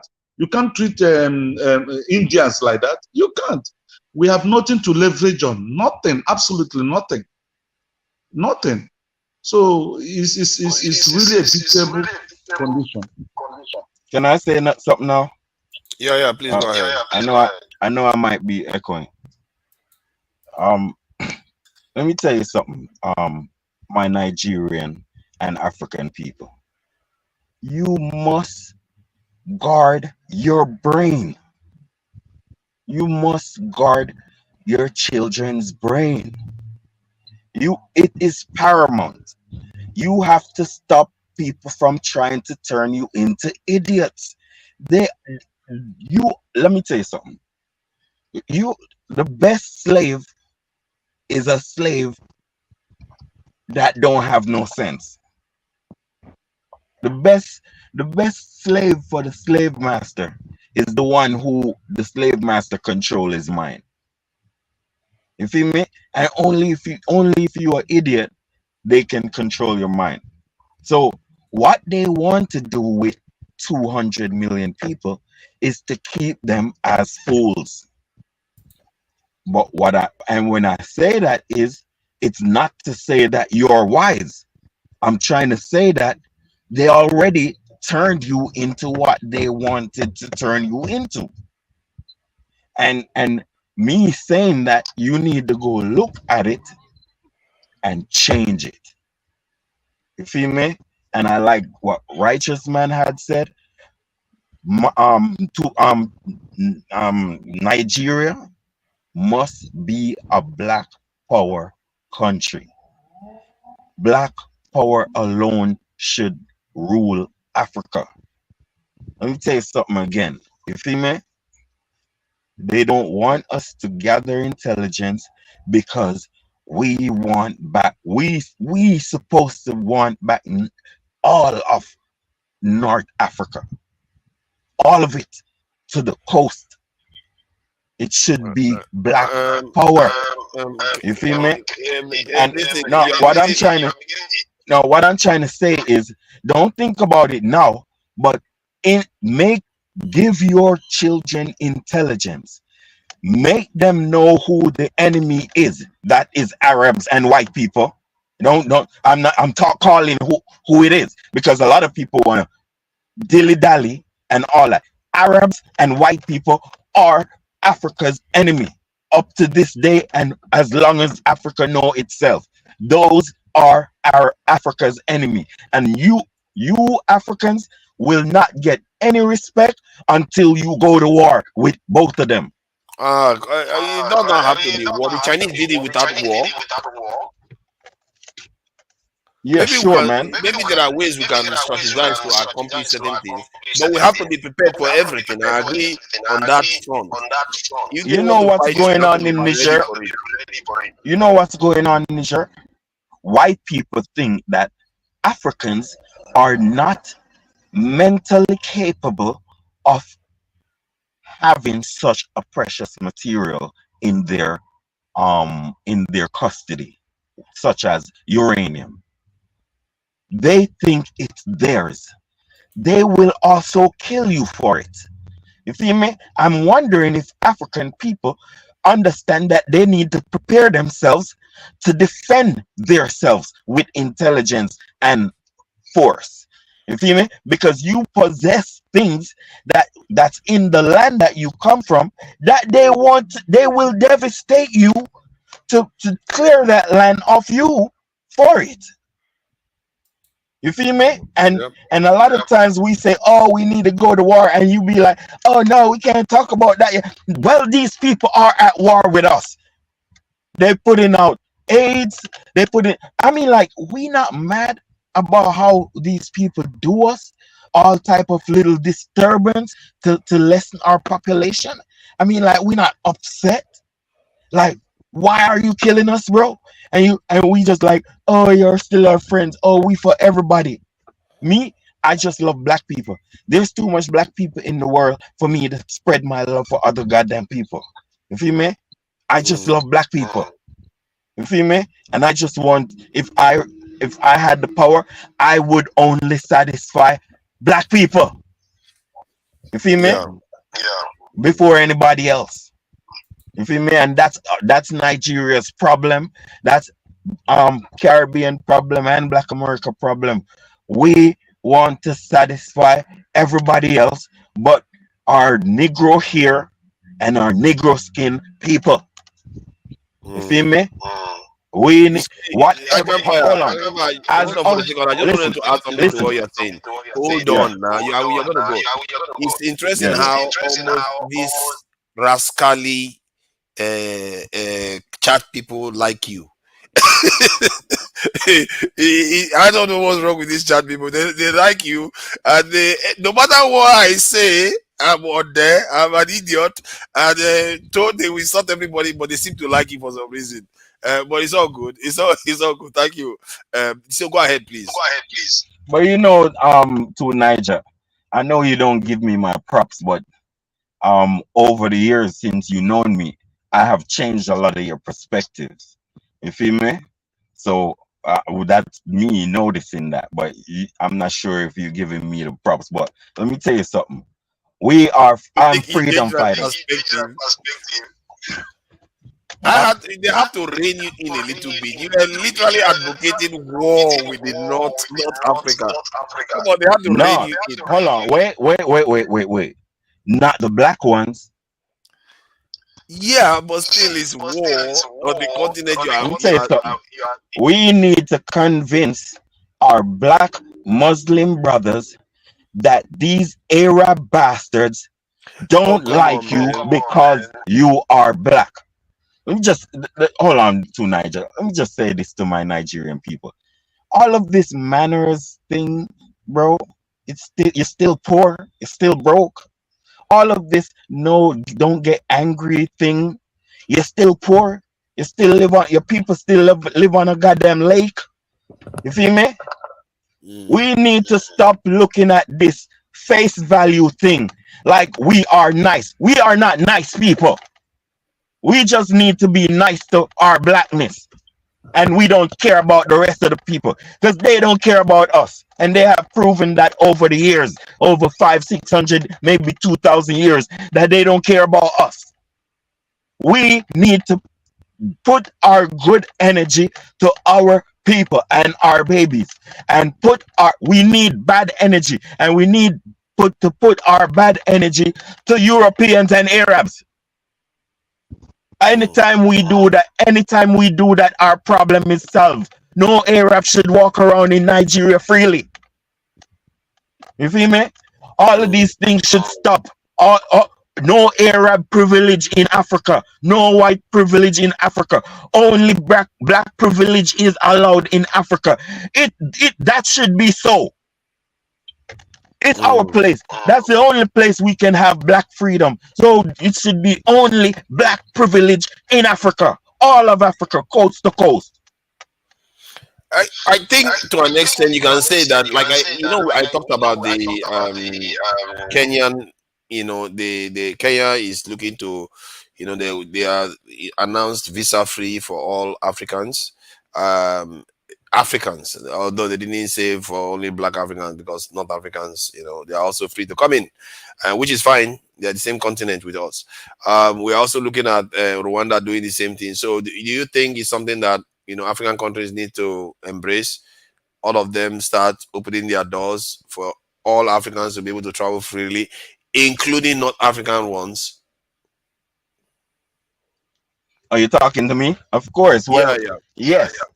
On a diplomatic level, we should allow that, because I'm not saying that we should show them face right now, but we should be preparing. We should have a black conscious education for sub-Saharan Africa in order to galvanize the youth's mind towards black consciousness, so none of these Arab bastards can take advantage of them, just because some of us feel like we're not black and some of us feel like they love everybody, not just black. You understand what I'm saying? When we be like that, we've given people permission to treat us bad, because we will disown our own color too.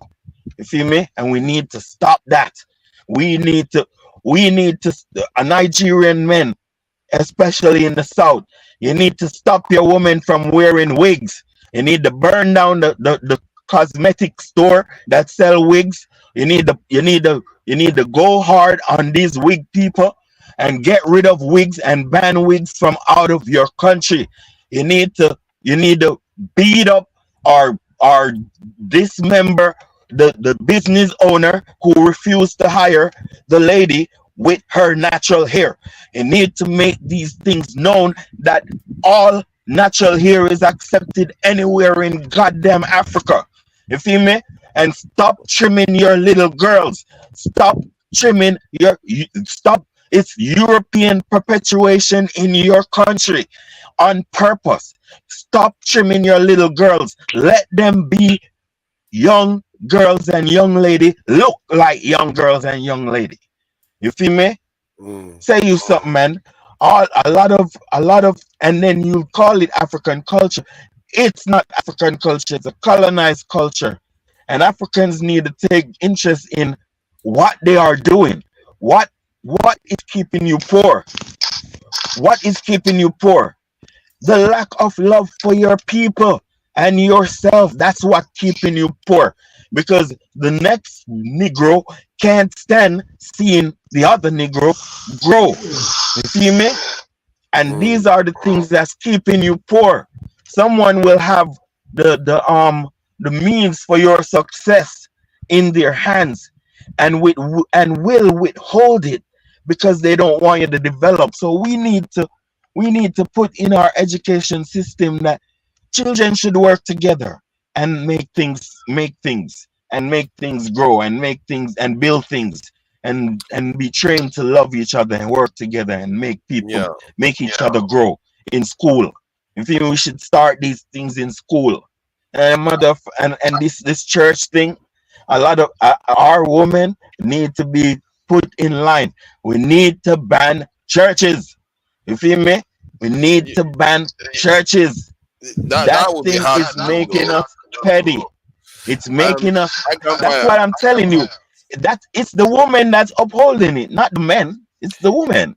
But is the church necessarily the problem, or the fact that we don't take control of it? Because I mean, like, okay, I said we should guard our brain. The reason why I say guard our brain is because something is turning us into idiots, bro. Something is turning us into petty, stupid mind people. I have an idea what that is now. I have an idea to an extent. It's not like we have not tried to find out why our people are the way they are. We talked about some time ago about how the leaders we have in our countries right now, they were groomed for more than 50 years of ruling. It means they had children and their children had children. They were groomed by European during the colonization period, and they handed over to them peacefully. They didn't fight anybody to take over from them. And then they started seeing Europe as an extension of their country. They are all in Commonwealth. So they don't necessarily see us as separate from Europeans. And this is serious for Francophone countries and Anglophone ones. But one of the questions I wanted to ask you is about this quote. Do you think this is the principle that they follow currently in the West, but we don't even think about this type of things at all?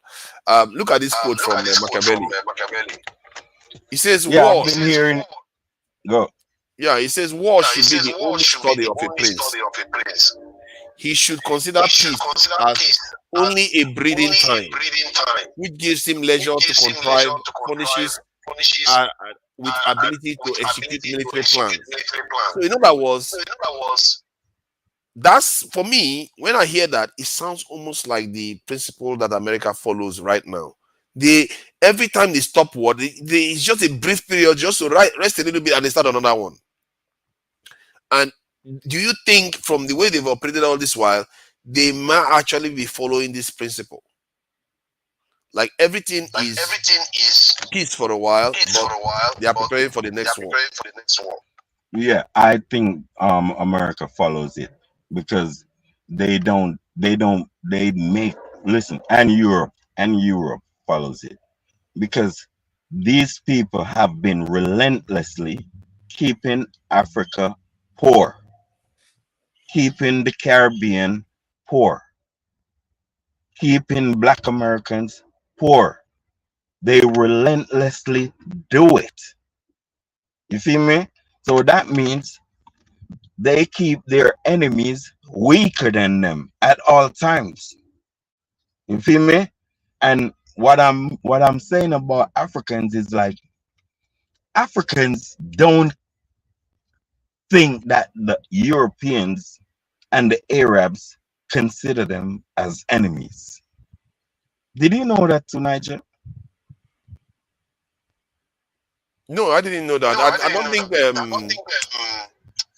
Let me put it this way: they don't think like that at all. Go ask any random African if he or her thinks that Europeans think that we are enemies. Go think that. Go, Africans would be like, no, we are not enemies. We're not against Europe. Well, we don't care. I don't care about what you think. Which is what Europeans think. Europeans know that you are the enemies. You know why they think that you're the enemies? Because they attacked you. And it's only logical that you get mad and fight back. It's only logical that you carry a grudge and want to get back. But you don't do that. It's not like that's not. Thank you, I can fire. I think the other guys are beginning to choke now. I told you that they will turn the camera off and start turning on. That if you want to be on stage, you need to have your camera on. This is there are camera on this time. Yeah, okay, the no camera problem. on session. Yeah. Okay, no problem. I'll step back and be in the background there. Yeah, Nice to see you and all that stuff. Yeah, Nice all to see these ya. shy people, they don't like to show their face. Great to see you, Dot. Now you know who I am. I'm a warrior. Yeah. I can see you're angry, but you're not as crazy as people think. You're just angry. not angry. It's Just not. angry It's about not. It's not angry. It's just a energy of how we supposed to see things and be. You feel me? Okay. Not this little softy that don't want to get mad about hundreds of Sudanese people just being cut down. Anger is not a bad thing. Anger is not a bad thing. In fact, it gives you more focus, and concentration and energy and power. So it's not necessarily a bad thing. So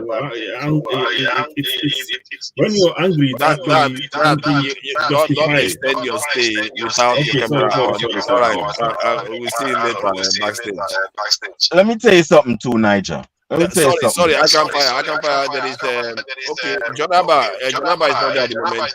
When he comes, we have to let him talk because he's been there for a while. He hasn't said anything. So I can fire. You can go ahead then. KJ and Paul. Yeah, okay. Jonaba is back. Let's allow Jonaba to add to this. I don't know which part he wants to start from because there's a lot of things we need to unpack. And let me just announce this. I think it's good for us to start setting a higher and higher standard for the kind of quality information we will be presenting. When we present our own kind of solutions or anything, we will need examples in the real world to qualify it. And if you want to make allegations or make claims, we'll need evidence. I think that one we're already doing in the evidence part. But I think we have to start taking our discussions quite seriously because I am tired of seeing our women just helpless. It's like there are no men. Sometimes the Chinese will come to Africa and they will just take our children and use them for whatever they like. They will make videos of them. I don't know what is wrong with our men. I really don't. But I just think that this is serious and I'm getting fed up of seeing our people being used as toys. And maybe Akanfire is right. We just have been made so docile and almost downright stupid. You don't see Europeans going to China or India even messing around with their children. But that happens in Africa repeatedly. You don't see them. Their people keep getting cut down from one country to another, and they just keep quiet, pretend as if they didn't see it. Our leaders don't even say anything. Our children are going to Mediterranean Sea and dying. Okay, the slavery one, they made a little bit of money. That's the end of it, and it's still going on right now. This is too much. We can't keep carrying on like this. This generation, if we don't turn it, I believe that we are going to pay their price for it. Me, I don't care too much about suffering on its own. I don't care too much about what they call it, political stuff, religion, and all this stuff. I care about our survival, and I think we don't pay attention enough to that, because we get distracted by other things. Because if you're not around, you're not going to be around to argue whether you are Muslim, Christian, or about whether you can't argue about anything else. Survival should be the focus of our religion, our ideology, our politics.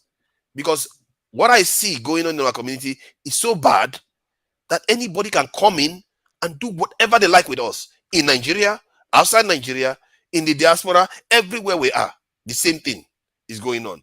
And our leaders are just rudderless right now. Nobody is catering to 1.3 billion people. If that was a business, the business will take care of their customers. But our leaders, somehow, they don't care. 1.3 billion, I'm telling you, that's a lot of people. So I will leave it at that. I can fire, please. No, I can fire. Jonaba, please go ahead. Thank you for having me. I didn't know. I was coming from church, and I saw the stream on this thing because I didn't see the link, and I was like, "What's going on?" And I just saw that you guys started something not too long ago, and that time you guys were talking about the politics in the election that went down on Saturday. So now, with what you have said about the value that are placed upon us and how we also valued ourselves, this is a generational thing. It has been a long walk. We have to start from somewhere to regain our dignity and our respect around the world. And it takes unity to do that. Because if I want to fight for my basic human right and I get caught in the process and nobody is fighting for me, and if I'm locked down in prison somewhere or any situation, and you don't have your brothers and your sister to come for your aid, then you are losing. You are alone, and it makes it difficult to win because one person cannot win alone. And we will continue to advocate and a better way how to solve our problem. If we are waiting for the leaders to do that, I think they are too busy with their own life, enjoying the life, and somehow it's human nature that some are so greedy and careless about others. But a true leader carries his people with them, and that is a true vision that he carried them along. But we don't have such leaders for now in Africa. So we continue to use platforms like this to educate our people, to inform them, to empower them, and to deal with their self-esteem, that the people that told them that they are not better than them, if at all they are not even much better than the people that told them they are not better.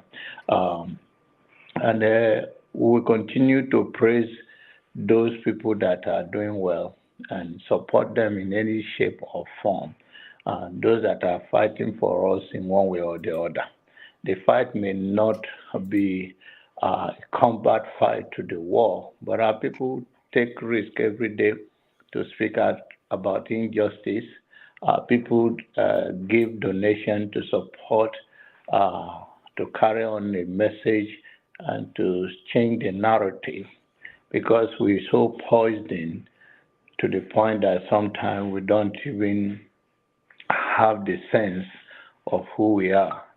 And I pray that we continue to spread the good news and support. Support is very, very, without the support of South African and so many African and black people, even some white people around the world, Mandela could have died in jail. But the world came to his aid. And let us continue to fight that fight. That's all I can say. For now, Nigerian politics is nothing new, and this is all connecting one way or the other. It's about people who have themselves in their own mind, and they don't care, and they can do anything for power. And they are not serving the interests of the people. They are serving themselves, and that is not leadership. Thank you, listen, Jonaba. It's a bit of a sad day, really, and we heard what Ngozika came and shared. Nigerians and some of the things that keep going on in that country that seems to, like water on our back. It doesn't seem to get to anybody. And I must say, it's resilience, isn't it? I think it's KJ that came next, isn't it? Yeah, KJ, please, go ahead. What do you think about all this? And you saw the quote by your friend Machiavelli, and all this. Just please, whatever you feel like, because the whole thing is just there is good news, free travel to 2 countries. So I try to add some good news there. Please go Well, ahead. just like my brother John Abba has spoken, no one should accept more courtesy than your own people are giving you. If you are a husband in your house and each time your wife wants to serve you food, they serve you with a broken plate, and you come to my house and decide to give you in a rubber, you shouldn't complain now, because I see it in your house. The irony of it is that we need to go in and reevaluate ourselves. Colonialism, someone gave me the new meaning of it, or rather the deeper meaning of it. Say colonialism is simply a deeper form of slavery. So the slavery have not gone away, and we're still being, even now it's a mental slavery, as Bob Marley would say. And so it is more difficult to deal with. And then we have leadership who are not, majority of them are not amongst the 50s. Majority of the leaders in Africa are above 50s. And so they are still battling with understanding, behaving like the colonial masters they saw in their time when they were young. And so it is difficult for you to see a shift.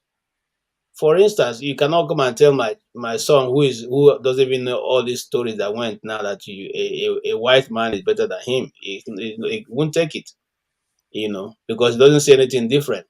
He doesn't see you superior to him. He just knows that you have the different colors, and that's it. That's where it ends.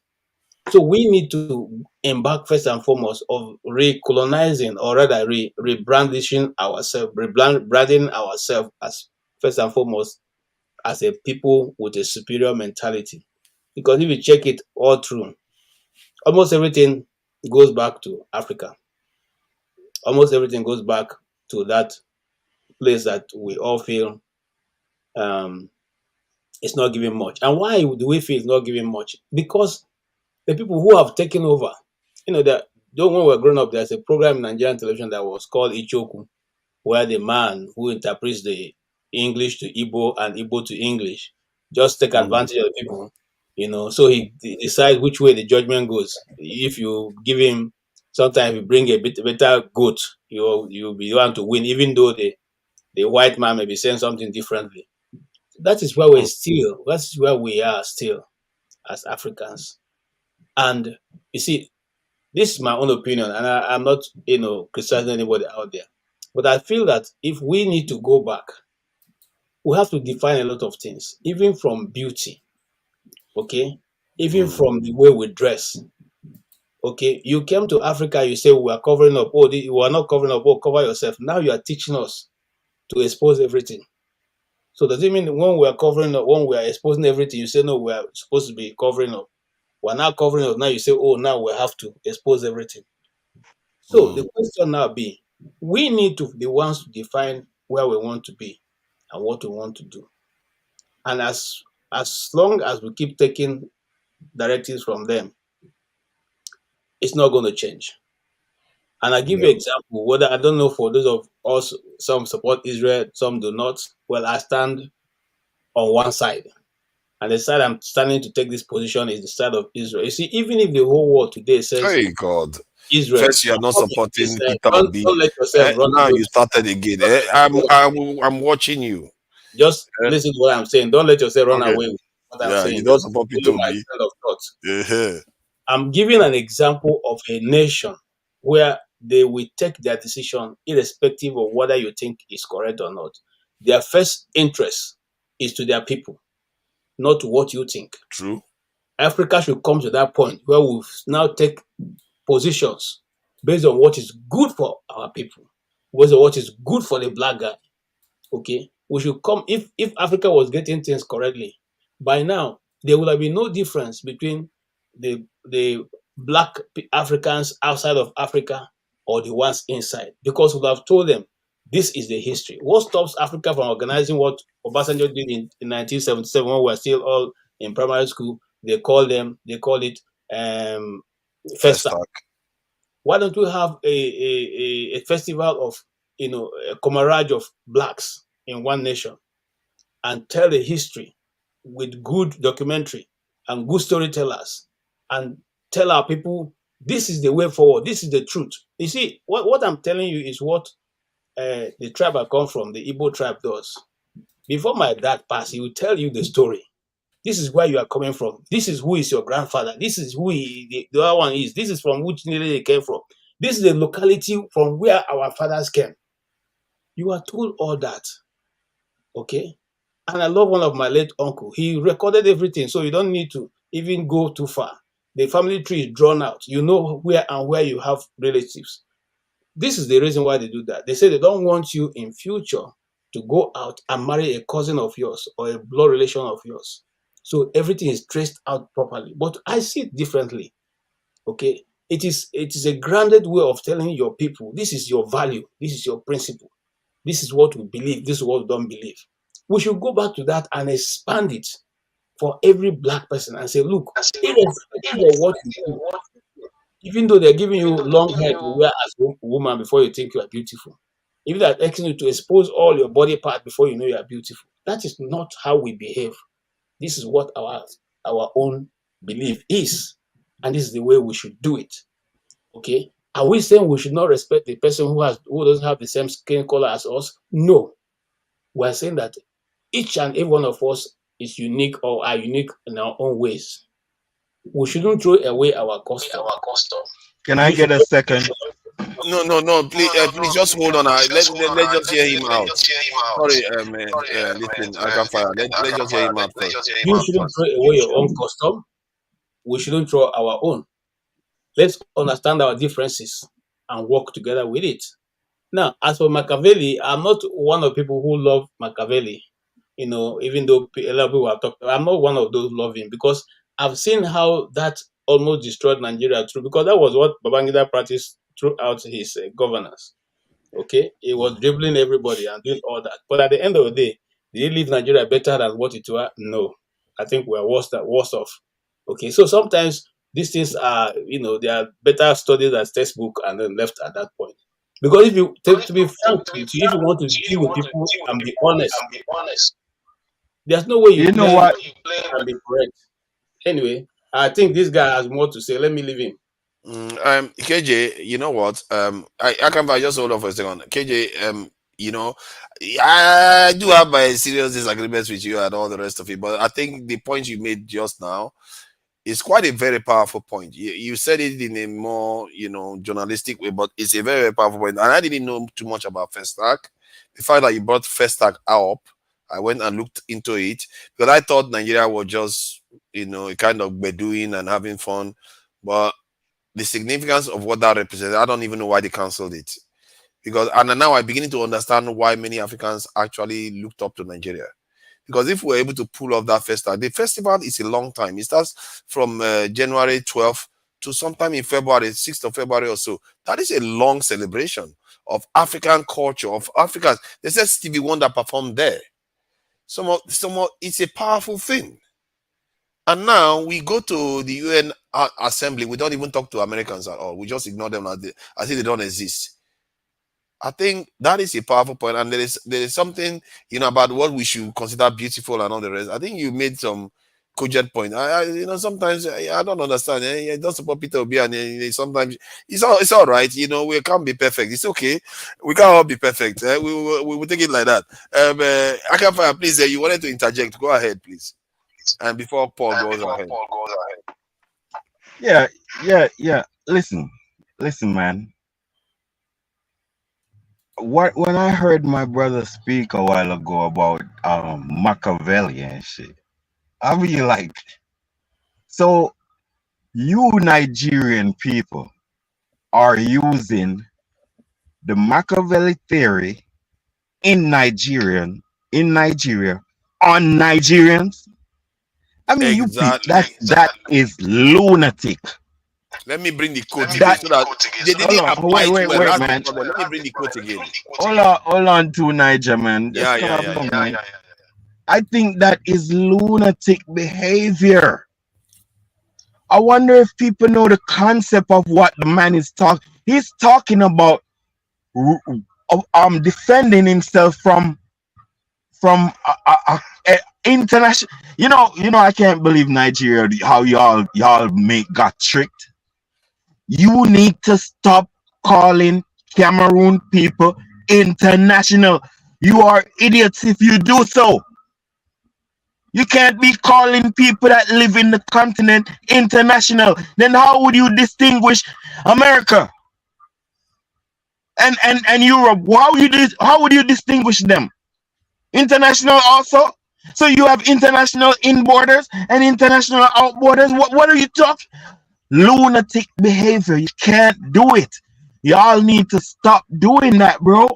You can't call your people international. Yeah, they come from Cameroon, but they're not international. Outside of across the ocean is international. Across the ocean is international. So you can't use Machiavelli theory to say that it is to use on another country. Cameroon is your country. Hold on. So when a football team, when Nigeria loses and Ghana is still in the run, don't you still be glad for Ghana in the run? Don't you still be glad for Senegal to bring us up there? Ain't it us Senegal is bringing up there? So that behavior, man, that's what's killing everything in Africa, because Africans are considering Africans as in international, and the international people, it's just, I don't know, they're on another level. Then America is international, and you need, let me tell you, that's what's messing up Africa and keeping you poor, because you are trying to distance yourself from your brothers and trying to foreignize your brothers. You're not supposed to call anybody black foreigner. It's foolishness. It's being cocky also. It's being cocky. Like, oh, I have the rights to be here more than you. We need to stop those type of behavior. You feel me? And that's what's messing up everybody. That's why you could afford to use the Machiavelli theory on other black people. How can you do that when European, they're winning? Why are you not using Machiavelli theory on Europeans and Arabs? That's what Nigeria is not doing. They're not using. That is what it was meant for They're external. not using it on Europeans and Arabs. Go ahead, sir. That is what the quote was meant for. Military plans is not for your country, it's for outside people to prepare. Can I make a bit Yeah, I and don't KJ, I don't think I don't know whether you were here yesterday. This other one is even to me, I think this one is even more important and more pertinent to Nigerians. This one that he made here. I don't know whether you saw it yesterday.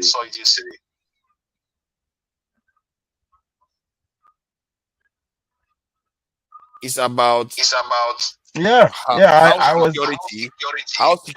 inevitably listening yesterday. Good laws. Go ahead, sir. Yeah, so if I'm to read it again, just to make it easier for everybody to see it. Yeah. You see, what I wanted to add was that go ahead. The Nigerian, when I made reference to Machiavelli in the Nigerian context, it's not because he's applying the first law which he just showed, but rather the more fact that those people who have come into power has exploited that book to try to manipulate the Nigerian people and kept it. So it's not a question. And you see, my brother who spoke earlier said, and this have been, we shouldn't apply this to black people. The thing is that there's so much division in our mindset in Africa. It's so difficult to even have the Francophone and Anglophone countries agree on a single law. And that, as you go further into Africa, whether north or south, you keep having that division because the same people who colonize these entities are still around, telling them the reason why you cannot be in the same country. You know, Can you the take reason it why, so we can see our face? I'm sorry to interject. and the reason why they should not agree with you. If you remember, some time ago, Nigeria proposed a single currency in the West African countries, and that was single-handedly, frustrated by the Anglophone countries led by the man in France. And so this, and Nigeria should have went to war with those countries. Nigeria should have invaded those countries for doing that thing. How are you going to invade France? See, not France. No, not listen, bro. Come on, man. Not France. Okay. Cameroon, and goddamn what they call it Senegal. Those two countries. Yeah. That's true. Fair Nigeria, point. Let me tell you, Nigeria is. Let me tell you something. Nigeria is the boss. Let me tell you something. We are playing. Nigeria. I don't want Nigeria to do anything bad to anybody. I need Nigeria energies, like the bad energy, to be directed at the right target. Because a place like Nigeria, 200 million people, you don't want it misdirected. You don't want bad energies in Nigeria misdirected. It is chaos. So you want black love in Nigeria. It will solve all the problems of the tribe because everybody is black. So give respect to blackness. And that would negate tribes. You feel me? Every tribe give respect to Negro hair and black skin. And that's it. Or else you die. That's how it's supposed to go. You feel me? And we supposed to watch if anybody give white people and Arabs respect over black people. We should go after those. Because black love must dominate in especially Nigeria.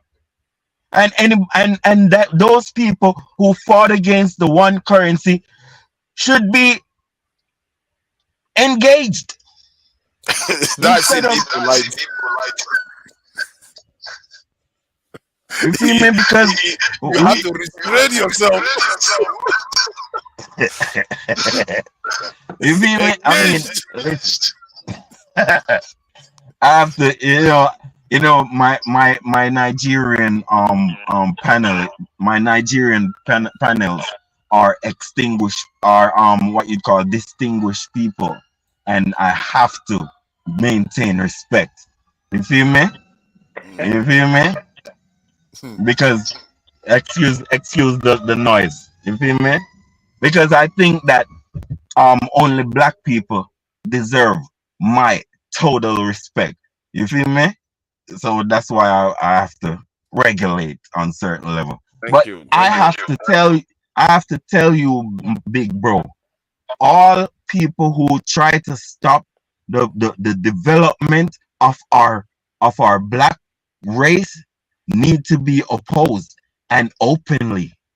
We need to stop playing hypocrite. If you don't like a person's attitude, say it. Don't be no hypocrite. You are a bad person if you are a hypocrite. We need to understand that.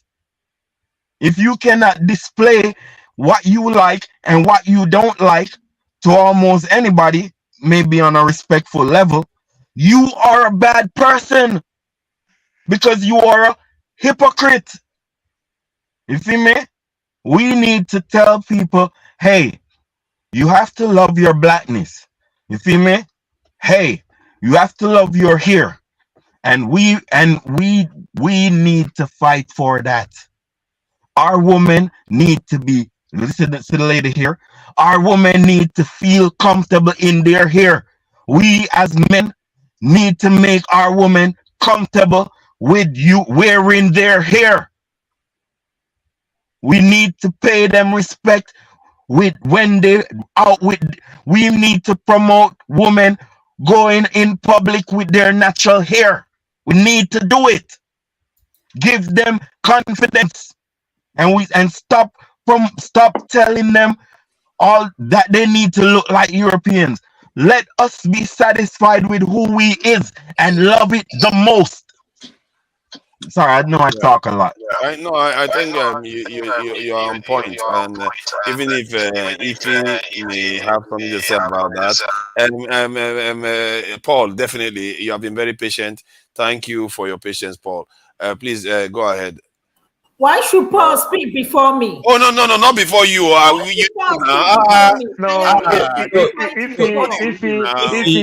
If he would, everybody knows the rule now. If he calm down, I wanted to ask you. If you want to come and shout with all this I wanted to ask you that you want to talk. When you talk finish, then I will messing talk. with you, Paul. No, Paul. I haven't seen you in a while. No. Uncle John, I'm just messing with you guys. Go ahead. Yeah, I don't have anything to say. Don't worry.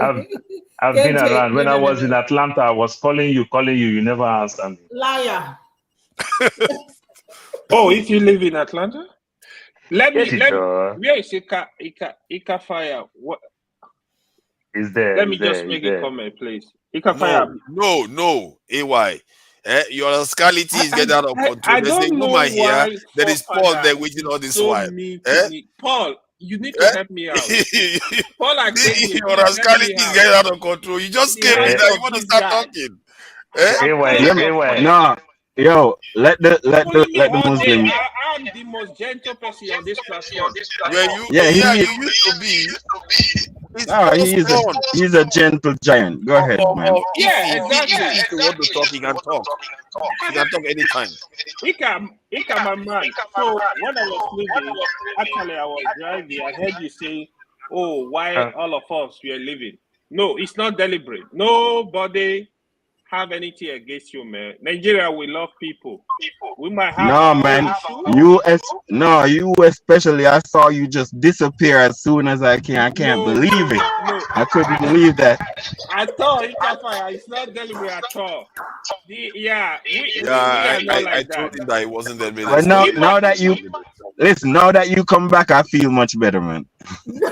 Nice one. One love, man. One love. Don't listen to that forefather, man.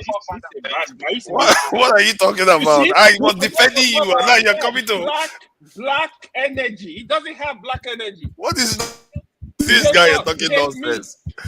I was here defending you that you didn't leave because of me. You people have already made me forget everything that I want to say now. I don't even know.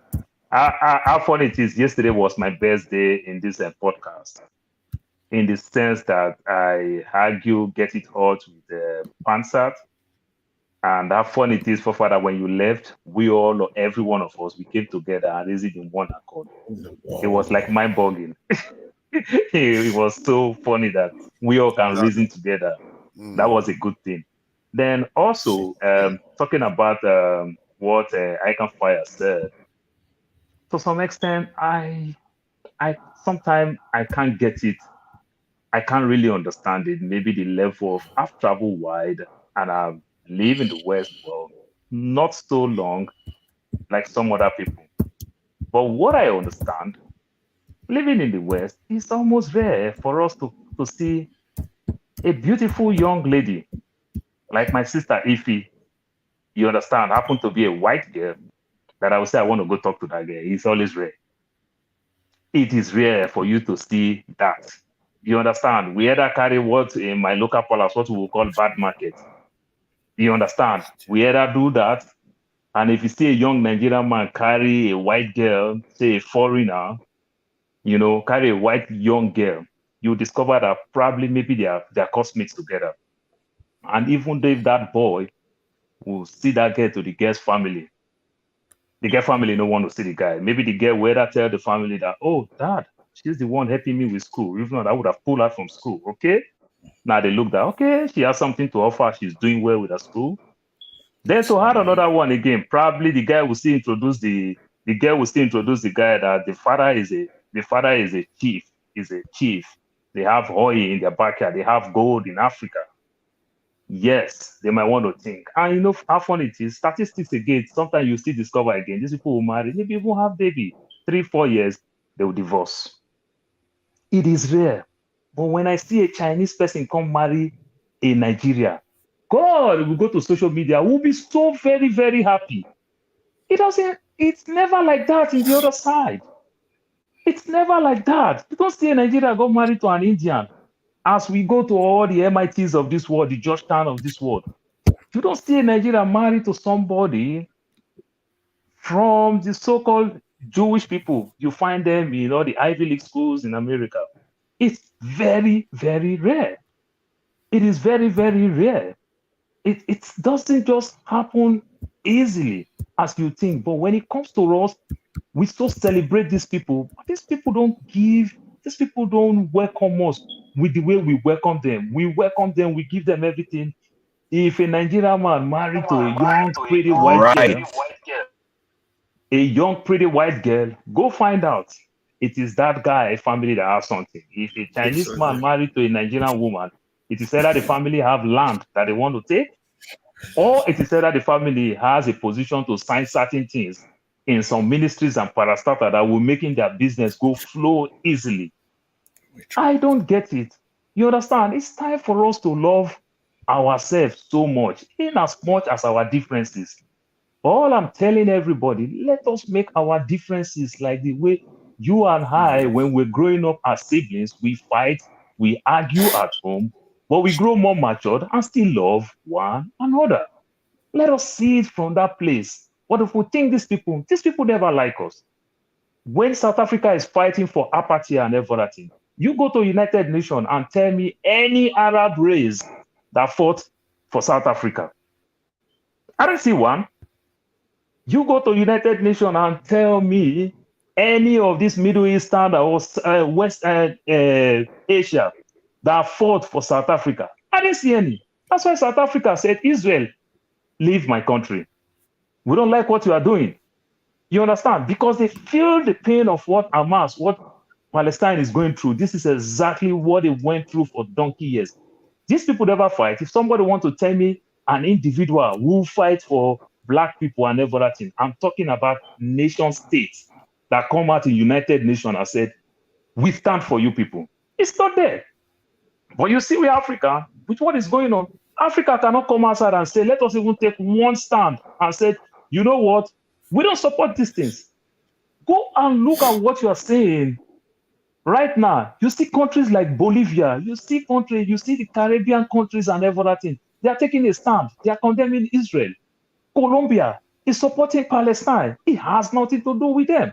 They are taking stand and everything because you understand when somebody comes from somewhere else, destroy your nation, label you with one name, and they stand with that name, continuously giving you a bad name so that everybody will see you like that.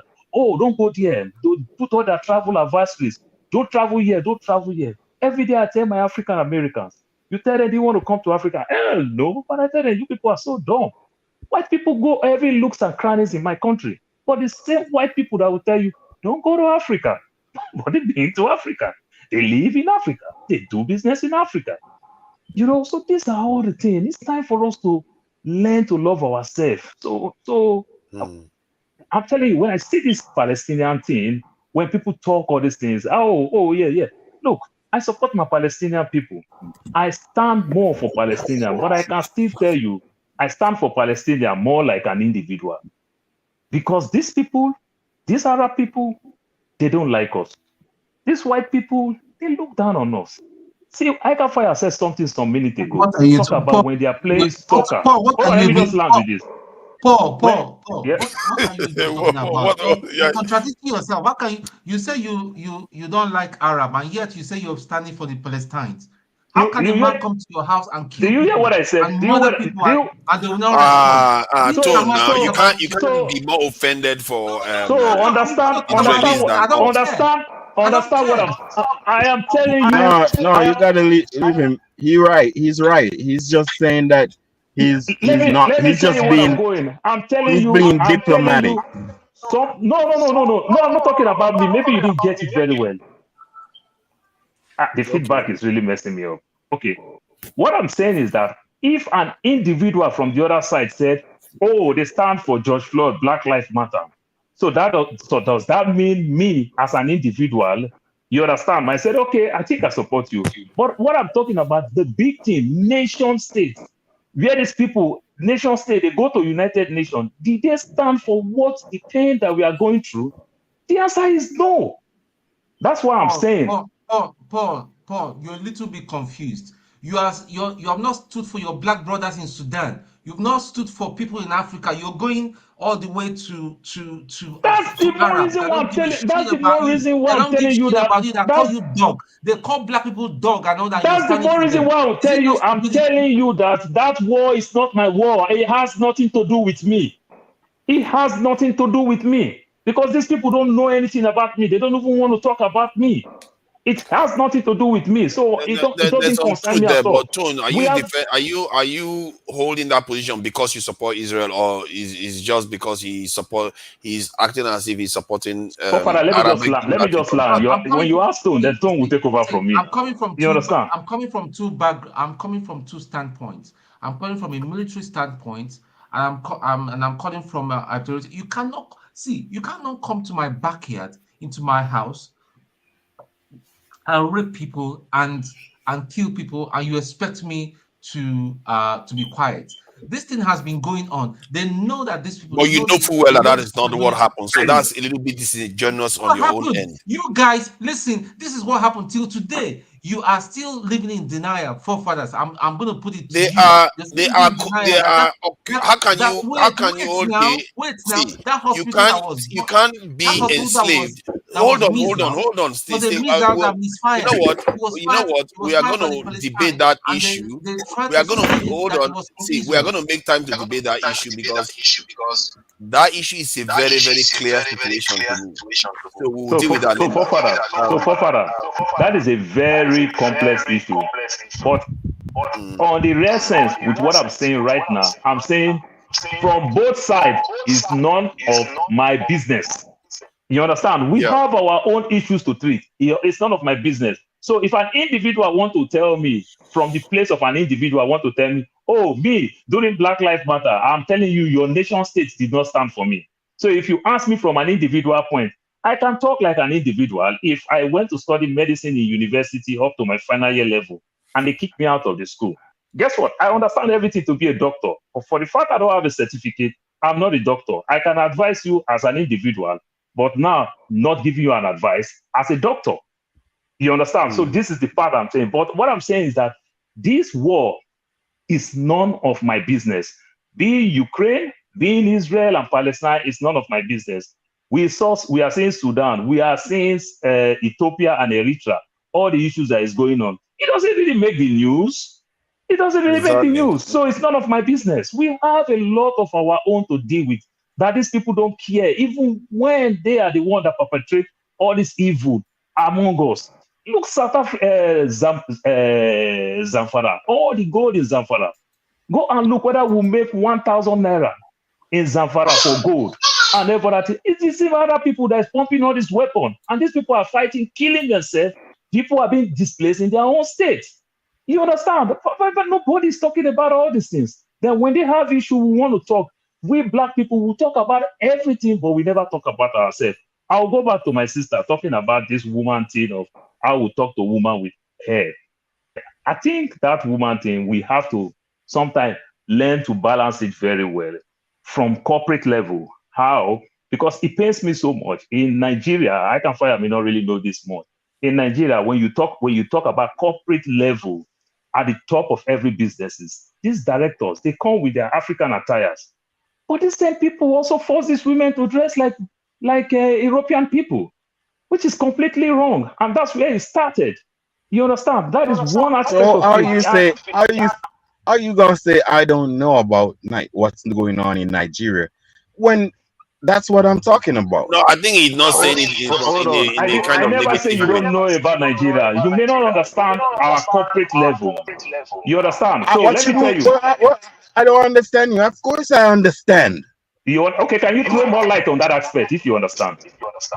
Yeah, that's why I'm telling you that I'm saying that. No, answer my question specifically so that let you not look at accusing wrongly. Yeah. So I'm saying that the Nigerian people should formulate groups and go after these corporate leaders. You are dodging the question. I don't want to look at accusing wrongly. Now let him land in this thing, please. Yes, for dictating to women that the dress code is European style. You feel me? The people, there should be black conscious movements that are dictating and fighting against these corporate industries who are forcing black women to Europeanize themselves as being presentable.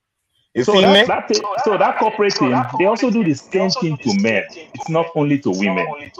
You understand? But that to some extent may be a little bit micro, because they do the same thing to men. All the years that we all know. Hold on, we all know. But we all know that it's more damaging to women because you don't have to change your hair. Every one of us. Hold on, you don't have to change your hair. People like me as Rasta, maybe. Hold on, one at a time. Then let me just land so that you take off from there. Let me just land so that you take off from there. So, all the years that I work in Nigeria as a technician, as an engineer, you are not allowed to wear shorts. But every white guy, every foreigner that we work together in the same section, now I'm not even talking department. During summertime, they wear shorts as an engineer. You are not allowed to wear shorts. You understand? Sometimes we wear our shorts to work and we change to put on our long distance, even with the humidity over there, because it's dress code. But how funny it is? You the Nigerians are giving. Let him come on. And Paul, try to land there because a lot of people are Let waiting me land. I don't like this type of thing. Father, I want to address some misinformation that Paul has put out there. Can I quickly? So this is the thing. I don't like all this type of thing. When people don't let you land, you miss your train of thought. You start defending. And when you start defending, and I'm good with this type of argument, I will also distract you when you are talking. Let's enjoy the show that way. You go ahead. Then let me start distracting you. Then you understand how it feels. Some misinformation you put out there. Don't address my misinformation when people are bastardizing me like that. Let me land. I was here for over 40 minutes waiting for my turn. You understand? When you put me now, what you are doing, you are putting me. IDPs is putting me on the dock like I'm defending. I'm not defending. I'm only selling my own points. Don't put me on the dock. If I do that to you, you will not. You sound stupid. Go ahead. You make me lose everything. Ify, good evening. Yeah, I think Paul, you said a lot of things, and you are all in agreement. It's just a little bit of What are you misunderstanding. talking? This When is you why see this is corporate good, people in the actually. bank, they all dress corporate because they make them dress corporate. You As an engineer, are you correct. You never are wear correct, shorts. Paul. You are correct, Paul. I've had a Nigerian woman. I forgot a VT or something. And most of you probably know her. She's online. She said it herself. She said she used to work in the advertisement industry or fashion industry in Nigeria. That they make them deliberately wear wigs. That the only time they allow them wear their natural hair is when they are doing traditional stuff. That's a traditional kind of theme stuff that they actually allow them. That the corporates make them wear wigs. So that's a valid point Paul made, and I believe Akampa supports it too. I hold on. Let me just say this because that's why I kept this post on this thing. I just want to comment on it so I can remove it. I think that this guy hates me. Ruwan, he hates me. He probably hates a lot of people on this panel, but he agrees with what Akamfa was saying. He says it's everywhere. Black women are just the most unprotected people in the society, and this is important because I don't know why this gets to me a lot when we just leave them. We just pretend as if we don't care. And I have had some men say, "Don't get involved with women's stuff. Don't talk about the hair. Don't talk about anything. Just leave them, let them do their own thing." No, you have to because they raise the children too. They raise the children. They are part of everything. Our societies, we all have to look out for each other. The women have to look out for the men. And I will always say, don't always mollycoddle them too much. Make sure they do their job. Men are meant to be there to defend and fight. If they have to lay their lives down, they should. Because you can't have our women keep being dispossessed like this. No, I just wanted to address that. I've done that now. I'll go and I think who was next? Alaba. There are people that are have misinformation before you go to who's next. We should leave Paul alone now. What has Paul done to anybody? He's not controversial. If If he doesn't need turn, she can say whatever she wants to say at any time. If you want to say something, just raise your hand. Everybody will allow you to talk because when I'm on, I've always said it. Women are underrepresented here. So whenever women are here, if you want to talk, they are allowed to talk. Yeah, let the lady talk now, though. You are muted. Hey, I think I can fire. This is my first time seeing you, but I've been listening to everything you said. Thank you for speaking up for us. But anyway, I'm just gonna pass.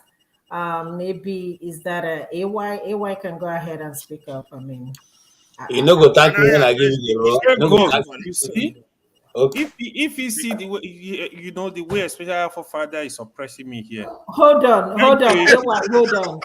KJ, I beg. Thank you. Brother KJ, Uncle Paul, phone, thank you. AY, father, are you just going to let that misinformation pass by without address? Don't worry, you come to your turn and you correct it. Thank you, Uncle John. Ferrara, thank you. And my enemy with the glasses, I've forgotten his name. Thank you. So, all right. AY, you can speak. Okay. What I'm gonna say, yeah. I think we argue too much here, man. The thing is, when you're talking of, to be honest, for me, generally, education of the women is more important than even men.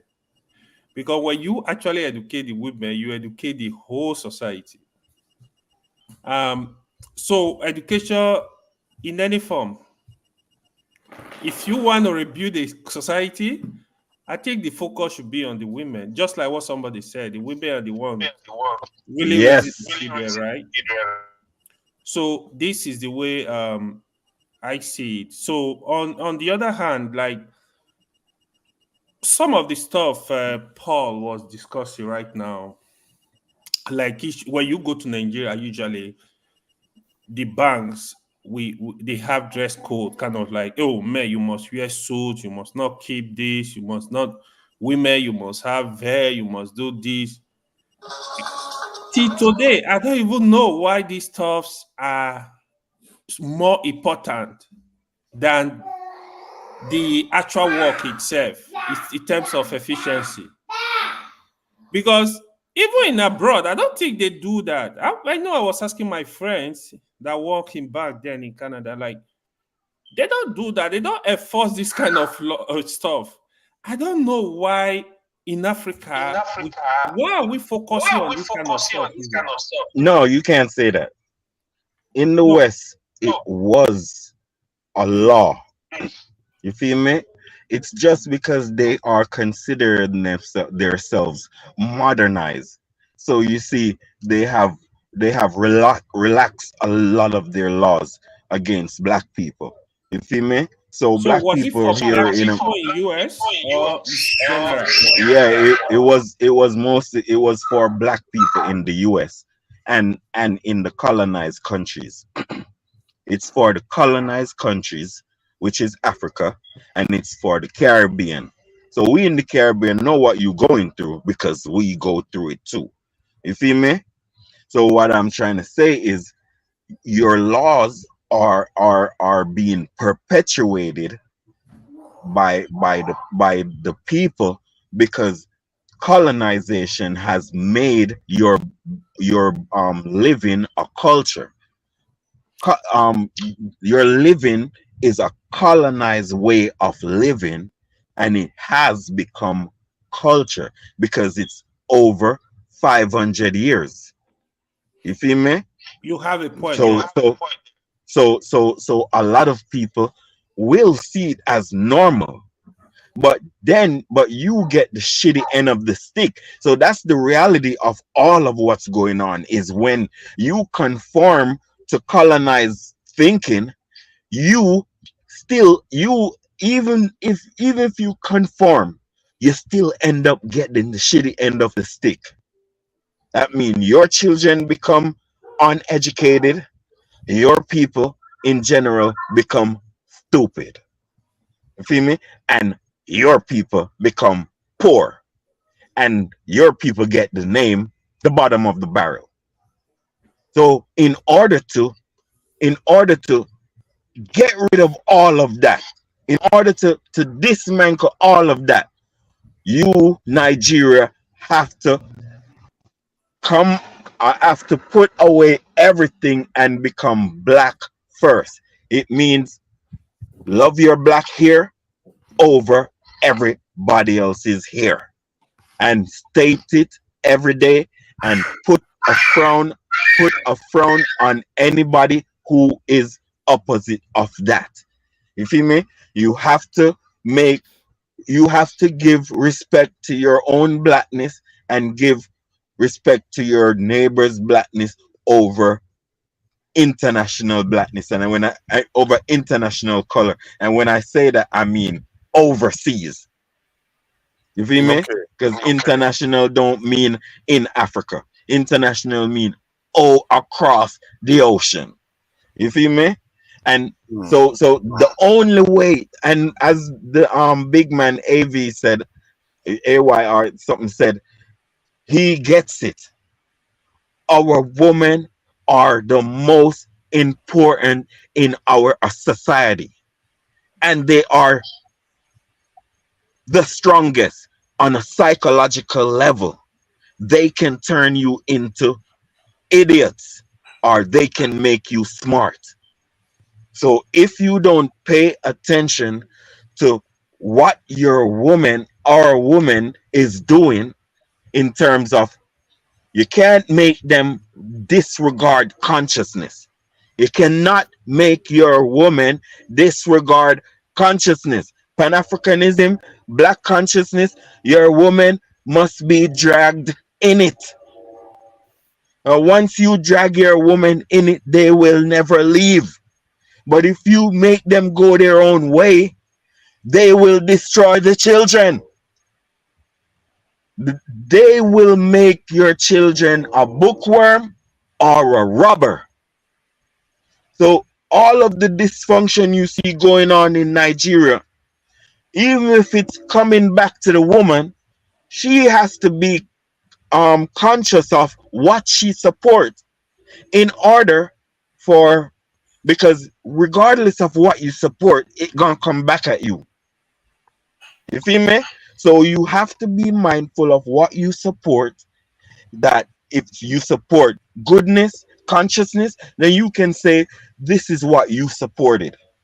You feel me? But if you support wickedness and frustration and opposition of blackness, opposition of your hair and all, then when wickedness come to you, you shouldn't say nothing because that's what you support. You feel me? So we all need to support our blackness, support the love of our skin, and support the love of our neighbors in order to get love from your neighbors. Thank you. I can fire. Father, I can fire. How do you feel now? You were talking, you take the conversation from AY and you land. Because you land, you make sense. You understand? But when other people are talking, you just intrude and everything. You are messing their plans. It doesn't really speak well. Please, it doesn't really speak well. You land. And that is makes Paul me make being sense. nice. I've You seen Paul understand? Because gaslight me trying somebody to talk about for issue, hours. you don't even let me land. So Paul, nobody wants you to gaslight. When Paul starts, you're not going to see here the end. Yo, too, Nigel. Let me talk to the man. Let me talk to the man. You know what? I think you are. I think you're right. Other people Hold have on. to finish talking. See, Wait, but I want to say this. Now we have to be gentlemen here. See, there are people here. Mazi Ta Ferrari that hasn't spoken, and if I'm not mistaken, KJ hasn't spoken in a while too. So we need to get around a little bit, then we can start, do. I think once everybody goes round, I think they came here because of what you were saying, I can fire.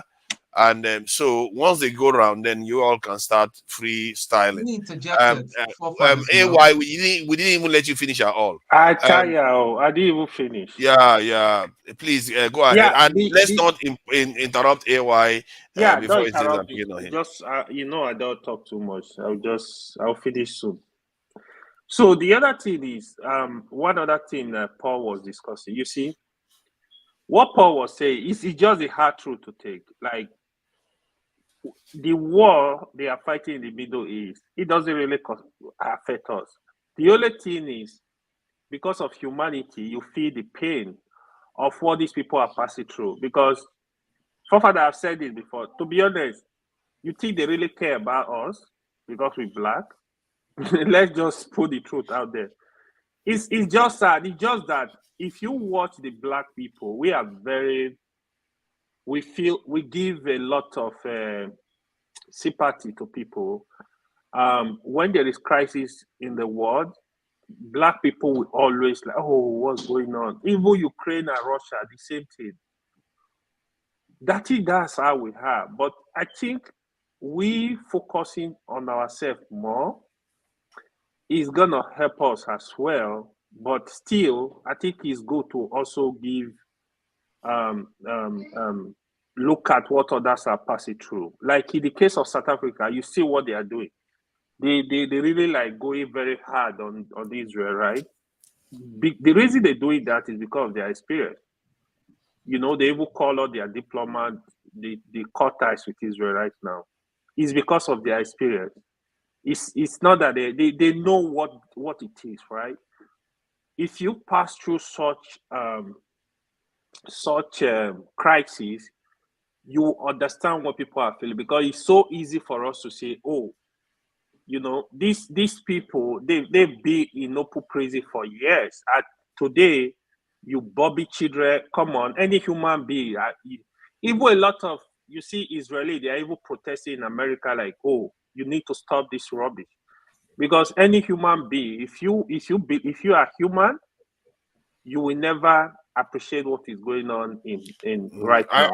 I get that part though. How about the same people that Israelis are doing this to now, that we are feeling empathy for? The same side is doing it to us in Sudan right now. 1,300 is dead, and their villages are being they are literally doing it to us while Israel is doing it to them. So that is the point, right? So this thing, if you want to discuss it, has to be holistic, because don't forget, even the Jews today, the one that was done to them years ago.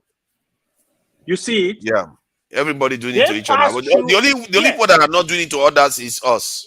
It's us. It's us because we don't really have that. I don't think black people. I don't think we want to do such. We are not that evil.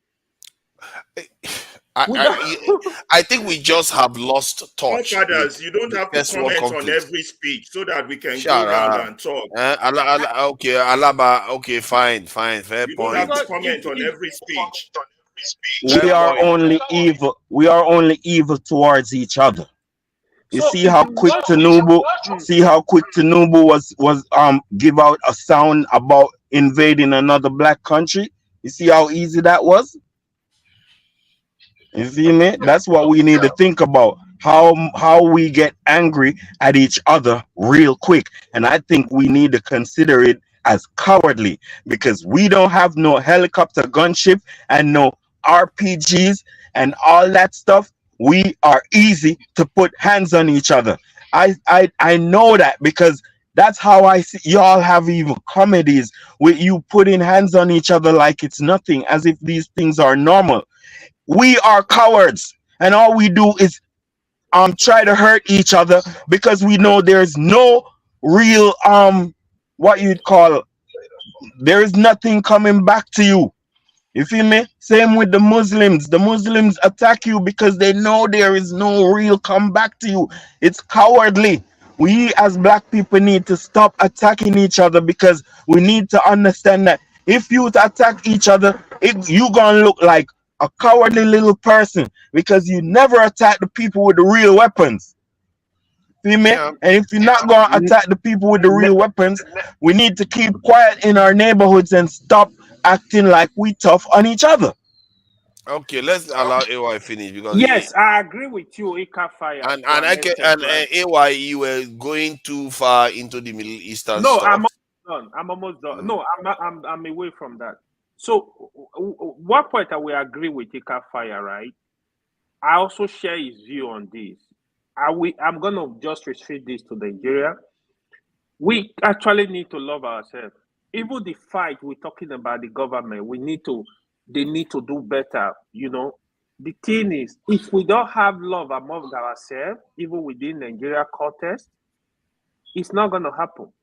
Because what you see politicians doing, they divide us across this line. They see the mark there. Oh, we are divided across. They go ahead, they portray it more. Oh yeah, let's go. So we kind of need to love ourselves. I've said this, right? Nigeria, we are actually failure to the whole black race. Because if Nigeria was working, even the African America you call it today, a lot of people would be so comfortable to go back to Nigeria, go back home. Because if you watch us, we are actually very accommodating. Nigeria are not gonna like beat you and say, hey, you are from Jamaica, leave our country. You are from Ghana, leave our country. You are from there might be one or two issues that I think we are very accommodating. So if the country was good, a black person will feel very comfortable in Nigeria. Nigeria would have been like United States of Africa, even African countries. If they go to Nigeria, it would be like they go to America, like vacation, stuff like that. But right now, we are not only feeling ourselves, we are feeling the whole continent, and we are feeling other black people that are outside the continent. Yeah. Thank you. And our women and children. That thing where foreigners can just come into the Ferrari. Let me just comment. I am used to it. I have to comment. I don't want you to criticize it. Please go ahead, Ferrari. Okay. Greetings to everybody. A lot of you are going to be a little bit upset, but I'm here to slice you off with some truth, each one of you that I can get to. And if you don't like what I'm saying, well, there's always the chance to go qualified with evidence and or I'm going to back anything I say here. Okay, good. But first of all, truth matters. I can fire. I commend you. You have spoken the truth today. You have hit the nail on the head. You have spoken the fact as a black man, and you do make the black man proud. I can't say that for most of the people on this panel, and I will get to that later. I have a few of my points jotted down so that I don't misspoke. First of all, I'll take on Paul. You said the wars in the Middle East is not your war. You are right to a certain point. I'll say 30%, but 70% you're wrong. All wars are your wars. You know why? Injustice anywhere is injustice everywhere. The key factor for any war is injustice. You understand? So what's going on in the Middle East might not directly affect you, but it is your war. Remember, the war now is a global village. So we're just 1 second away from each other. You know, if the world had left Hitler alone, maybe those of us in Africa will be grazing cattle right now for the white man. So that was their war. It was a white man's civil war, but people fought to stop Hitler. So injustice is the main cause of all wars. So please don't think like that. We're here to educate ourselves. In a way, be concerned, be empathic to their concern. But we have our own bigger problems, which is what I would deal with mostly. So I've dealt with that. And then when you said the Arabs did not help South Africa, that was another misinformation. In fact, the Arabs contributed financially to the struggle against apartheid a lot than the Western countries. The US did not help apartheid. Britain did not help apartheid. The Arabs, they helped Mandela when he was abroad and all, the ANC. So please check facts, all these things, and let's put out the right information. You understand? They were more involved in the struggle. Cuba was more involved in the struggle than all these Western countries, than America, than all these. Please, let's get that right. That's the correction I needed to make with Paul. On this panel, I would say a lot of us here are hypocrites. A Nigerian medical minister of health once said that 75% of Nigerians have some form of mental problem. It's not my quote, it's a medical doctor's quote from Nigeria, a medical. Now, 65 years, or we're going to be 65 years, and we keep doing the same. Is that your truth? Is that your truth? Over and over again. Who does the same thing over and over again and I expect the same result? It's only someone that is insane. Totally insane. Only insane people. At 65, we cannot provide electricity. We cannot provide for water. We cannot provide security. We are men. We should be ashamed. Anybody who sees that as success have a mental problem. Anybody who does not address that as an issue has a mental problem, even if you've not been diagnosed. But anyway, let's leave that alone. So I want to hit on Forefather a little bit first. Forefather, on the issue of opposition, I know your main topic is always security. And I always, on the comment line, if you've been noticing, I've been pushing the line that you're pushing your paymasters line. You see, we are here to educate. Let everybody in Nigeria know we don't have opposition. You're right on that, Forefather. The reason we don't have opposition is that we are practicing the politics that the white man left for us, which is that the white man, this is from Ali Mazrou, Professor Ali Mazrou, the white man has killed an elephant, and we all should bring our knife to the table to cut our own portion from this elephant. We call it national cake. That's the politics we have now. And that's why I have always been an advocate that we've never had democracy since 1999. We will never have democracy. It's even now getting worse. We're now moving towards a fascist state. So when you push a line, I don't know whether the platform is to educate. People are watching. The young ones are watching. Let's use this platform to educate, to inform the right way, so that when people know the right things, that change we all desire, or we all claim to desire, will start to come. You're right, there's no opposition, but there's no opposition not because the opposition was not there, but because the system is not there. There's a big difference between that. So you like to blame the victim, and I always have this fight with you, Forefather. You always like to blame the victim.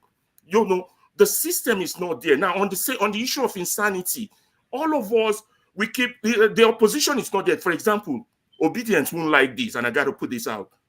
Okay, they stole an election from you, and your solution is, I'll try again. Who does the same thing over and over and expects it?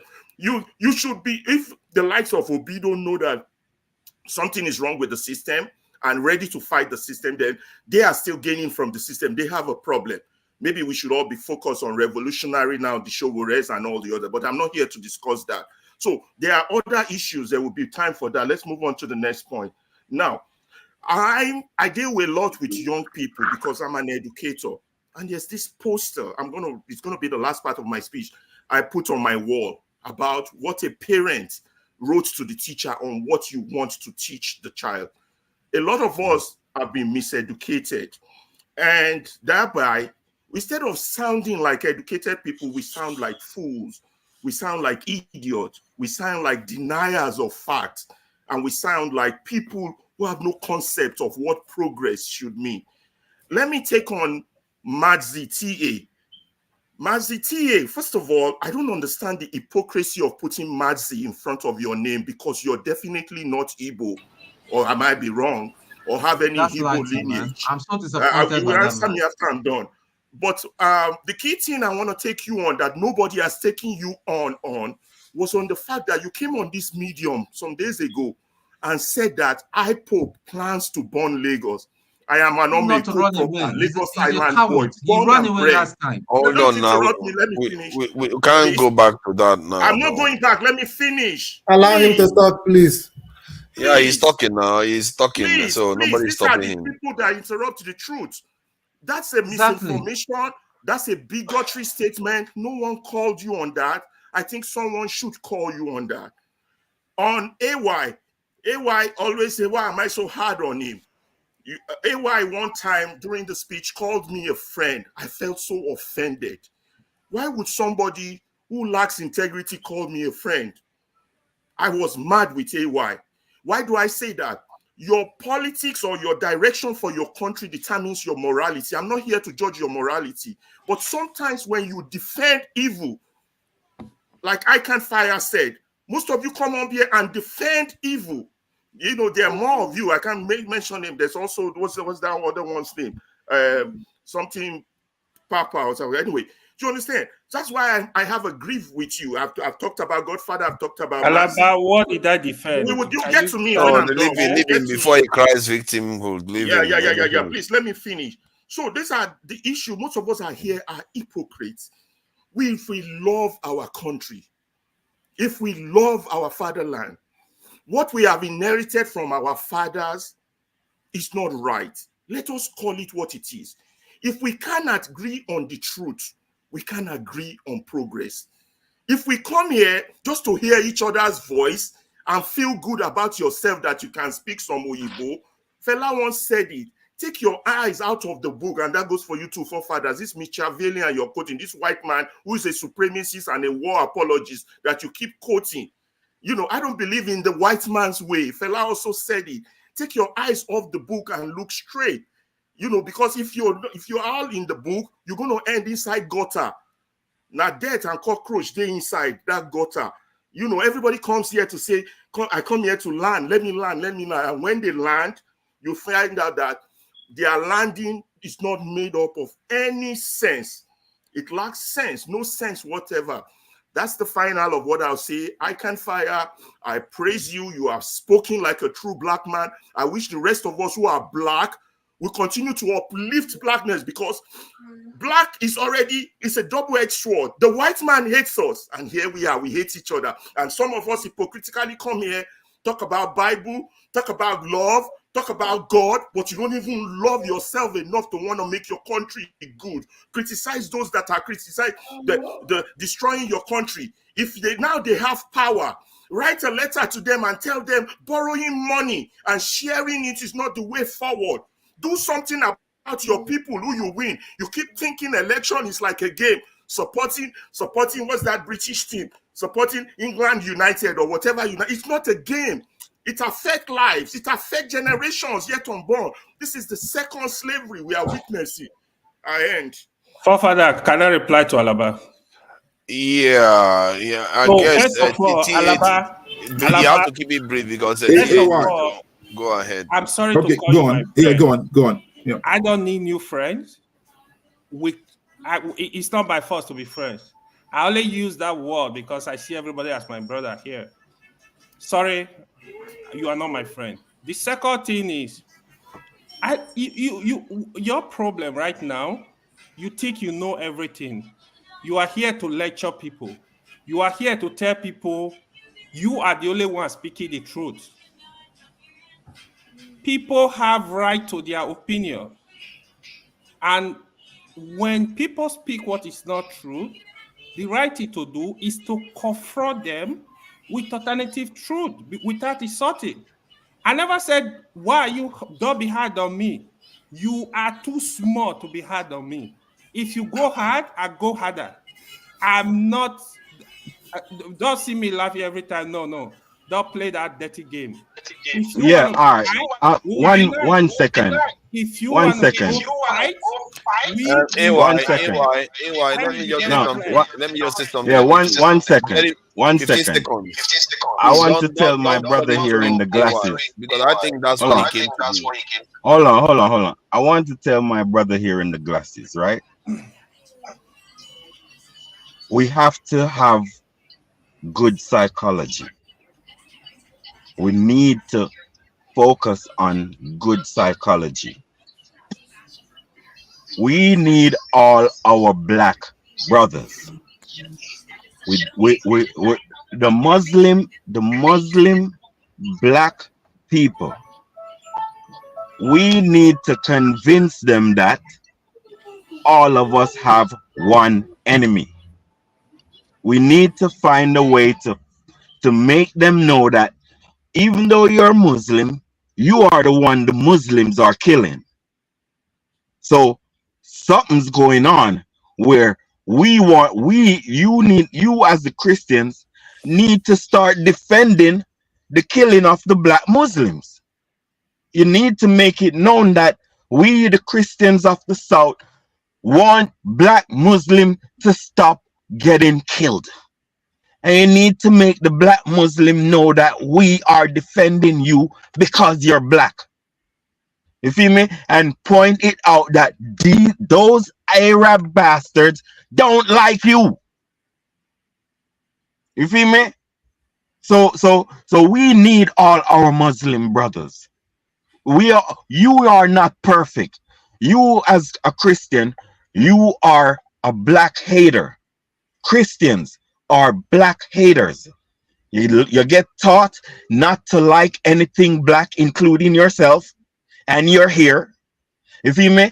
You get taught not to, and you were disconnected from your woman. The Christian South, the colonizer took your woman away from you and gave her laws for herself. Listen, guys, So hold up. I'm just getting sick of all these, yeah. I'm just getting sick of all these banter. Yeah, hold up, big man. Stop, please, stop. Yeah, I'm not gonna stop, bro. So just be quiet. You feel me? Okay. No, I'm not gonna stop, bro. Just be quiet if you don't like what I'm saying. Try to round You up feel so me? that we can move it on. Yeah, but what I'm trying to tell you is our women have been split up, even in slavery. Over here as the West, bro. Let me talk, bro. Let me talk. Over here, over here. You don't tell a woman. Okay, deal with your woman. If your woman is being unruly, you deal with your woman. That's your personal problem. Well, that is your own. See, I can fire. Tone. That is your own opinion. You will have your chance to have your own say. Okay.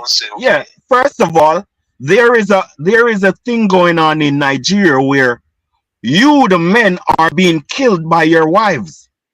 It's a public thing going on now.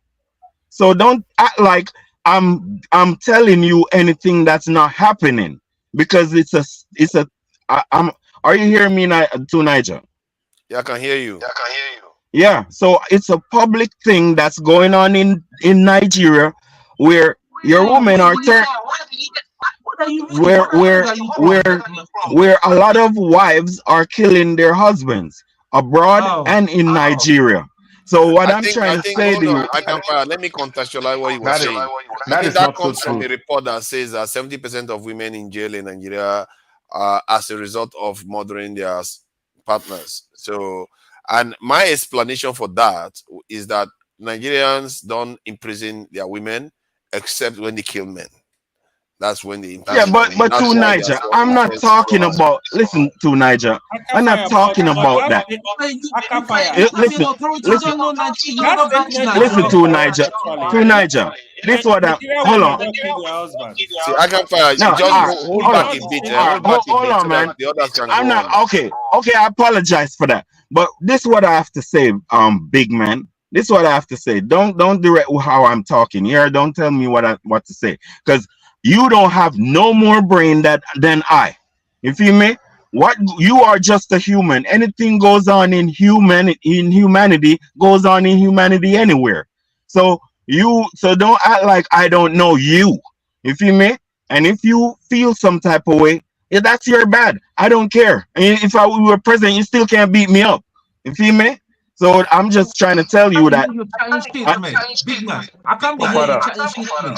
See, I told you, are actually being Don't rude. challenge He my never said don't you are being. challenge He my never insulted statement, you like man. that. Father, let me use 30 seconds to Yeah, let please me go use ahead. 30 seconds But to hold on, No, man. I can fire. What I'm Hold trying to on now. tell you You've is, had a lot of say now. I yeah, can but fire. Let yeah, other but people. the man won't let me speak.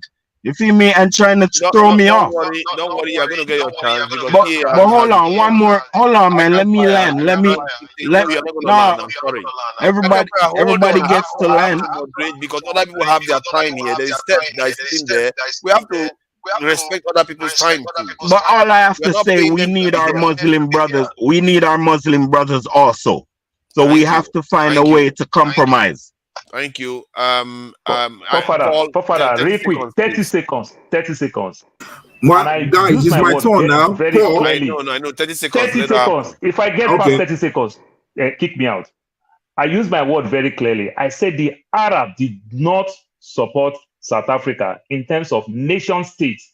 Did you see the Arab people go to United Nations and stand for South Africa? This is what I said. And Alaba said, I am wrong. And Alaba, if I'm wrong, prove me by sending any of your facts. I would love to learn that part. From what I did check that information up. I did check that information. South African state and apartheid are two different things. Ferrari, please hold on. I checked that information up. He did say that the support from Arab nations often took the form of condemnation of the apartheid policies at international forums, sanctions against South African government, sanctions, and the contribution to the African National Congress and other anti-apartheid organizations. However, it is important to note that the level and nature of support varied among Arab nations. So technically, they did some stuff. So that's why we are here. We don't have perfect knowledge. You must understand that we, for example, we as a Christian, when we talk about Arab, we see them like one people, one religion, but it varies like the Christians. You understand? So Arab has always been like that. But what I'm saying, nation states in United Nations where they want to use votes to help this issue. Tell me anywhere that you see the Arab states. No, they did too. They did too. From what I gather here, send the link now. I believe you are reading it. Put it's it not on a the screen. Put it on the screen. Hold on. Okay, I can put it on the screen. I can put it on the screen. Individual.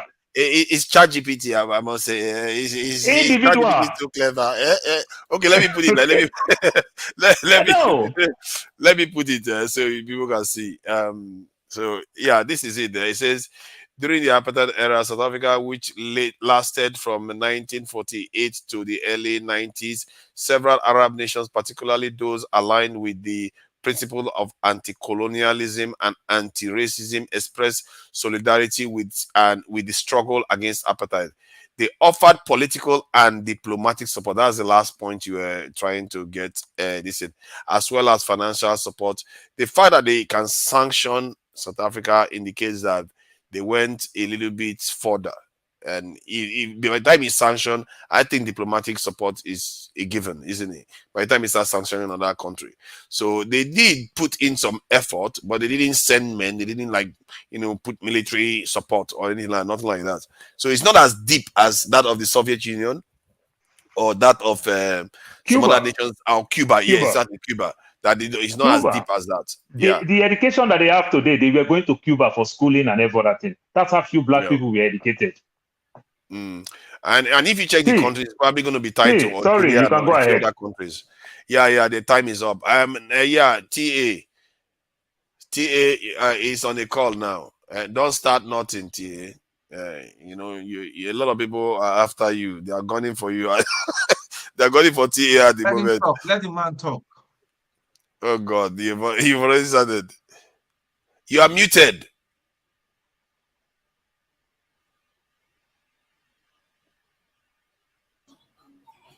Hello?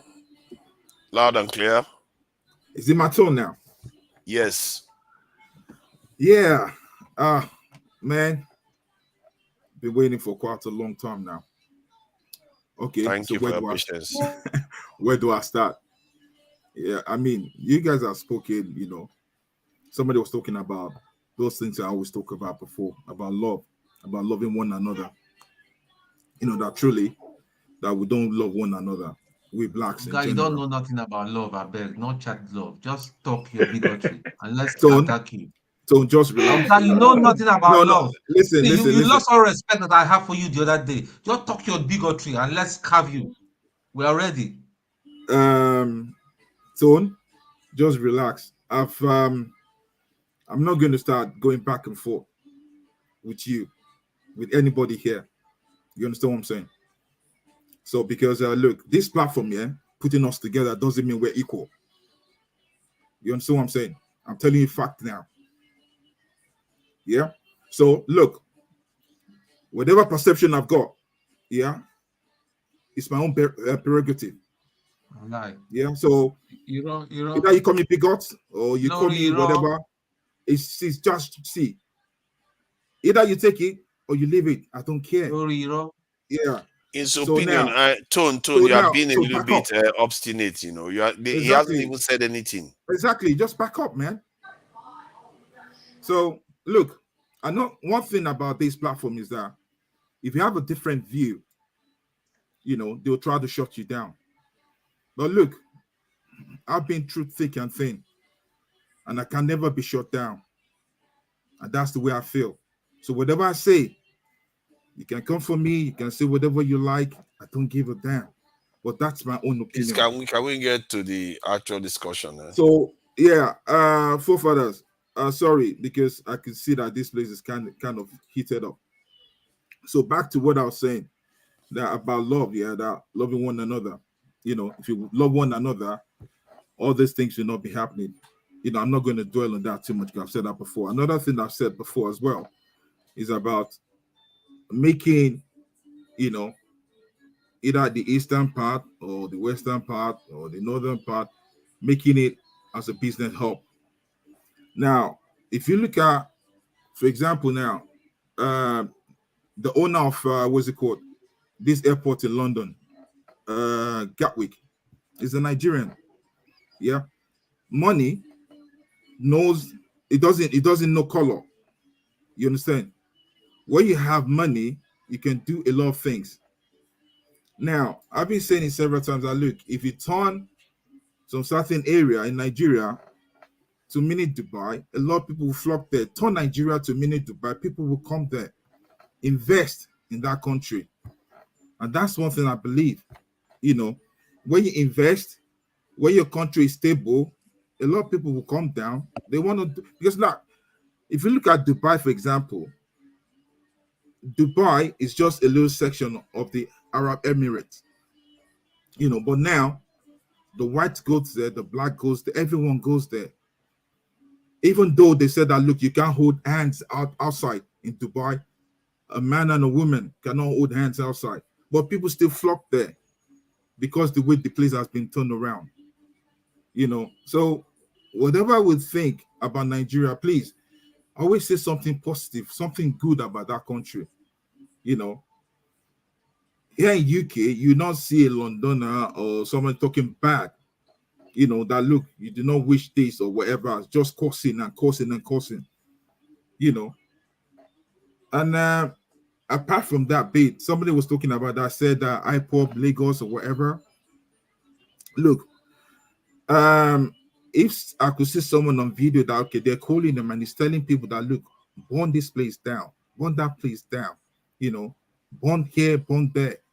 And it was live, it was shown, you know. So hold on. Yeah. Who are you talking? It's not the leader of IPOP that said that, is it? No, it was what's it called? Kanu. The guy that was Kanu was the one that saying they should burn Lagos for the sake of Lagos, or is because of the protests, the NSAS protests? So because of the NSAS protest, yeah. But the way you said it, you see, that is quite irresponsible, don't you think? No, you cannot say something to make it look like he is saying IPOP should burn Lagos. Okay, now listen this way. This is the way it works.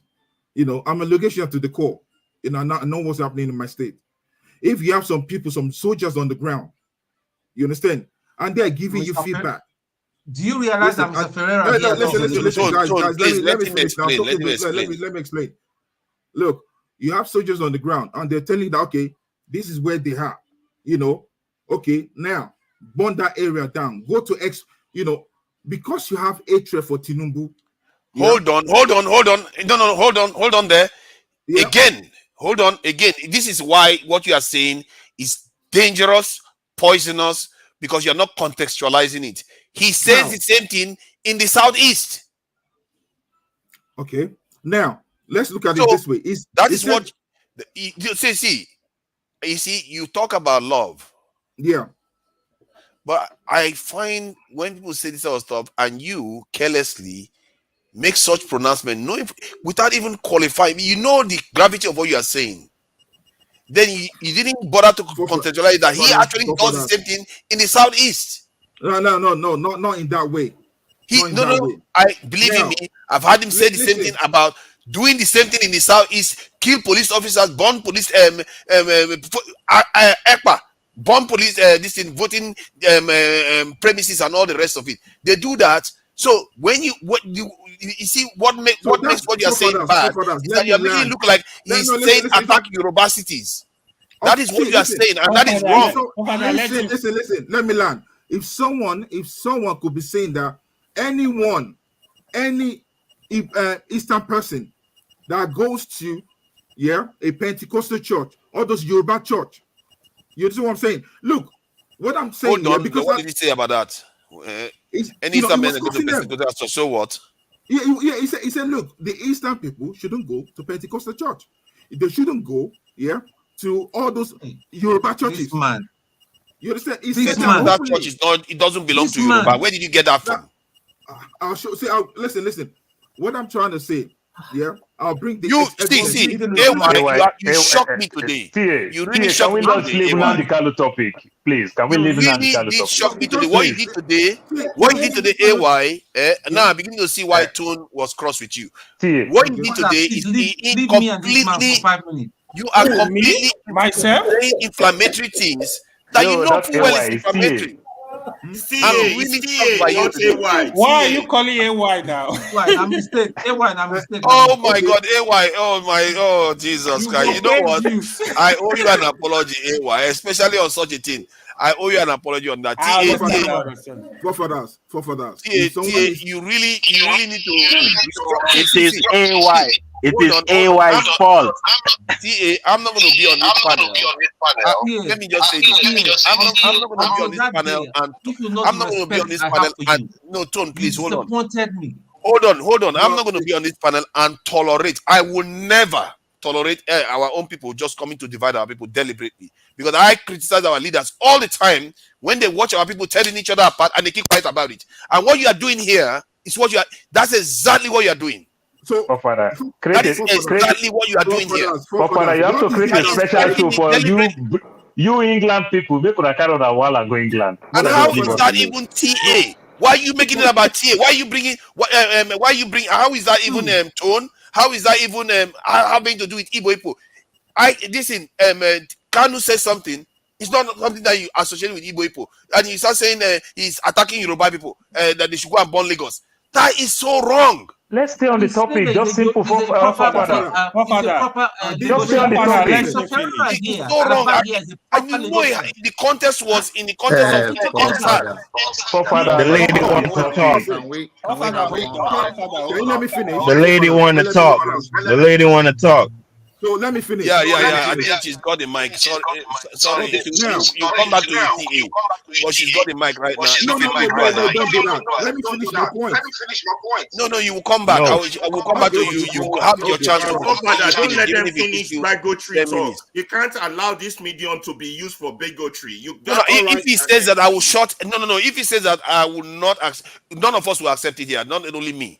What is the whole issue, sir? I don't even understand. No, because he's saying that Nnamdi Kanu. What brought the topic? Father, we are here. If John Abba didn't know about it, let John Abba run it.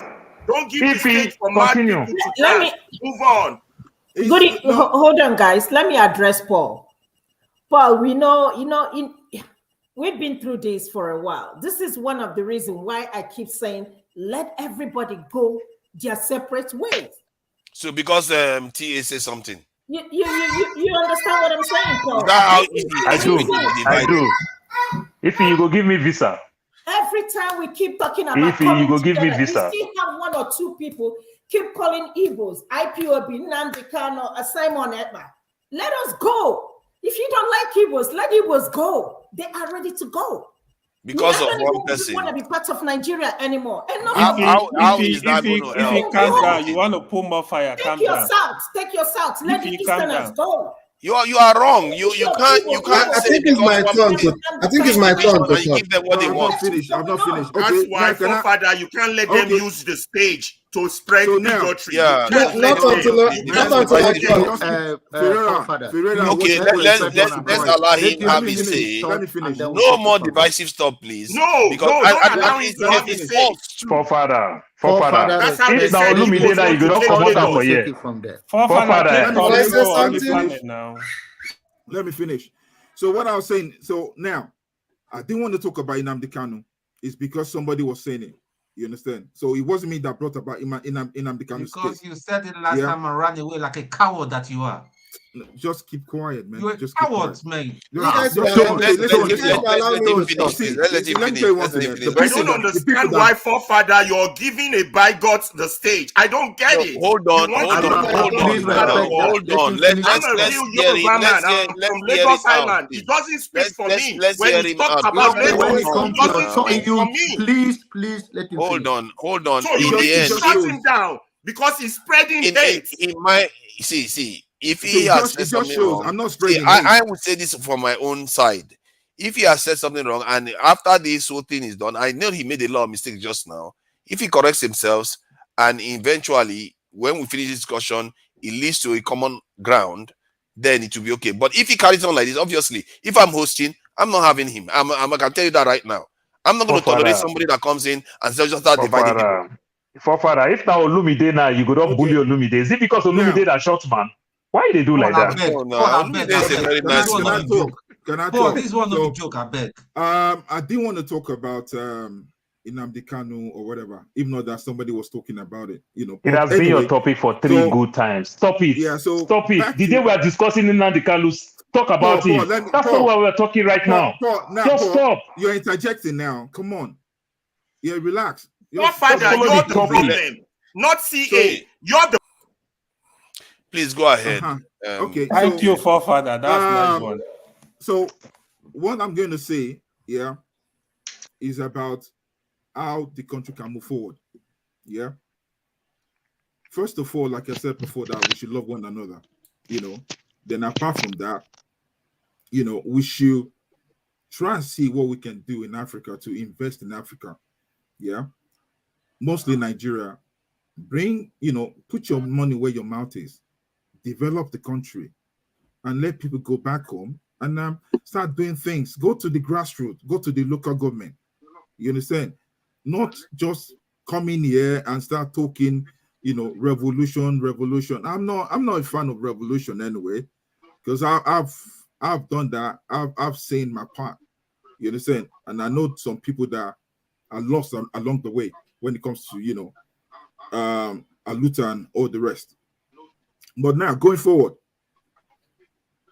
if you want that country to be better, please stop cursing that country. It's the only one country we've got, which is Nigeria. Stop cursing that country. Even the Israelites, with what they went through, they never cursed the country. They're always praying to God for that country to be turned around. Now, I believe in that unity, binding us together goes a long way. I don't believe in division. I believe in one Africa. So what Rwanda has done, man, perfect. What Kenya is doing as well is perfect.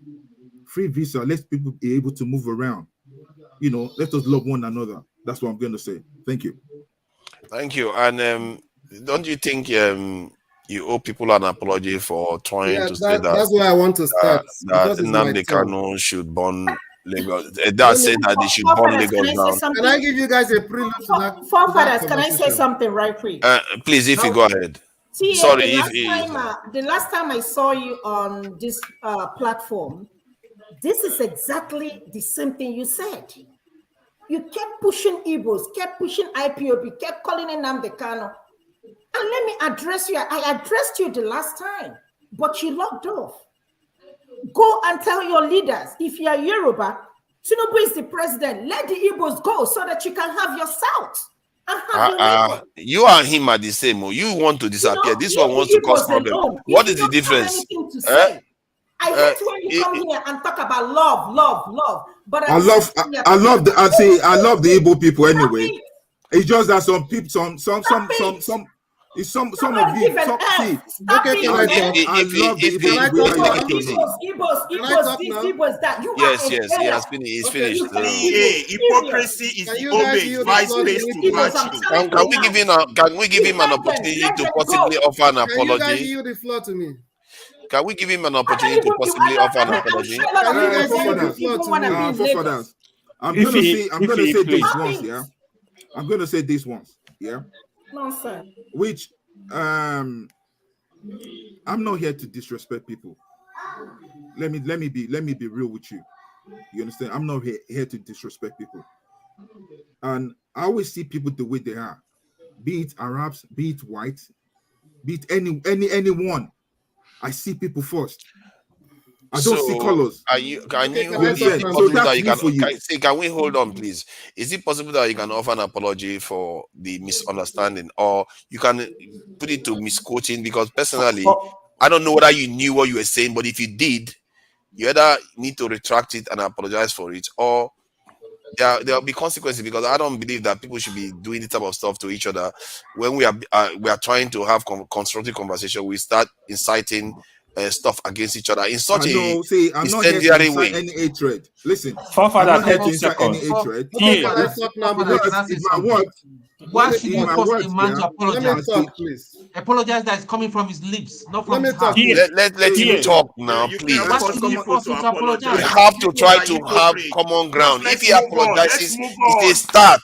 Can we just let me moderate this, please? Yeah, please. Forefathers, if I've said something, that is offensive, I apologize for that. I'll take that back. But what I'm trying to say is that, look, I'm not a bigot. I love people the way they are, be it blacks, be it white, be anything. You understand? I don't believe in hate. You understand? That hatred, stuff here, you guys should stop it. Whether Arabs is doing this or this, white is doing that. If the whites are black, don't live there. Live if you're living in London and you think the whites are bad, please leave London and go back to Nigeria. You understand? Love people in general. Stop saying that, okay, these people, they hate us. The Arabs, they hate us. Make your country good. Develop your country. Make it a superpower. China, everybody's going to China now. Look at where China was before. You understand? So that's what Could I ask Two Niger? Yeah, hold on. Could I ask Two Niger something? I want to ask Two Niger something. Why are you putting my mic on mute all the time, bro? I'm not even saying nothing. I'm not even interrupting. The reason why I can give you the reason is because of the echo. You see, that's why. It's not because you're because I'm echoing right now. I can hear myself. All right. Okay. You're lucky, man. Okay. So first of all, I'll leave You the want floor to call for me to yeah. Please, let's move on. Tentatively, we are going to move on from this. Because some of your pronouncements, please, let's try to, take into account the context of where we are talking from, because I expected that, someone like you will be able to understand the kind of statements you are making. And, we are going to give you the benefit of that, to be fair. Steph, please go ahead. Yeah, I think it was last Sunday, a week today, was Dr. Damages that was holding the show that day. I finished talking, and TA made a response, and that was the last day. I think that was the last day he made that statement. And then I couldn't talk again when he left. The people that were on that show remember that I then complained to Dr. Damages that I expect him that when people make certain statements that could be insightful, that he should fact check it and ask the person to really provide, just like what you did now, Father, and I like what you did now, to provide the evidence that made you to arrive at that conclusion, because it's a dangerous statement, and I felt very pained that day. Yeah, it's dangerous. You can't because make. We were online when they were attacking some Igbo people in Lagos. So Yeah, it's horrible. If you're able, I'm coming. If you're able to make that statement, and you claim to be a loving person, to what extent you went to condemn what happened in Lagos during the election to show that you are not totally? See, I'm not answering. Steph, can I answer that? I'm coming. In my opinion, it is wrong for you to make that statement. Which statement are you talking about? Last week Sunday, when you said that Nnamdi Kanu planned to bomb Lagos. That statement. That statement, you made it like somebody who had an intelligent report that there had been arms that were confiscated somewhere. I didn't say bomb. I said born. Kilo Fanu Oje. The born at the born. Kilo Fanu Oje. Jesus. Hey, come on. Who is this guy? This is pure semantics. Who's this? Wait, who's this Ferreira? You guys, I thought you guys went to the same competition. Hold on, where is he now? Where is he? I can't even find him. I can't find him in the backstage. I thought you guys went to the same optician. It's all right. Like I said, let me put the context. Let me put the context clear. Let me put the context clear. Personally, I am not a fan of Nnamdi Kanu, but I always say that I love what he's doing. And if there are like 10 people that are doing that in this country, that our leaders would have sat up. That's my position. I don't like what he's doing. If I am to do it like him, I will take a different perspective. Do you understand? I will use that power politically to capture the zone where he's operating from and start to make change from that place. But I believe that people that talk the way he talk, have that kind of courage. If there are like 5 of them in Nigeria, the political class would have sat up. If somebody like him could put fear within the 5 Eastern governors, if such a thing is happening in other zones, they would have sat up and do the right thing. I disagree with his strategies. Sometimes he could go overboard, but that is his own personality. When he talk about certain things, there are certain things he have said that made sense. When he talk about a division of the country for whatever, I know that there was a time he had an agreement with some leaders of thought from his state, from his zone, that actually, if we can get restructure the country, that is also okay. Where is the noise coming from? The baby noise. Somebody may be talking too hard on an issue, but it's just a call for negotiation. It's just a call for dialogue. So, keeping that one aside, the issue of Yoruba church that you talked about is not meant, is a way of describing Pentecostal church. It's not, it doesn't mean a particular person that owns a church. Steph, don't defend him on that, please. Don't defend him on that. I know. Because he said it openly. No. You understand? Pentecostal he said it openly. Pentecostal churches are owned by Igbos. He referred to every Pentecostal church. He talked about the Yoruba church. So giving the money to Yoruba church. I'm watching now. Come on. But if he said that was wrong. And we have to all condemn it. You know how weird y'all sound. Y'all know. You know how. You know. If you know where he's coming from, he's not talking about it because of Yoruba. He's not a Christian. He's a Jewish. He's Judaism. So he criticizes Christianity in general. Steph, how do you defend this? He said one thing. He said when they were talking about the gun Oyigbo market, he was telling the guy, he said, it's not Oyigbo, it's Oyigbo. Stop calling Oyigbo, it's Oyigbo. What is the difference? Because what he's trying to say is that, look, that place, you know, it belongs to the eastern part. That is named Oyigbo. It's the Igbo people that name it Oyigbo. You understand what I'm saying? So, but look, I'm not going to. I'm not here to talk about Nnamdi Kanu. We are just being. Somebody brought it up. Listen. Go and watch the video. Do you believe? Hold on. There are some things Nnamdi Kanu and yourself may have some aspects that you could share in common. Because I don't believe in what he stands for most of the time. The only thing I take from him is his charisma and his guts to be able to going back and forth. That is all. Something is echoing. Steph, have you finished? Yeah, there's an echo coming through. There's a serious one actually. I think this is my man. I can't fire there. You see, that's why I'm muting you. In summary, please.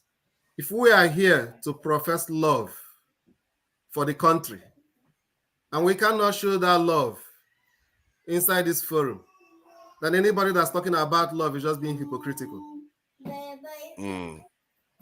That's all. I yield for now. Thank you, Steph. And I thank you for your patience. I know you've been there waiting for a long time. Jonaba and Jagun has been in the backstage, so nobody should get in his way and interrupt Jonaba too much so that he too can be able to speak. Jonaba, please go ahead. Let me use to my big brother, my younger brother, Yeah, Jaban come to defend. He come to defend Jamaicans. I'm sure that. Nobody's attacking you. Please go ahead, Jagun. You are mute, Jagun. We are waiting for you. I beg your pardon. I thought maybe it's me creating this echo, you know, because I've been hearing the echo all day. Hopefully it's not me this time. I see. Oh, yours is echoing too. Yeah, because you know what happens when I come on. There's a sign from Google saying that they're trying to fix a glitch that there's an echo. So I don't know if that's everybody or if that's just me. Yeah, I think it's something to some people. Yes, or. In any case, TA done his favorite trick of stepping into shit, which is excellent. I'm sure if you look at your foot, TA, you'll just be smelling there. I don't know how you always do it. It's fantastic. You can come in here, talk peace, and you just bring bombs. I can't understand how your mind works and whether or not you have any nuance in how you pronounce things. In any case, the subject matter today seems a bit convoluted. I'm not always sure what we're talking about. There are so many subjects that go on at the same time. What I would like to say is let me just be here for a minute and let John Abba speak, and you come back to me on the next round. Thank you. Thank you. Thank you. Hold on. We want to talk about. We want to talk about how Nigeria don't want to help the Caribbean. Not yet. Let Jonathan finish. Let me just say this to my brother. I would agree that Nigeria has not stood up to its responsibility. But I would also tell, when I listen to Black Americans and people from the Caribbean, it seems like they're always waiting for something to happen from the sky, and that is going to bless them. Maybe it will, but bro, right now, each man have to call him father name. Yeah, you over. Each man have to deal what them have to deal with. Even in Nigeria, they can't even put that for their people. Yeah, but I guess that's what we are doing now. Okay.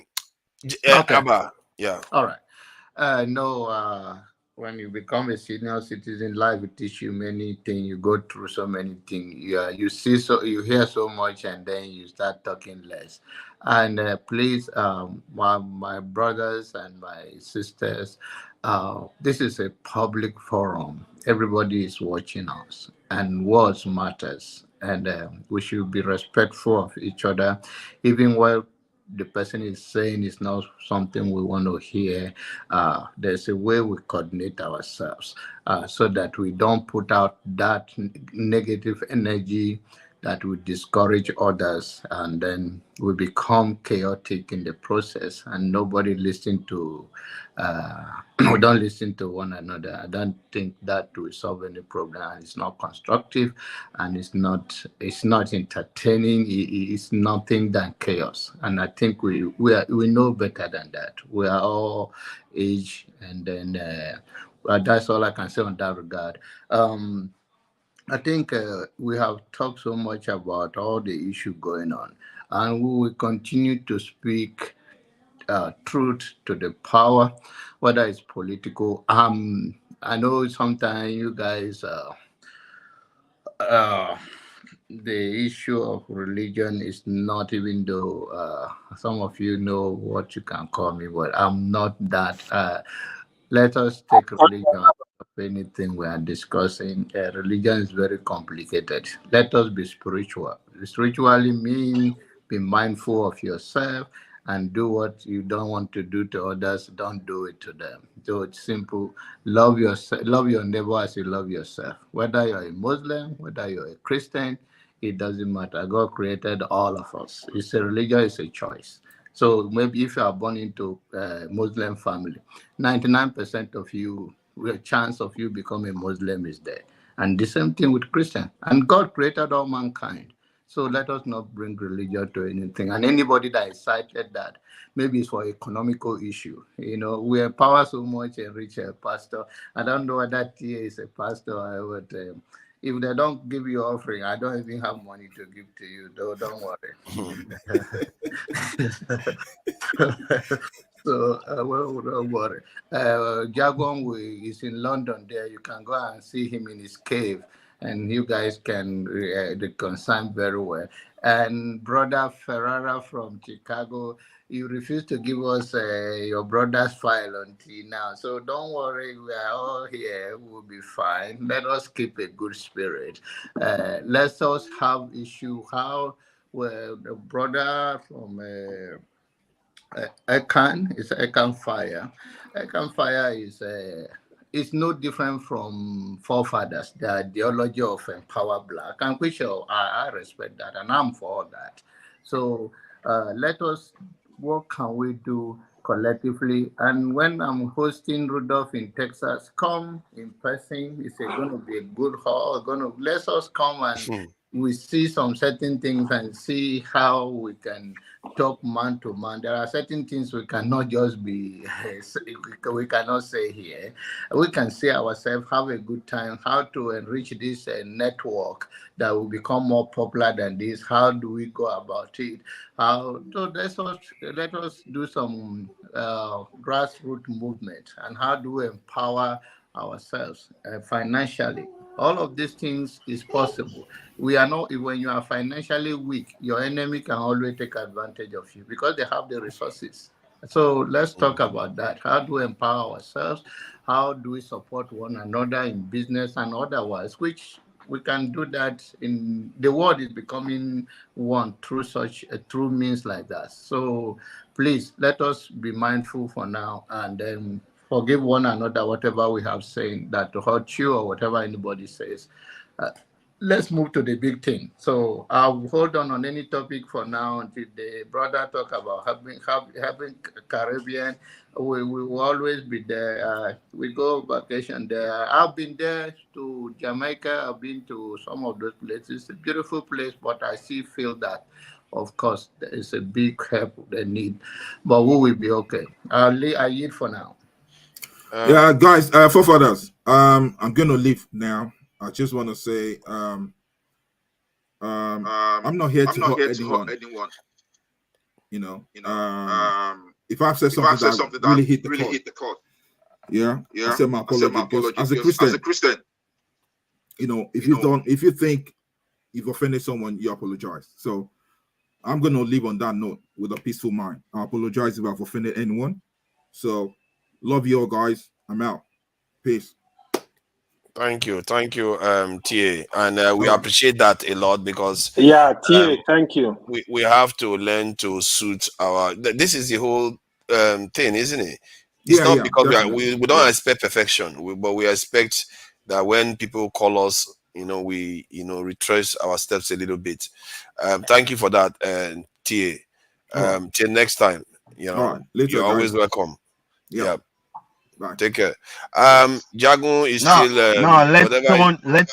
let Tone come on because he's a wise guy. Let him come on. Thank you too for taking decision on that. You did well.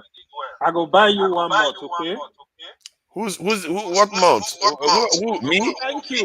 I thought you said I've been treating you badly all evening. Yo, we want to hear Tone. We want to hear Tone, man. Tone is just going to get upset that we let him go for free.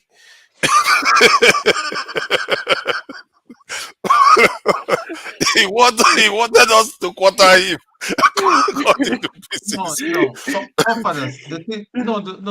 The thing is, I have a lot of respect for the man. I was more shocked.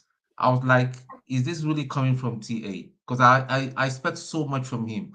I mean, he's always been fun. We stay late night and we talk and all that. But for that to come out from him, I don't know whether he gave it a very good thought or whether it was just some bad joke and all that. But anyway, it's gone now. He's apologized.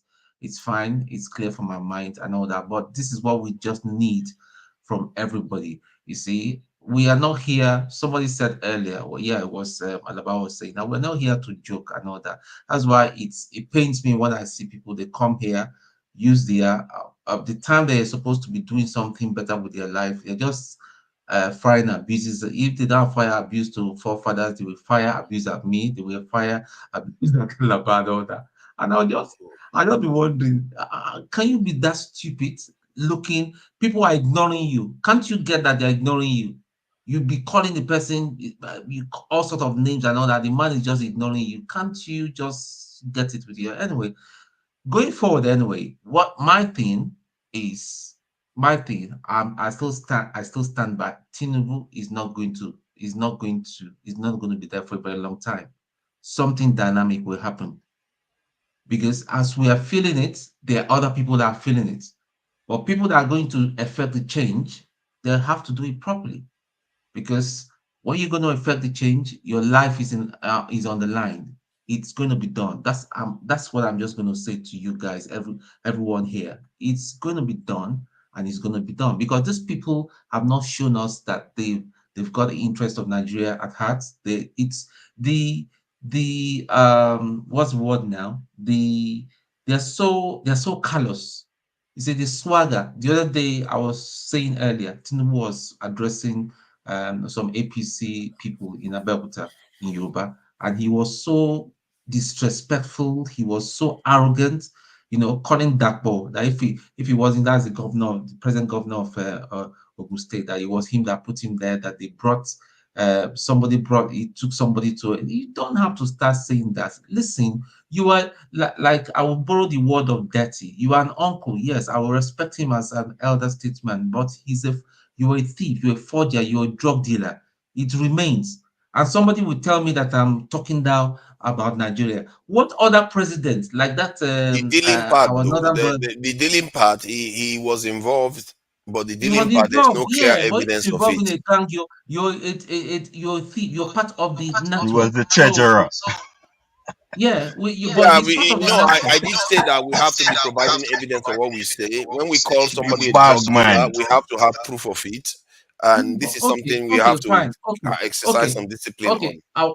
One of another brothers This is came the part yesterday I said that always get angry with forefather with. He always like to soften the blow on behalf of. I don't care about softening any blow. I care about You're accuracy. softening the blow for them. Based on evidence. There's an FBI report. His name, he was a bagman. I don't know what other proof Nobody or said evidence he was. He and here you have pushing a line that just absorb. I don't know. Alaba, come on, Nigeria will never be good. That cannot determine. I have said my premise. Let us move. Why. If you want to talk about it's not controversial. Like I was saying, our another brother came yesterday that came for the first time and was saying that we're talking down Nigeria, we're demarketing Nigeria according to the word of my brother Kulata. Well, nobody's demarketing anybody. What other presidents in Africa or anywhere that have got 3 date of births that cannot even, is not bold enough, he doesn't have the balls enough to come to the camera and clarify that? You said you went to CSU. Yes, you went to CSU and all that, but there's no evidence that you finished there and all that. How you got into CSC? So a lot of controversy. You told us your age and all that. You and your first daughter, it's this gap of 7 or 8 years. I mean, how is that possible? So all those things and all that, you tell us we shouldn't talk, and when you talk, they'll start labeling that we are too sentimental, we are too touchy and all that. You know, we can see if we cannot deal, we cannot even start talking about nuclear weapons. For me, the worst thing is saying when we don't have a responsible government. Let me say this about this thing you are saying. If they've got some lethal weapon at their disposal, anybody from the east will say something. They will go. They will use those. They will have no plan. Let's be realistic to an extent. Him. His date of birth and all those things, to me, it's not highly consequential. It's what he's doing with Nigeria. That is what we should be focusing on. Because if you look at his date of birth, this thing and all that stuff, we forget Nigerians in the 70s. I'm not trying to excuse it. I know Nigerians, they barely even have good driving license. Their passports, they are consistent. Look at CSU. CSU couldn't even document date of birth accurately for the same person. They used 2 different date of births in the same school. That is how crazy it is. The whole system was completely messed up during that time. But when you keep focusing on that, you are missing the fact that the real reason why we don't like him is because he's ruining the country with his politics, with all the other things he has done. After all, Obasanjo came out from prison and became a president. So it's not necessarily about his background, it's about what he's doing with the country. So that's my take on that anyway. Jonaba, you are waving. Yeah. You see, let us not, you guys know my stand in many things. The issue of certificate, no certificate, we have already passed that. If you like, you hold it, no hold it. In those age, and he's not 70 years old, he's around 80 years old. If you go and look at many people at that age, not too many have their birth certificate in Nigeria. So, and that has nothing to do with his leadership, except you are just being dishonest, or you come from a very well-educated family in those days, then they keep all those records. So that is the petty thing we want to talk about. Let us hold people accountable for their delivery. So if Nigeria is going in a good direction now, do you want to talk about that certificate?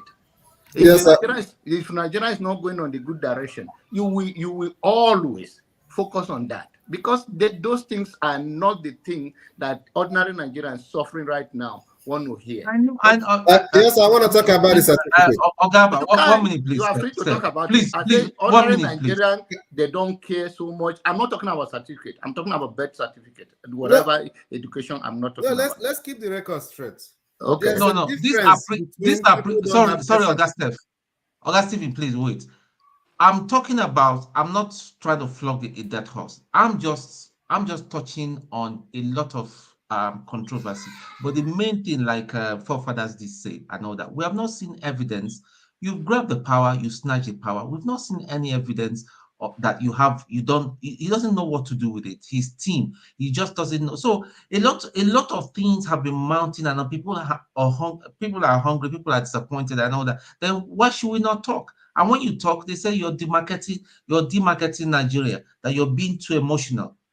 Anybody is free to talk on any issue they want to talk. It's just But like when you go to the when you go to the age of 80 years old and plus, those in those era, many of them doesn't have a birth certificate. Whether you like it or you believe it. I know. John Abba, you're missing the point. I agree when with I you go to a 100%. dentist, But I want to say this before I leave, guys. There's Can a I difference quickly between put not my having last submission birth in and then certificate leave? and not Can I put knowing my where last you were submission? born. Can I put my you last have been submission? very, very mean to me, Ferrari. No. There's a difference Okay, I'll be between nice not this having time a birth around. certificate. I'll be nice to you and AY. I'm glad you want to be nice this time. You've been very mean. I'll be nice to you and AY. I want to leave my mother. Can you please let me leave my last submission so I can go? When the school was not established. Listen, How do you guys, I defend want to that? leave my last submission so I can go. I'll be nice to forefathers. Honestly, forefathers, you're doing a good. I like the way you handle that TA situation. And AY, don't just call people your friend. You are forgiven for that. Is that nice enough? On a serious note, now back to issues, guys. We're not. If we care for our country, we're not going to make progress being deniers of fact. And this goes for John Aber. John Aber, you're always good at coming to stand to defend this, defend that. Look, that's not the point right now. Let me finish, please. Let me finish. No. You cannot. You have to correct yourself too. It's about correction, right? You cannot call myself. What is it? What's the point? John Abba, ABBA. Yeah, what did I call you? Pronounce it again. Maybe it's your English. John Abba. Yeah. Thank you. So when you people call me Alaba, I'm not crying here, even though my name is Alaba. Alaba, I can pronounce Alaba. Oh, okay. Thank you. Anyway, Jodaba, you're an elder statesman, and at this stage, I believe you want to hand over a Nigeria worthy of his name to your children. If any of you are on this platform not thinking about that, and we're not going to get there if we all constantly come here and defend evil. You understand? Call a spade, even if they are your people. They are in power now. The question is, how do you hold them accountable? If you can't, their birth certificate. Let me finish, please, because I would lose my point. I'm about, these are your people. They are in power now. How do you hold them accountable? If the system is not there for you to hold them accountable, then means you and your children are in trouble. So maybe what you should be advocating for is not for them being in power like a sports team, like you're shouting for Arsenal. It's not about Arsenal or United. What's the British football team's name, or the Chicago Bulls? No. Yeah, you have to hold. If there's no system in place to hold them, if what they have is absolute power, and they are using that absolute power absolutely like any man would, we're borrowing money against your children's name and sharing it among themselves, and you have no way to hold them accountable. You have no judicial system that is worthy or credible. You have no election system that is worthy of its name. Maybe you are all shouting the wrong cause. Maybe we need to start readdressing how to have a system in place that can hold people we put in power accountable. Personally, I don't see that now. You understand? I think those of you who continue to participate in that charade called democracy, you're all part of the problem. You have to form a formidable and say, this system is not working. How do we tear it down and start fresh? You have to be a part of that voice. If you're continuing playing in the game where how it ends, that's why I laugh at these LP people or PDP people participating in this last Saturday's election. You already know they were going to rig you out, and then you participated. That means you're a thief too. You're just interested who can rig each other out the most. It's even those who gave you democracy, that is not how they run their democracy. These are the facts, but the Oyibo will never tell you so. Fella don't put on for song. Oyibo will not tell you, say the thing where they do, they wrong. Then when they cheer you or go on. Oyibo will not put somebody with such a huge criminal record as their leaders. They wouldn't do that in their country, but you are allowing that and defending it and justifying it and thinking you're supporting Arsenal. This is not a football. This is not a game. Politics is not a game. Politics affect life. And if it's not working, the Shoyinka's generation, they failed. What did he call them? Wasted generation. Our own, I'm in my 50s.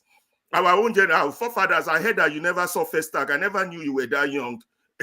No, I did see. I was alive.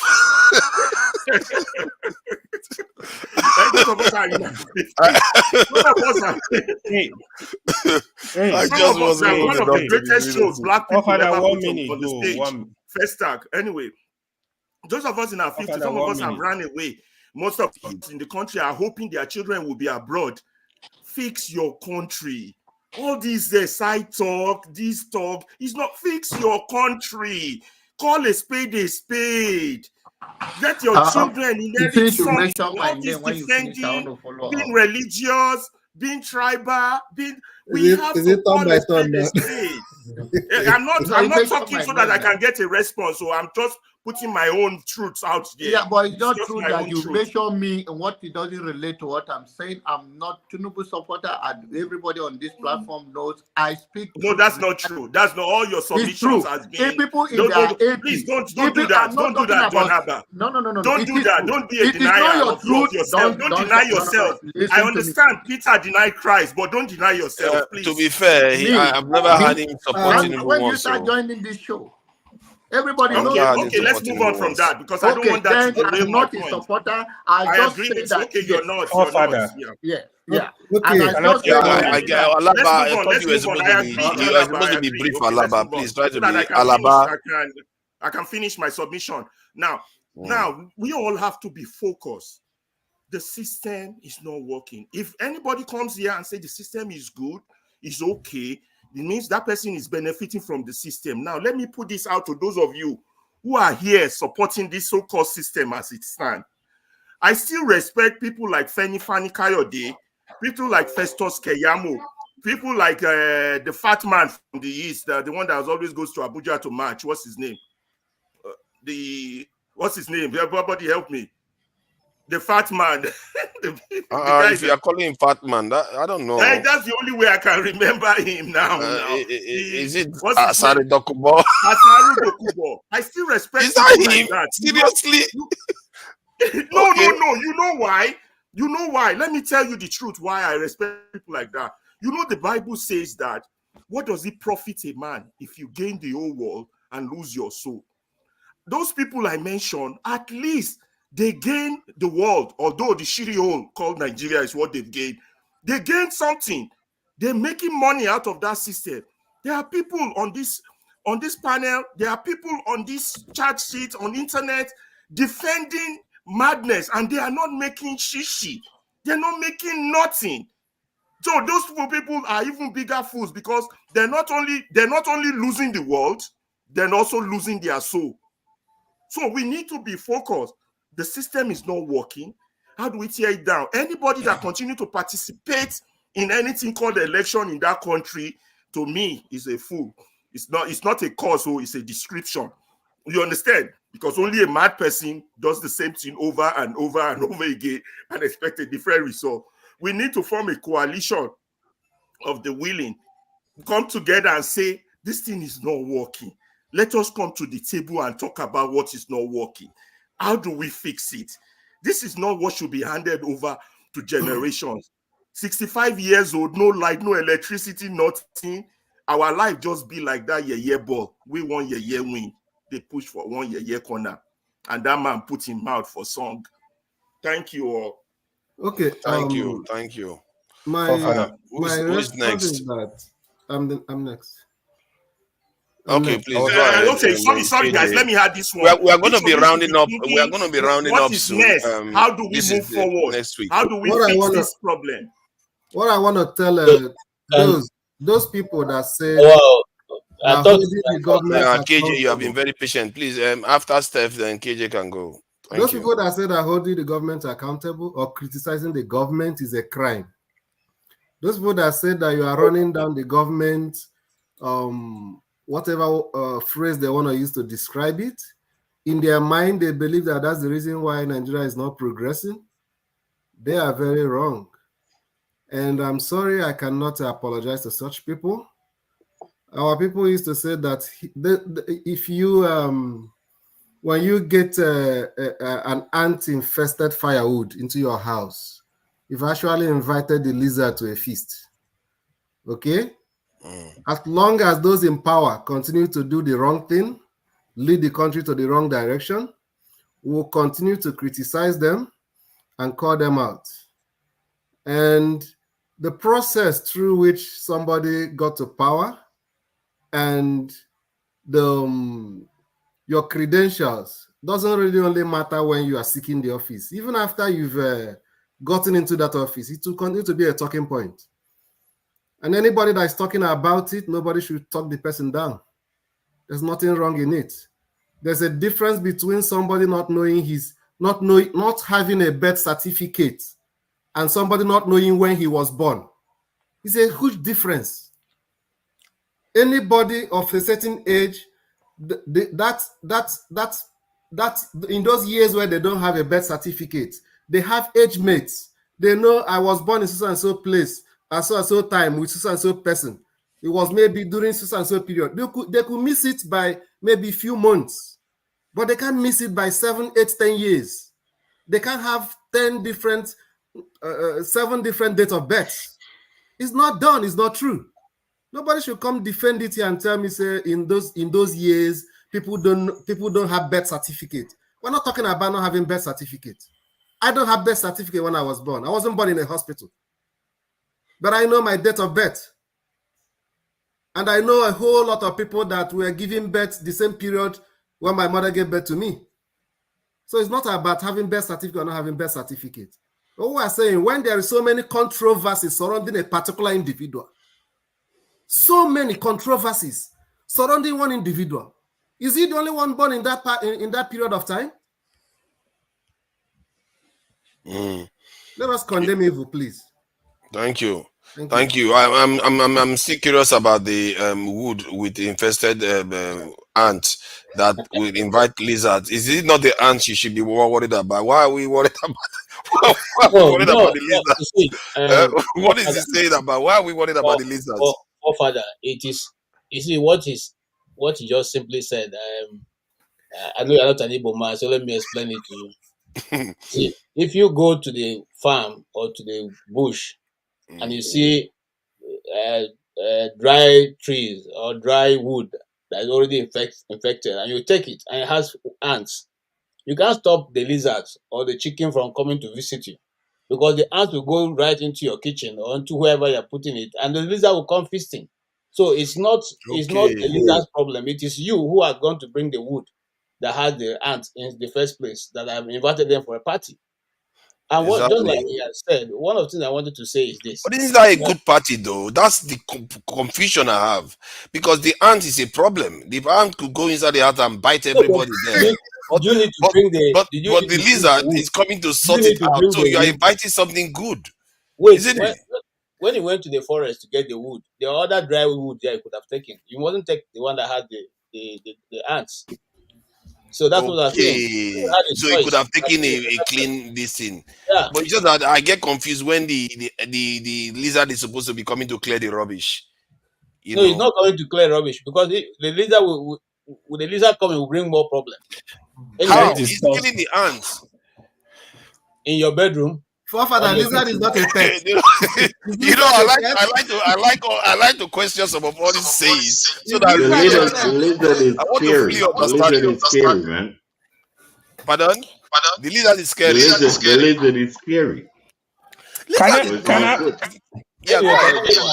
I make my submission, Forefather? You see, okay, please go ahead. As long as we continue to defend this criminal act, Nigeria will take a long time before it can become. In fact, I don't think it can even become good, because we always have excuse for the reason why the things are done the way they are done. Mr. Tinubu is not the first man in Nigeria who has become old, and so he must have to have some form of reference. Obasanjo didn't know his age, so he wrote about. So you can equally say about. So we know you don't know the exact time. Nobody's holding him guilty. We're not holding him guilty for that. We're holding him guilty for the one he deliberately and purposefully did. And that's one the court have decreed in their wisdom that the Nigerian people cannot stop them from stopping an elected official. So in other words, the sovereignty of Nigeria lies with the court. These are not no mean things. These are not small statements. They are very weighty. But unfortunately, in the Nigerian context, we look at everything and say, okay, let it go on. What I was looking for was the party that Hope Uzodinma has already thrown, where they already spend people's money, drinking, champagne and the rest, celebrating an illegality which they know. Okay? Because they know that that's the end of it. Once your name has been declared, you are definitely going to be there for the next 4 years. The question is, for how long shall we continue in this? One of the reasons why I was there was because, you guys were going to talk about the IDP massacre in BENUE, but I guess I missed it, or you didn't talk about it after all. But all the same, let me tell you something. It's only, I don't know, are we fooling ourselves? Because which country does what we do and is able to survive? Which one? I don't know any country like that. Okay?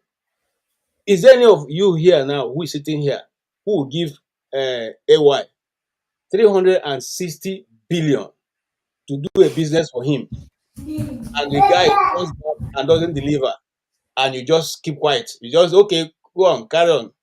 You give him another tax based on the one he has already failed.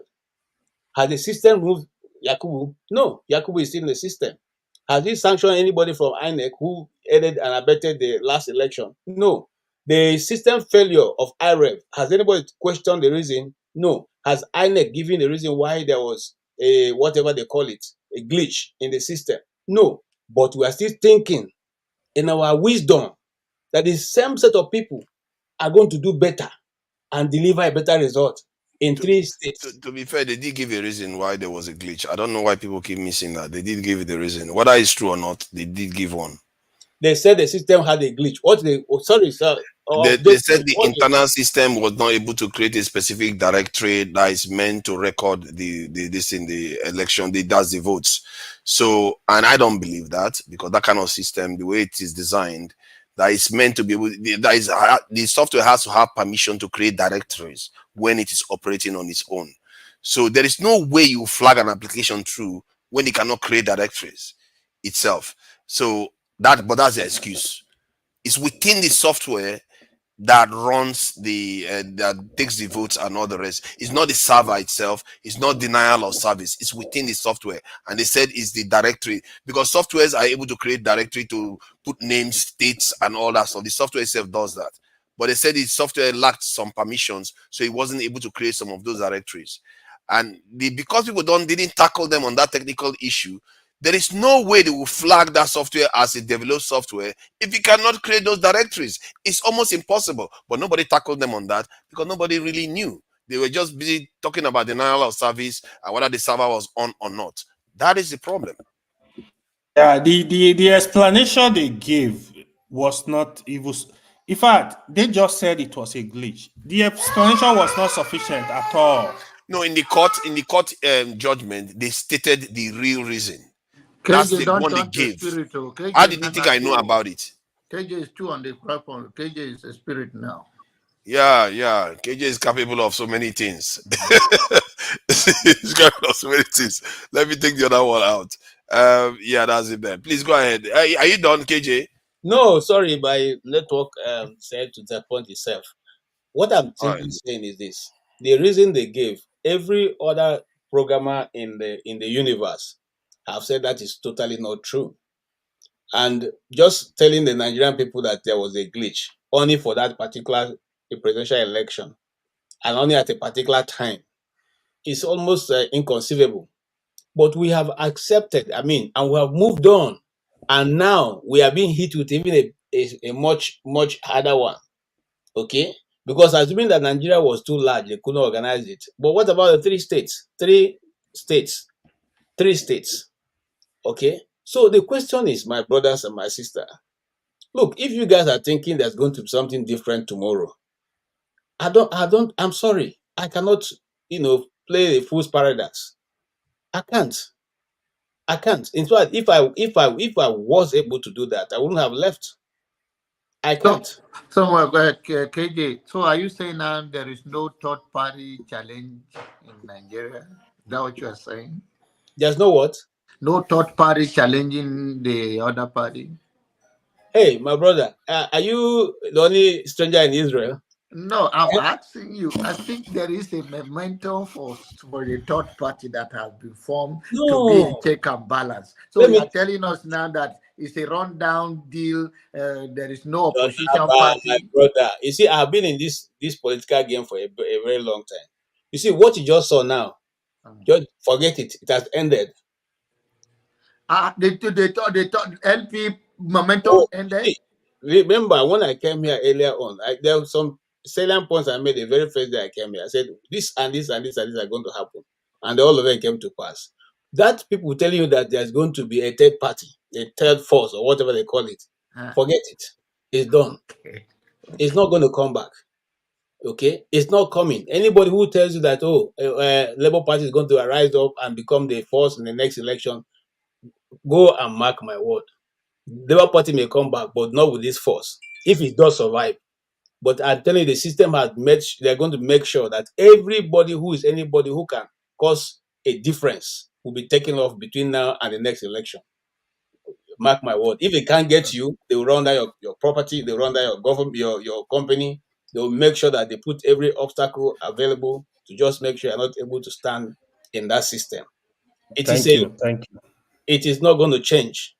We have seen it, and it's still going on. Remember, there's still demolition going on in Lagos silently. You guys are aware of that? I can send you latest pictures. Okay. I know. So these are things that have been. Look, what is done in the West is going to be replicated all around Nigeria. So if you have a brother who wants to be a governor in the next 4 years, please tell him to hook up with Tinubu because it's the only chance he will get. Or join the APC. Father, let me make my views here. You see, one thing that I see that's a problem on this platform is the ability for people that are even criticizing our core political dictators. They don't want people to share their whole view. People will come on this platform, like the one that just left. You are saying things that are not true.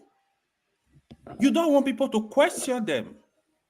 For example, what I've noticed on this platform is a lot of people, the moment you don't agree with anything about Peter Obi, they declare you, it's Agbadu, it's not obedient. These are rubbish talk. And one thing I like to question things. Let me shock you. 2 years ago or so, when Nnamdi Kanu was saying President Buhari was cloned, do you know there are educated people I respect that actually believe that statement? They argue with me because usually, I even told Tone, I said, when I hear Nnamdi Kanu say stuff like that, I usually laugh, right? I treat him like Trump. He just make me laugh. But I don't have issue with him saying it. But when an educated person, somebody that is not sick, you not believe in that, I have problem with you right away. So there are some things I have my own. Convince me. Even when you know what you say, I'm gonna be different. I speak with people here privately. I tell them my stand. I'm not gonna follow you. I tell you, we're just different. It's okay to be different. Allow people to be different. When people want to question things, give them an answer. That is how because even if Peter Obi was the president today, we would say question him. You're not going to come and criticize and say, why are you questioning Peter? No. This is the problem. That's why politicians are just using not do kalo. Because what we do is we allow them. Even the issues we discuss, the issue of date of birth, to me, I see them as trivia. They are not important to me. My fight, let the country work for the people. They're making stupid policy. No matter what we are discussing here, we have a president sitting there. They are happy when we are talking things that are not necessary even. Look at the Senate. They just bought SUV, wasting our money. This is borrowed money. Borrowed money. You know who is going to pay for them? It's the poor masses. Look at, they just removed subsidy. You know what part of the reason is? Because they should be able, they want to be able to pay their debt. What now the question you ask yourself, the debt they be collecting, what's it called? Accumulated for say 10, 15 years ago. What do they use the money for? They use it to buy cars, waste it on themselves and their family, embezzle the money. Now, indirectly, you don't know if our children are unborn, they're gonna pay for this money. So we should be hitting on them, looking for a way to stop this. Stop these people. I think that is what will help us. This is not. I speak with people like I just feel sad where things are going. How can you, if you have pity for the country, you spend 50-something billion to buy cars? People are hungry. If in fact, even make education free for 3 years, say, oh, I pay for the student. We will love you because they are heartless. That my own stand is still, all of them are doing it. All the parties we are supporting, they're doing it. All our tribe, they're doing it. All our religion, they're doing it. How much do you think that Nigeria spends on R&D annually? On R&D annually. R&D care. Do we even have R&D? That's the first question. I'm looking at something that surprised me a little bit because I don't know what they are using to do cliche, but they are saying Nigeria spent $1.5 billion on R&D. I have to tell them to give you results, what they are receiving, where they are doing the R&D. I know the last time Technology Institute in Nigeria, the minister was talking, he said they did kilishi, and then they have a machine for making kilishi in Nigeria. And that man, bold-facedly, after many years of funding, came out to say it's kilishi that they've accomplished. I'm telling you, man, some people, they need to have their asses handed back to them. I remember that statement, right? Kilishi. People are doing real research in universities. Even the little money that go to university, you know what happened? Forefather, professor pocket the little money that come. They're doing nothing. They're doing nothing. If you allow me to complete what I was saying, I'll be glad. Oh, I thought you were done. Go ahead, KJ. Now, going back to where this problem started, let's dive back a little bit. In 1960, the University of Nigeria's motto was the restoration of dignity of man. So not today that we realize that we need to restore what was stolen.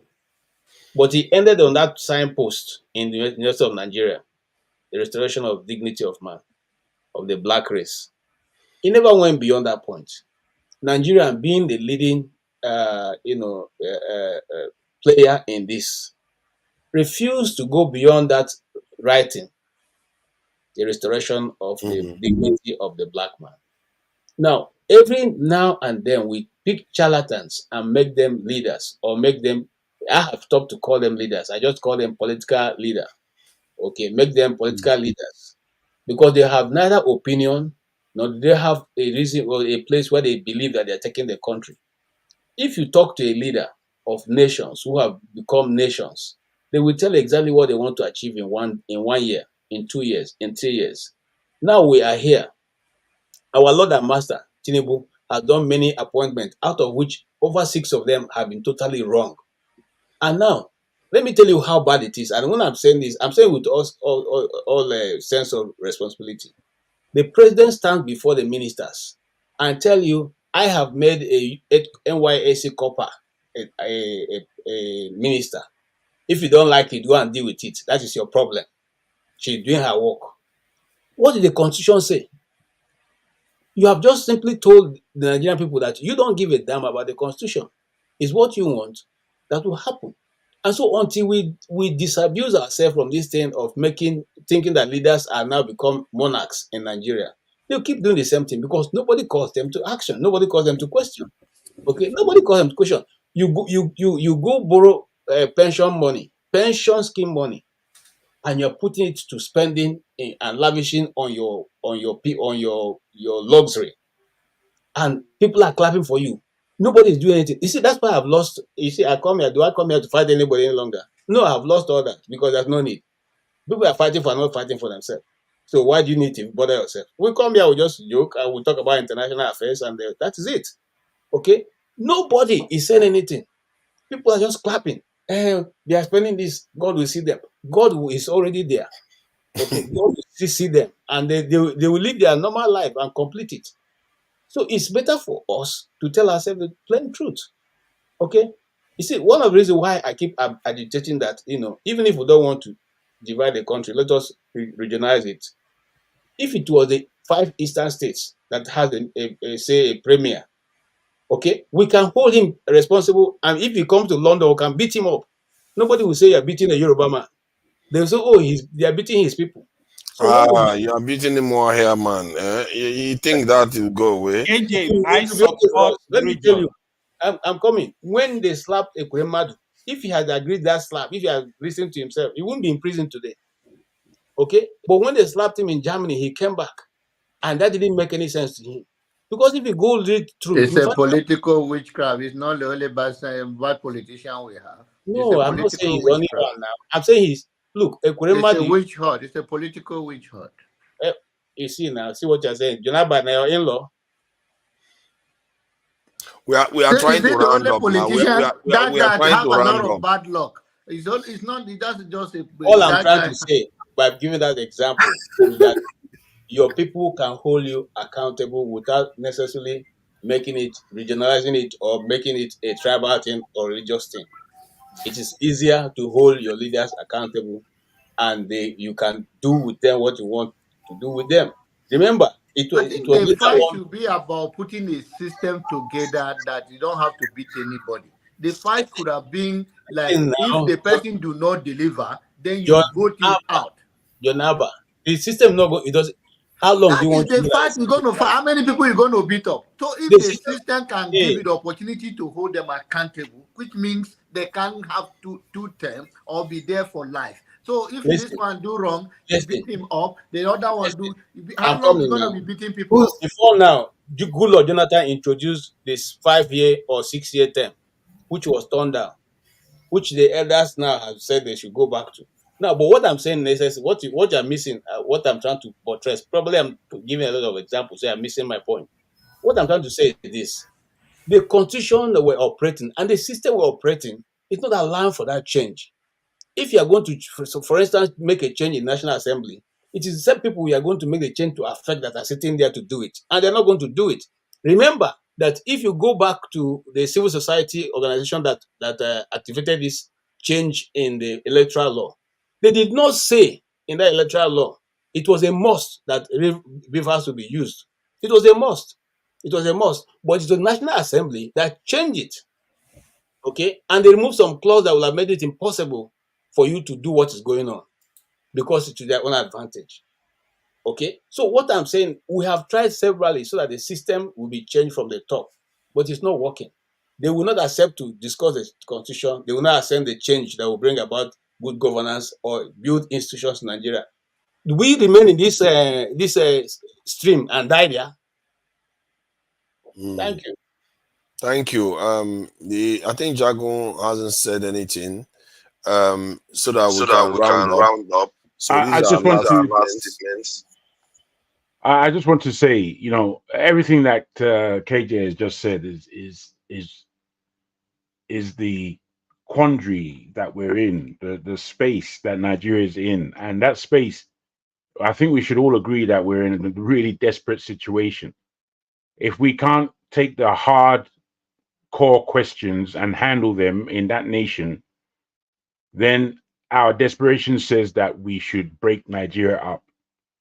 Breaking Nigeria up, as I'm sure we all know, would make every one of us weaker, to be frank. And when I say every one of us, I don't just mean in Nigeria, I mean in the whole black world. It will make us very much weaker. In this scenario, we are easily picked off, and we are actually running the road of the European right to come and manipulate us even the more.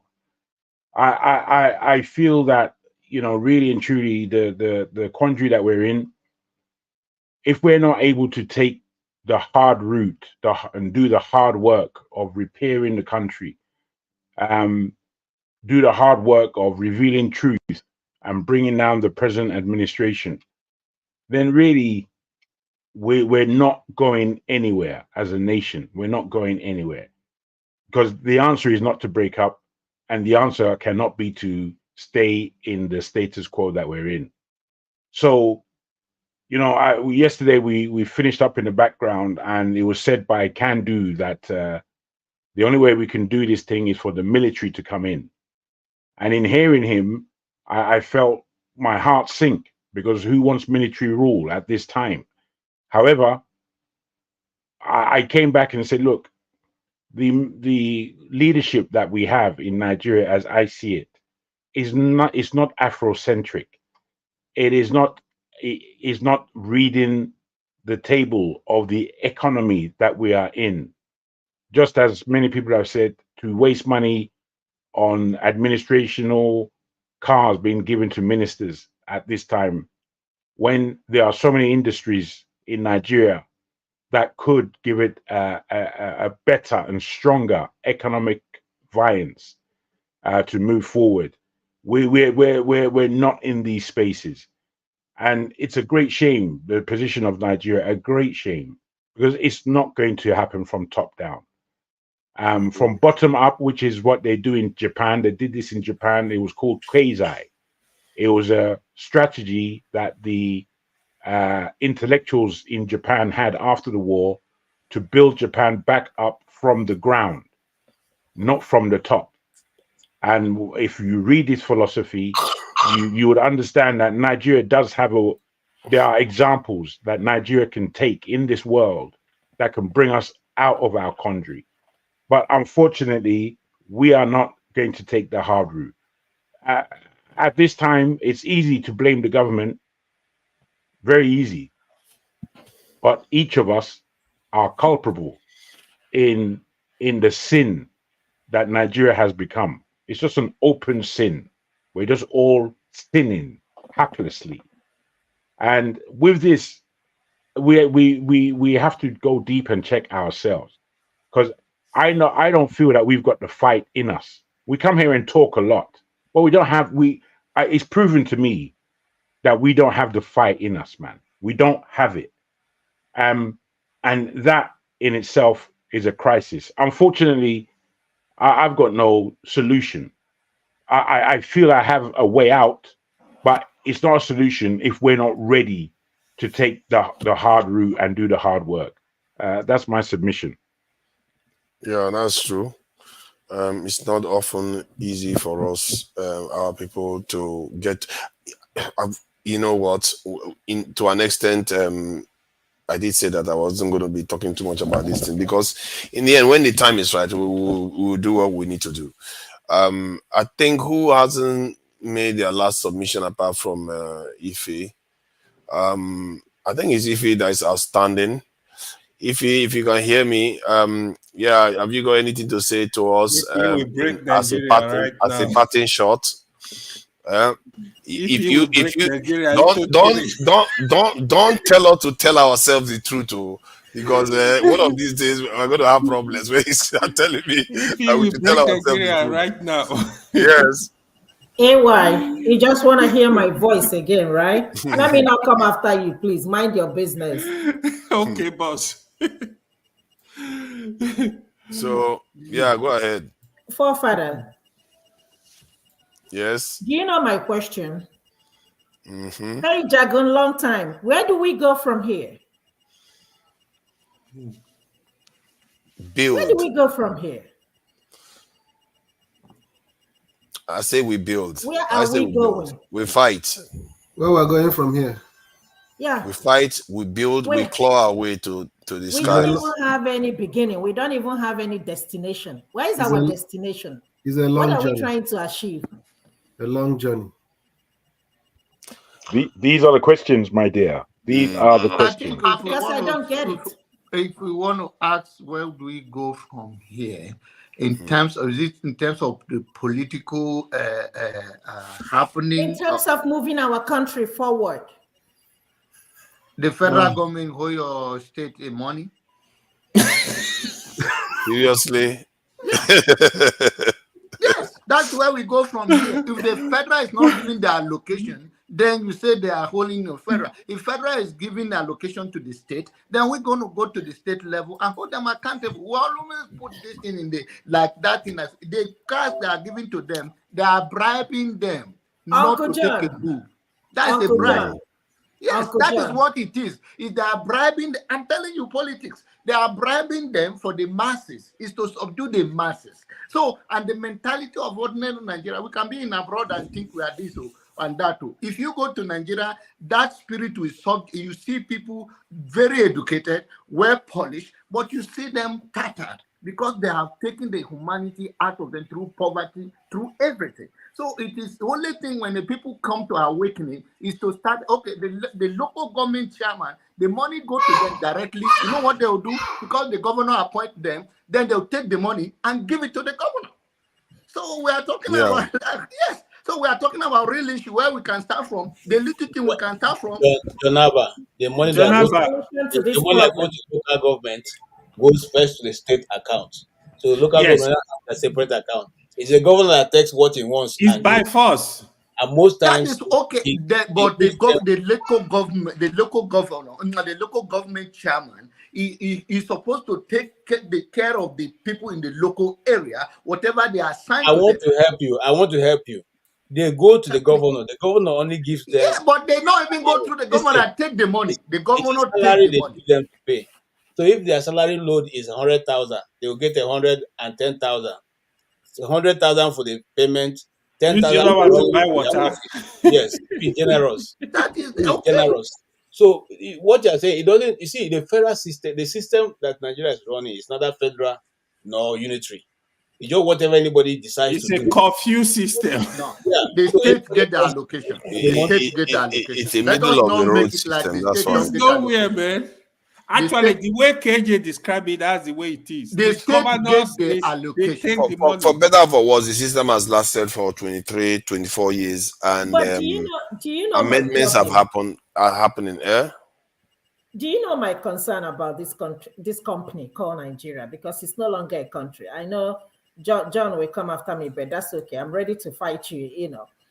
But this company called Nigeria, my only question I keep asking myself, why do we have to borrow money to sustain this country? Because we are living under debt. We keep borrowing money to run Nigeria. I think the debt is not the problem. It's the fact that we are not generating. Listen. Hold on. We borrow money to buy cars for our legislators. That is the problem. Yeah. That is part of it. That's part of the problem. We borrow money to pay salaries. Which is silly. To do literally it's a psychological it means that it's time to shut the country down. I think we are missing the strategy. The strategy for them doing that, of course, nobody is in support of that. But this is to empower the rich become richer and the poor become poorer. And that is what they are doing. So the poor have to wake up to say enough is enough. But that's what I'm saying. The masses need to rise up against their oppressors. Exactly.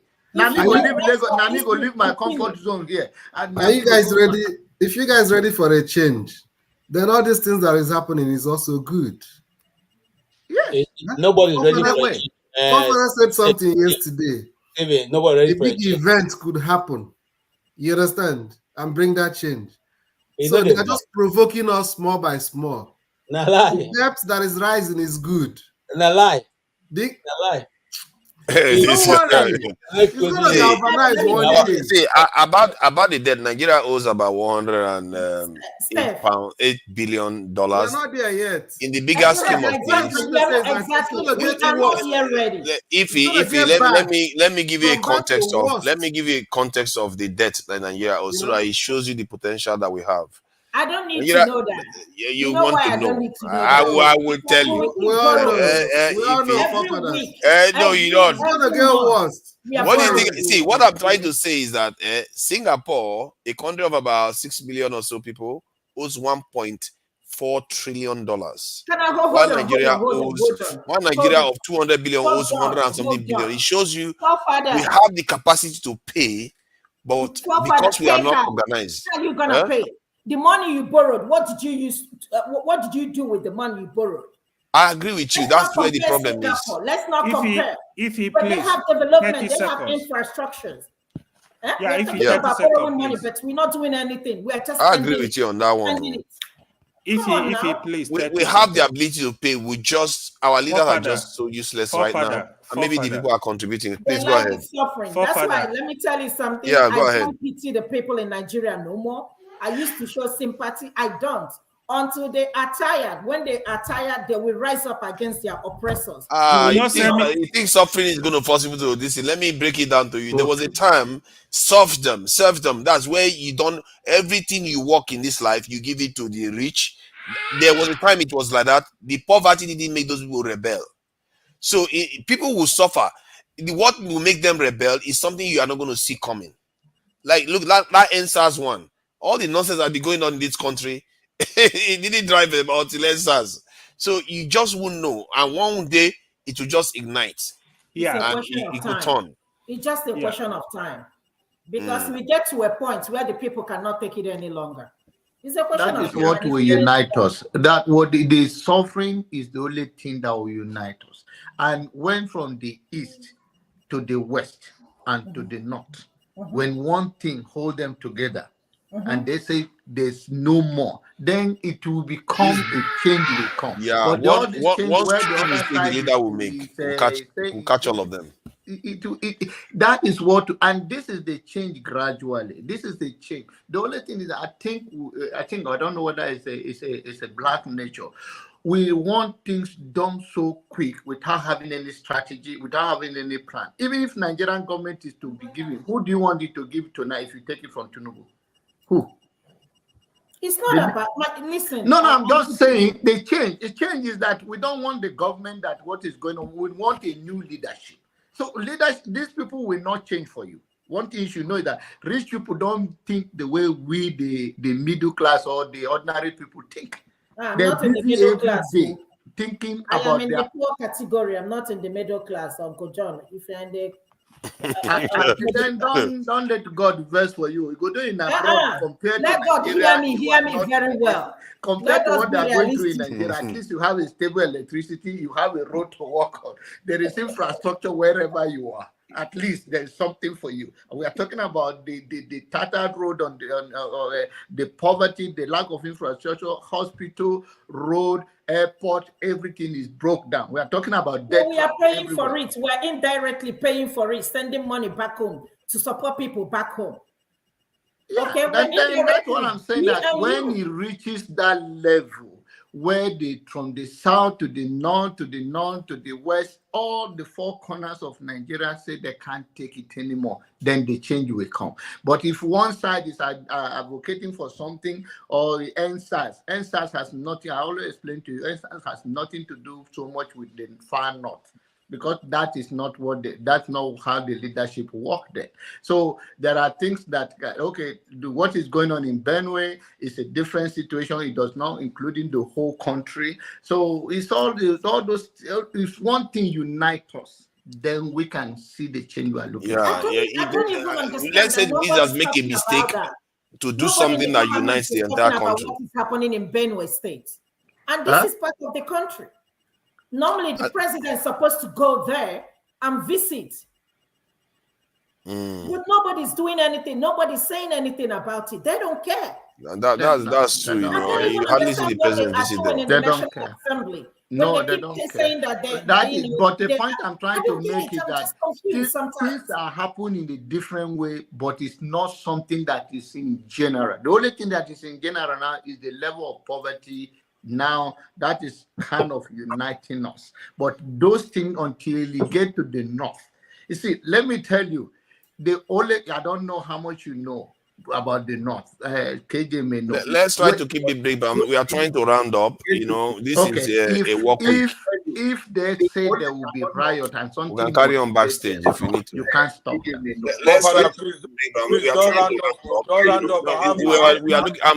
I'm sorry you came late. I know, but I have a problem with John Abba. First, give me no, you can do it backstage. You can do it backstage. You can have the chance to talk. Sorry, I don't want to do it in public. Yeah?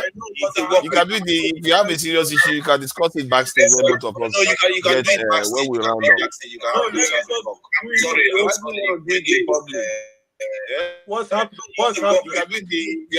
There's echo. I wish echo, and I think it's this one. Yeah, that's it. Yeah, we can when we round up, you go backstage so that yesterday they did the same thing yesterday, so it's not. Please, it's quite good thing. I have 1 minute to talk to John Abba, please. Oh yes, you're allowed to talk. You're allowed to give a closing statement and everything. So that's fine. Okay, no problem. Because no insult. Insult. I don't insult people now, but I know. I trust you, Dan. You are very true. You have to talk to some people into their brain so that their brain can change. You already come with insult, and I cannot take it. You should know if you come with me, I'm gonna oh God. If you come with me, if you're gonna talk to my brain, I'm gonna talk to your brain. If you're gonna talk to my brain, I'm gonna talk to no insult, please. Let's be respectful. No insult. You just started straight up. I tell you. Excuse me. Go ahead. I can take it. Come on, bring it. Yeah. Please, you know the last time, how are you? Because you're too late to stick around. Let me tell you something, John Abba. Leave woman matter. No, I think I beat that. Only I'm with the woman. You know, saying that white woman you marry, we go verse. So, where you go verse? Now my sister they greet now. You to greet woman too. Now problem for you. Okay, don't be distracted, Dan. Don't be distracted. Speak it out. Don't be distracted, man.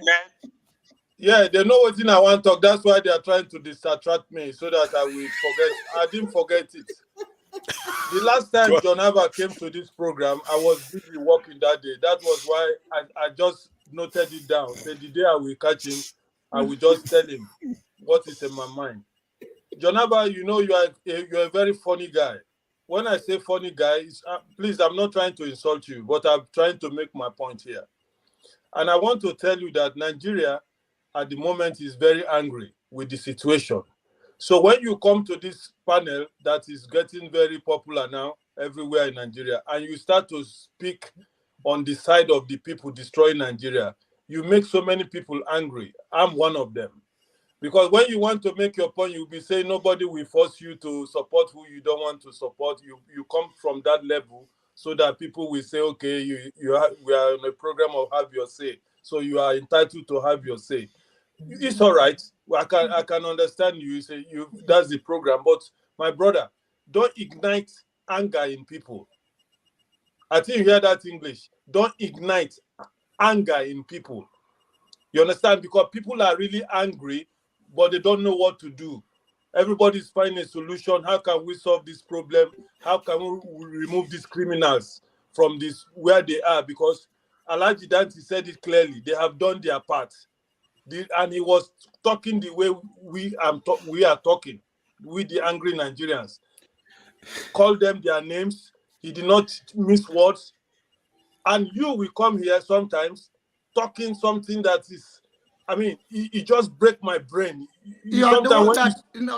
You are the one that. Hold on, let me finish. You will talk your John Abba, please don't go at him, man. You will answer me after. What I'm trying to tell you, you know the type of person you are, and you know where you stand. No, you have it wrong, all completely wrong. And that you is do your not problem understand now, the because dynamic. you Let me always even think that lecture you about. everybody You can be angry as much as you want to be angry, but let me lecture you. Put it to your brain how Nigeria. I've not finished what I'm saying. No.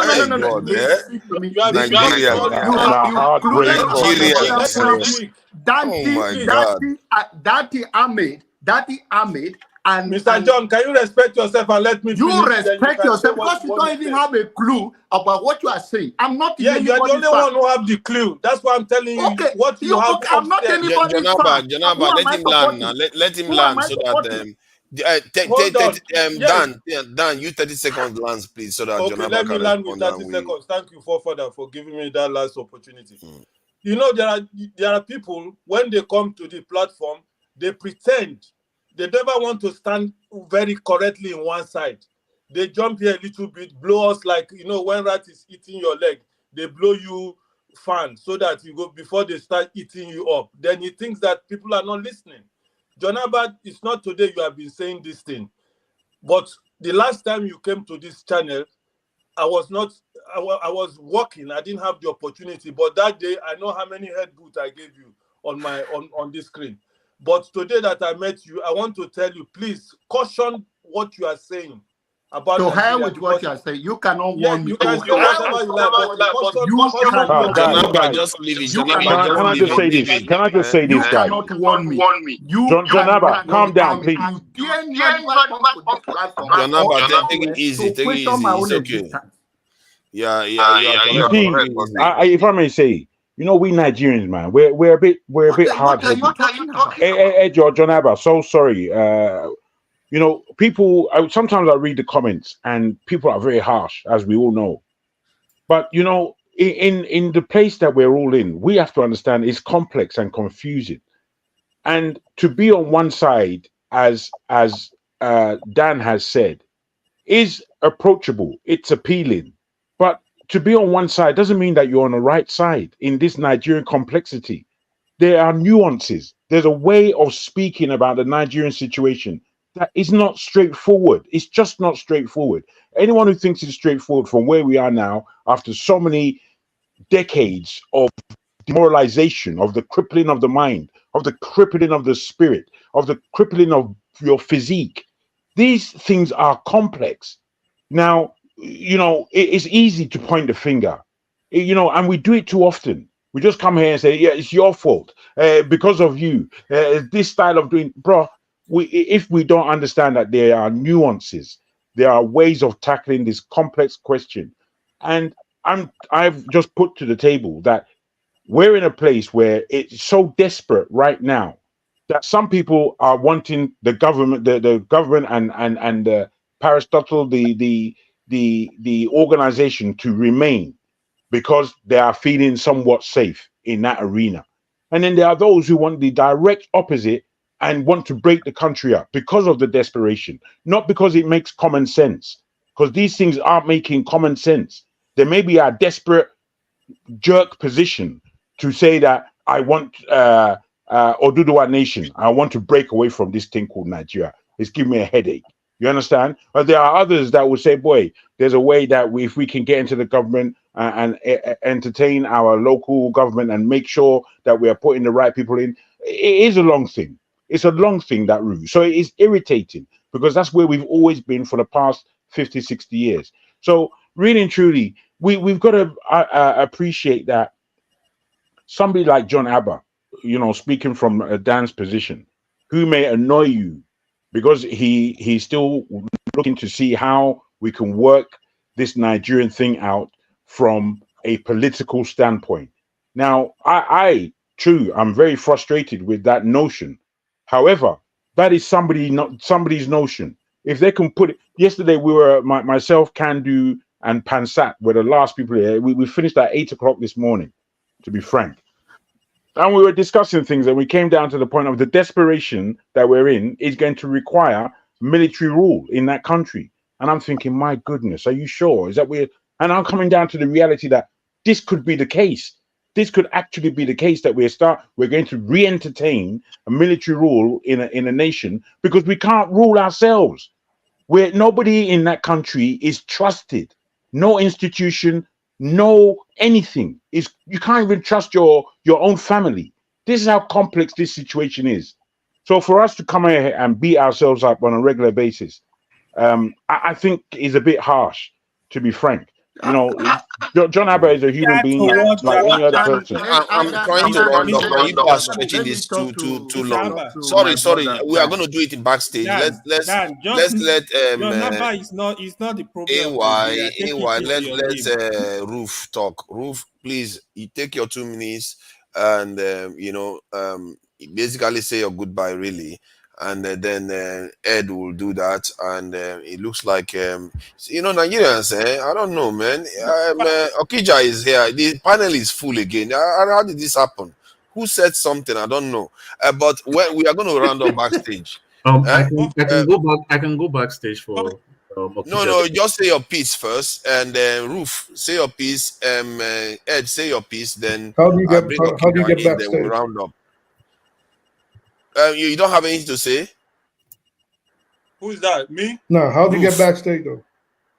I can put you backstage. You just let me know. I can put you backstage if you want to go backstage. All right then. All right. Good. That's Okija there.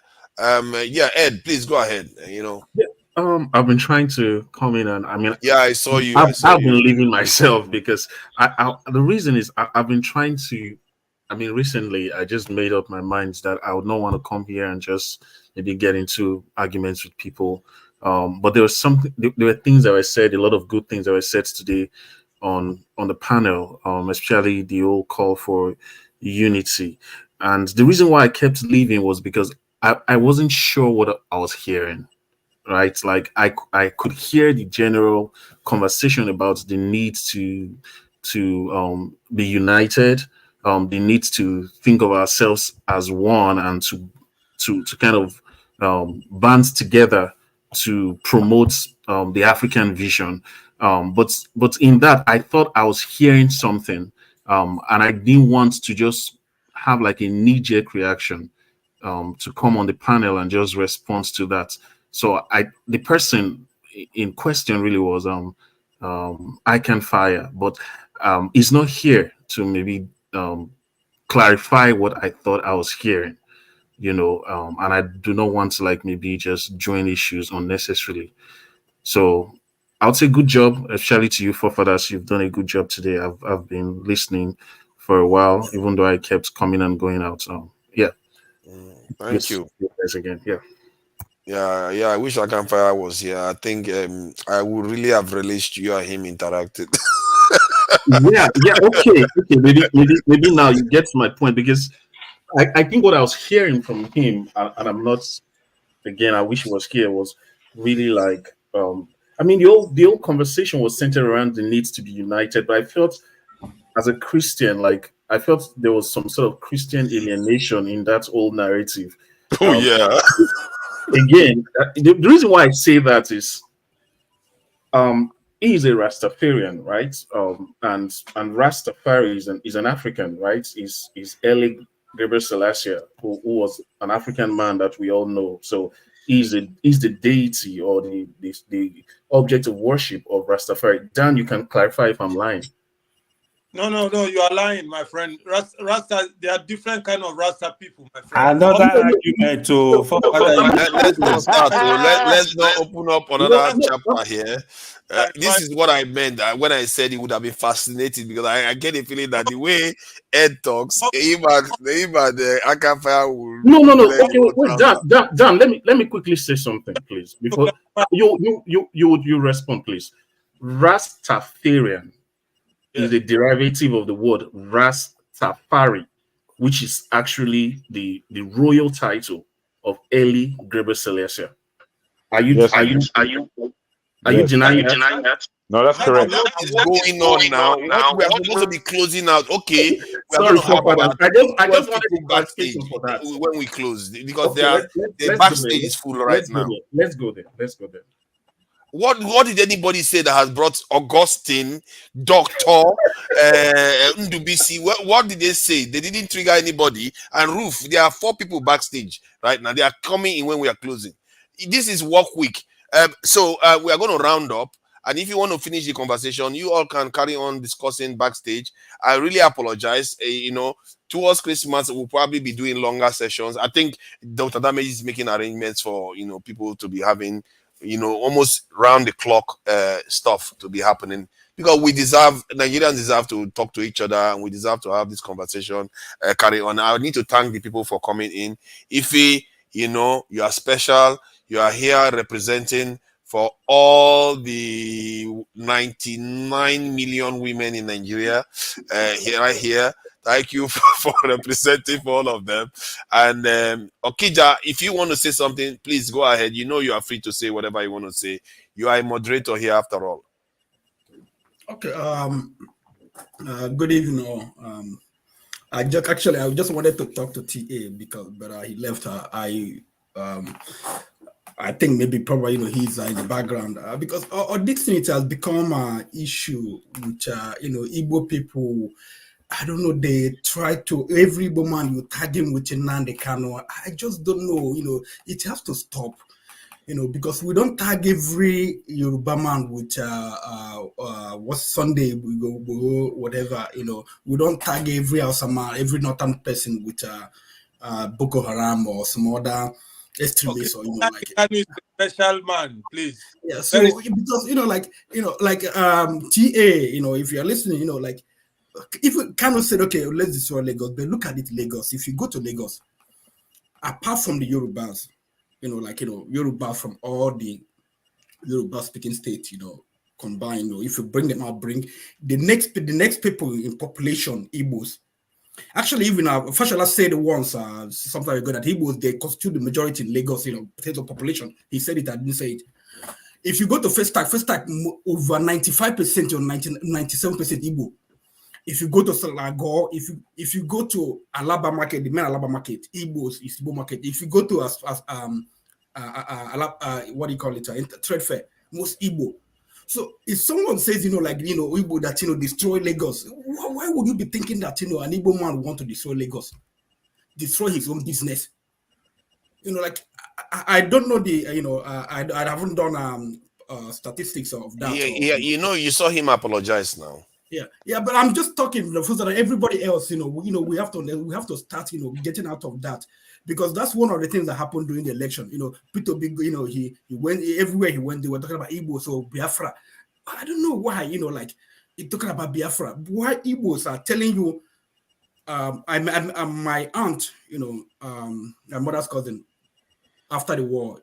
Let me tell the story a little bit. When Onisha fell, so my uncle, my great uncle or grand uncle was going, he was driving his family home. So that's my mother's cousin was living with her, So the soldiers, they stopped them. So one soldier is from Southern Kaduna. So he asked my uncle, oh, is this your daughter? His man said, yeah. He said, okay, give me an address. After the war, I will marry her. That's how it started. So after the war, he came and married that woman. They have many kids. They're grown. They're some of them older than I do. But they are from Southern Kaduna. But what I'm saying is, if someone was telling me a story about Southern Kaduna, they knew my aunt. The person knew my aunt, and he was saying. So I said the majority of the modern houses in Kaduna owned by Igbos. So Igbos, they have gone to everywhere. They see Hausa people. One house, someone was saying something about Igbo people. He said that the Igbos, they were the doctors in their community, the pharmacists, the doctors, everything, the bread makers, everything in their community. But we still, whenever somebody talk about Biafra, you target every Igbo man. We always have people who have their brain, messed up somehow, think somehow. But it has to stop. Let me interrupt you a little bit. A lot of people challenge him on it. Almost everybody challenge him on it, to be fair. That was the reason why I told him to go and speak to Tinubu and his cabinet to let the Igbos go. If he has problem with us, let them go. And let us have peace. You can have your Lagos. If 1 minute you are one African, one Nigerian, then the next minute you want to go. No, this is not. What I'm saying is this is what I'm saying, forefather. If you let this guy keep on doing this over and over again, in as much as we want so much to be together, but people like him constantly put this division. I'm not for one will not allow that. I told him to his face. This is not the first time he did it. I can tolerate almost anything other than that. Who do that? And I'm just saying that you can keep your leg. Don't worry, we are going to go backstage. I'm not going to even have time to be saying bye-bye to the people in the back. Let me just say, Soji, Soji, you are in the distance. I know you are Jagun. You are just in disguise there. Rejoicing, I see you there, Chooks. I see you there, Triumph. You don't share that, old boy. Why you say that's not me? Teto is there in the chat. A blessing, Chukuma, Jaja, I see you, and we see a black beauty. She is a beauty, I have to say, but this is what it is. The young one, I see you there. But why? I see you there too. Jerry Carl, I see you there. Michael, where is Chioma? I've not seen Chioma for a while, and I know she's alive. I know she's alive, and she's online too. Not just alive. You guys online. pissed her off. I don't know, man. I don't know what happened. Maybe. Yeah, maybe he's told. I don't know. Maybe he had a fight. I wanted to say maybe he told piss her off. I don't know. Maybe they had a fight or something. Kando, I see you there. Michael, I see you there. CF71, I see you there too. Thank you all for coming in. And let me just say thank you to the people that contributed. We should never forget them. Young One, Kolata, Alexander Gomez, Kolata, these are regulars. Thank you all for coming in. Ndubisi, I see you backstage. Roof, I see you backstage. And who else is backstage? Yeah, so we're going to be rounding up for now. Then we're carrying on the discussion backstage. It seems to be even more relaxed from what I gathered yesterday. So good night, everyone. Till next time. Bye. Good night.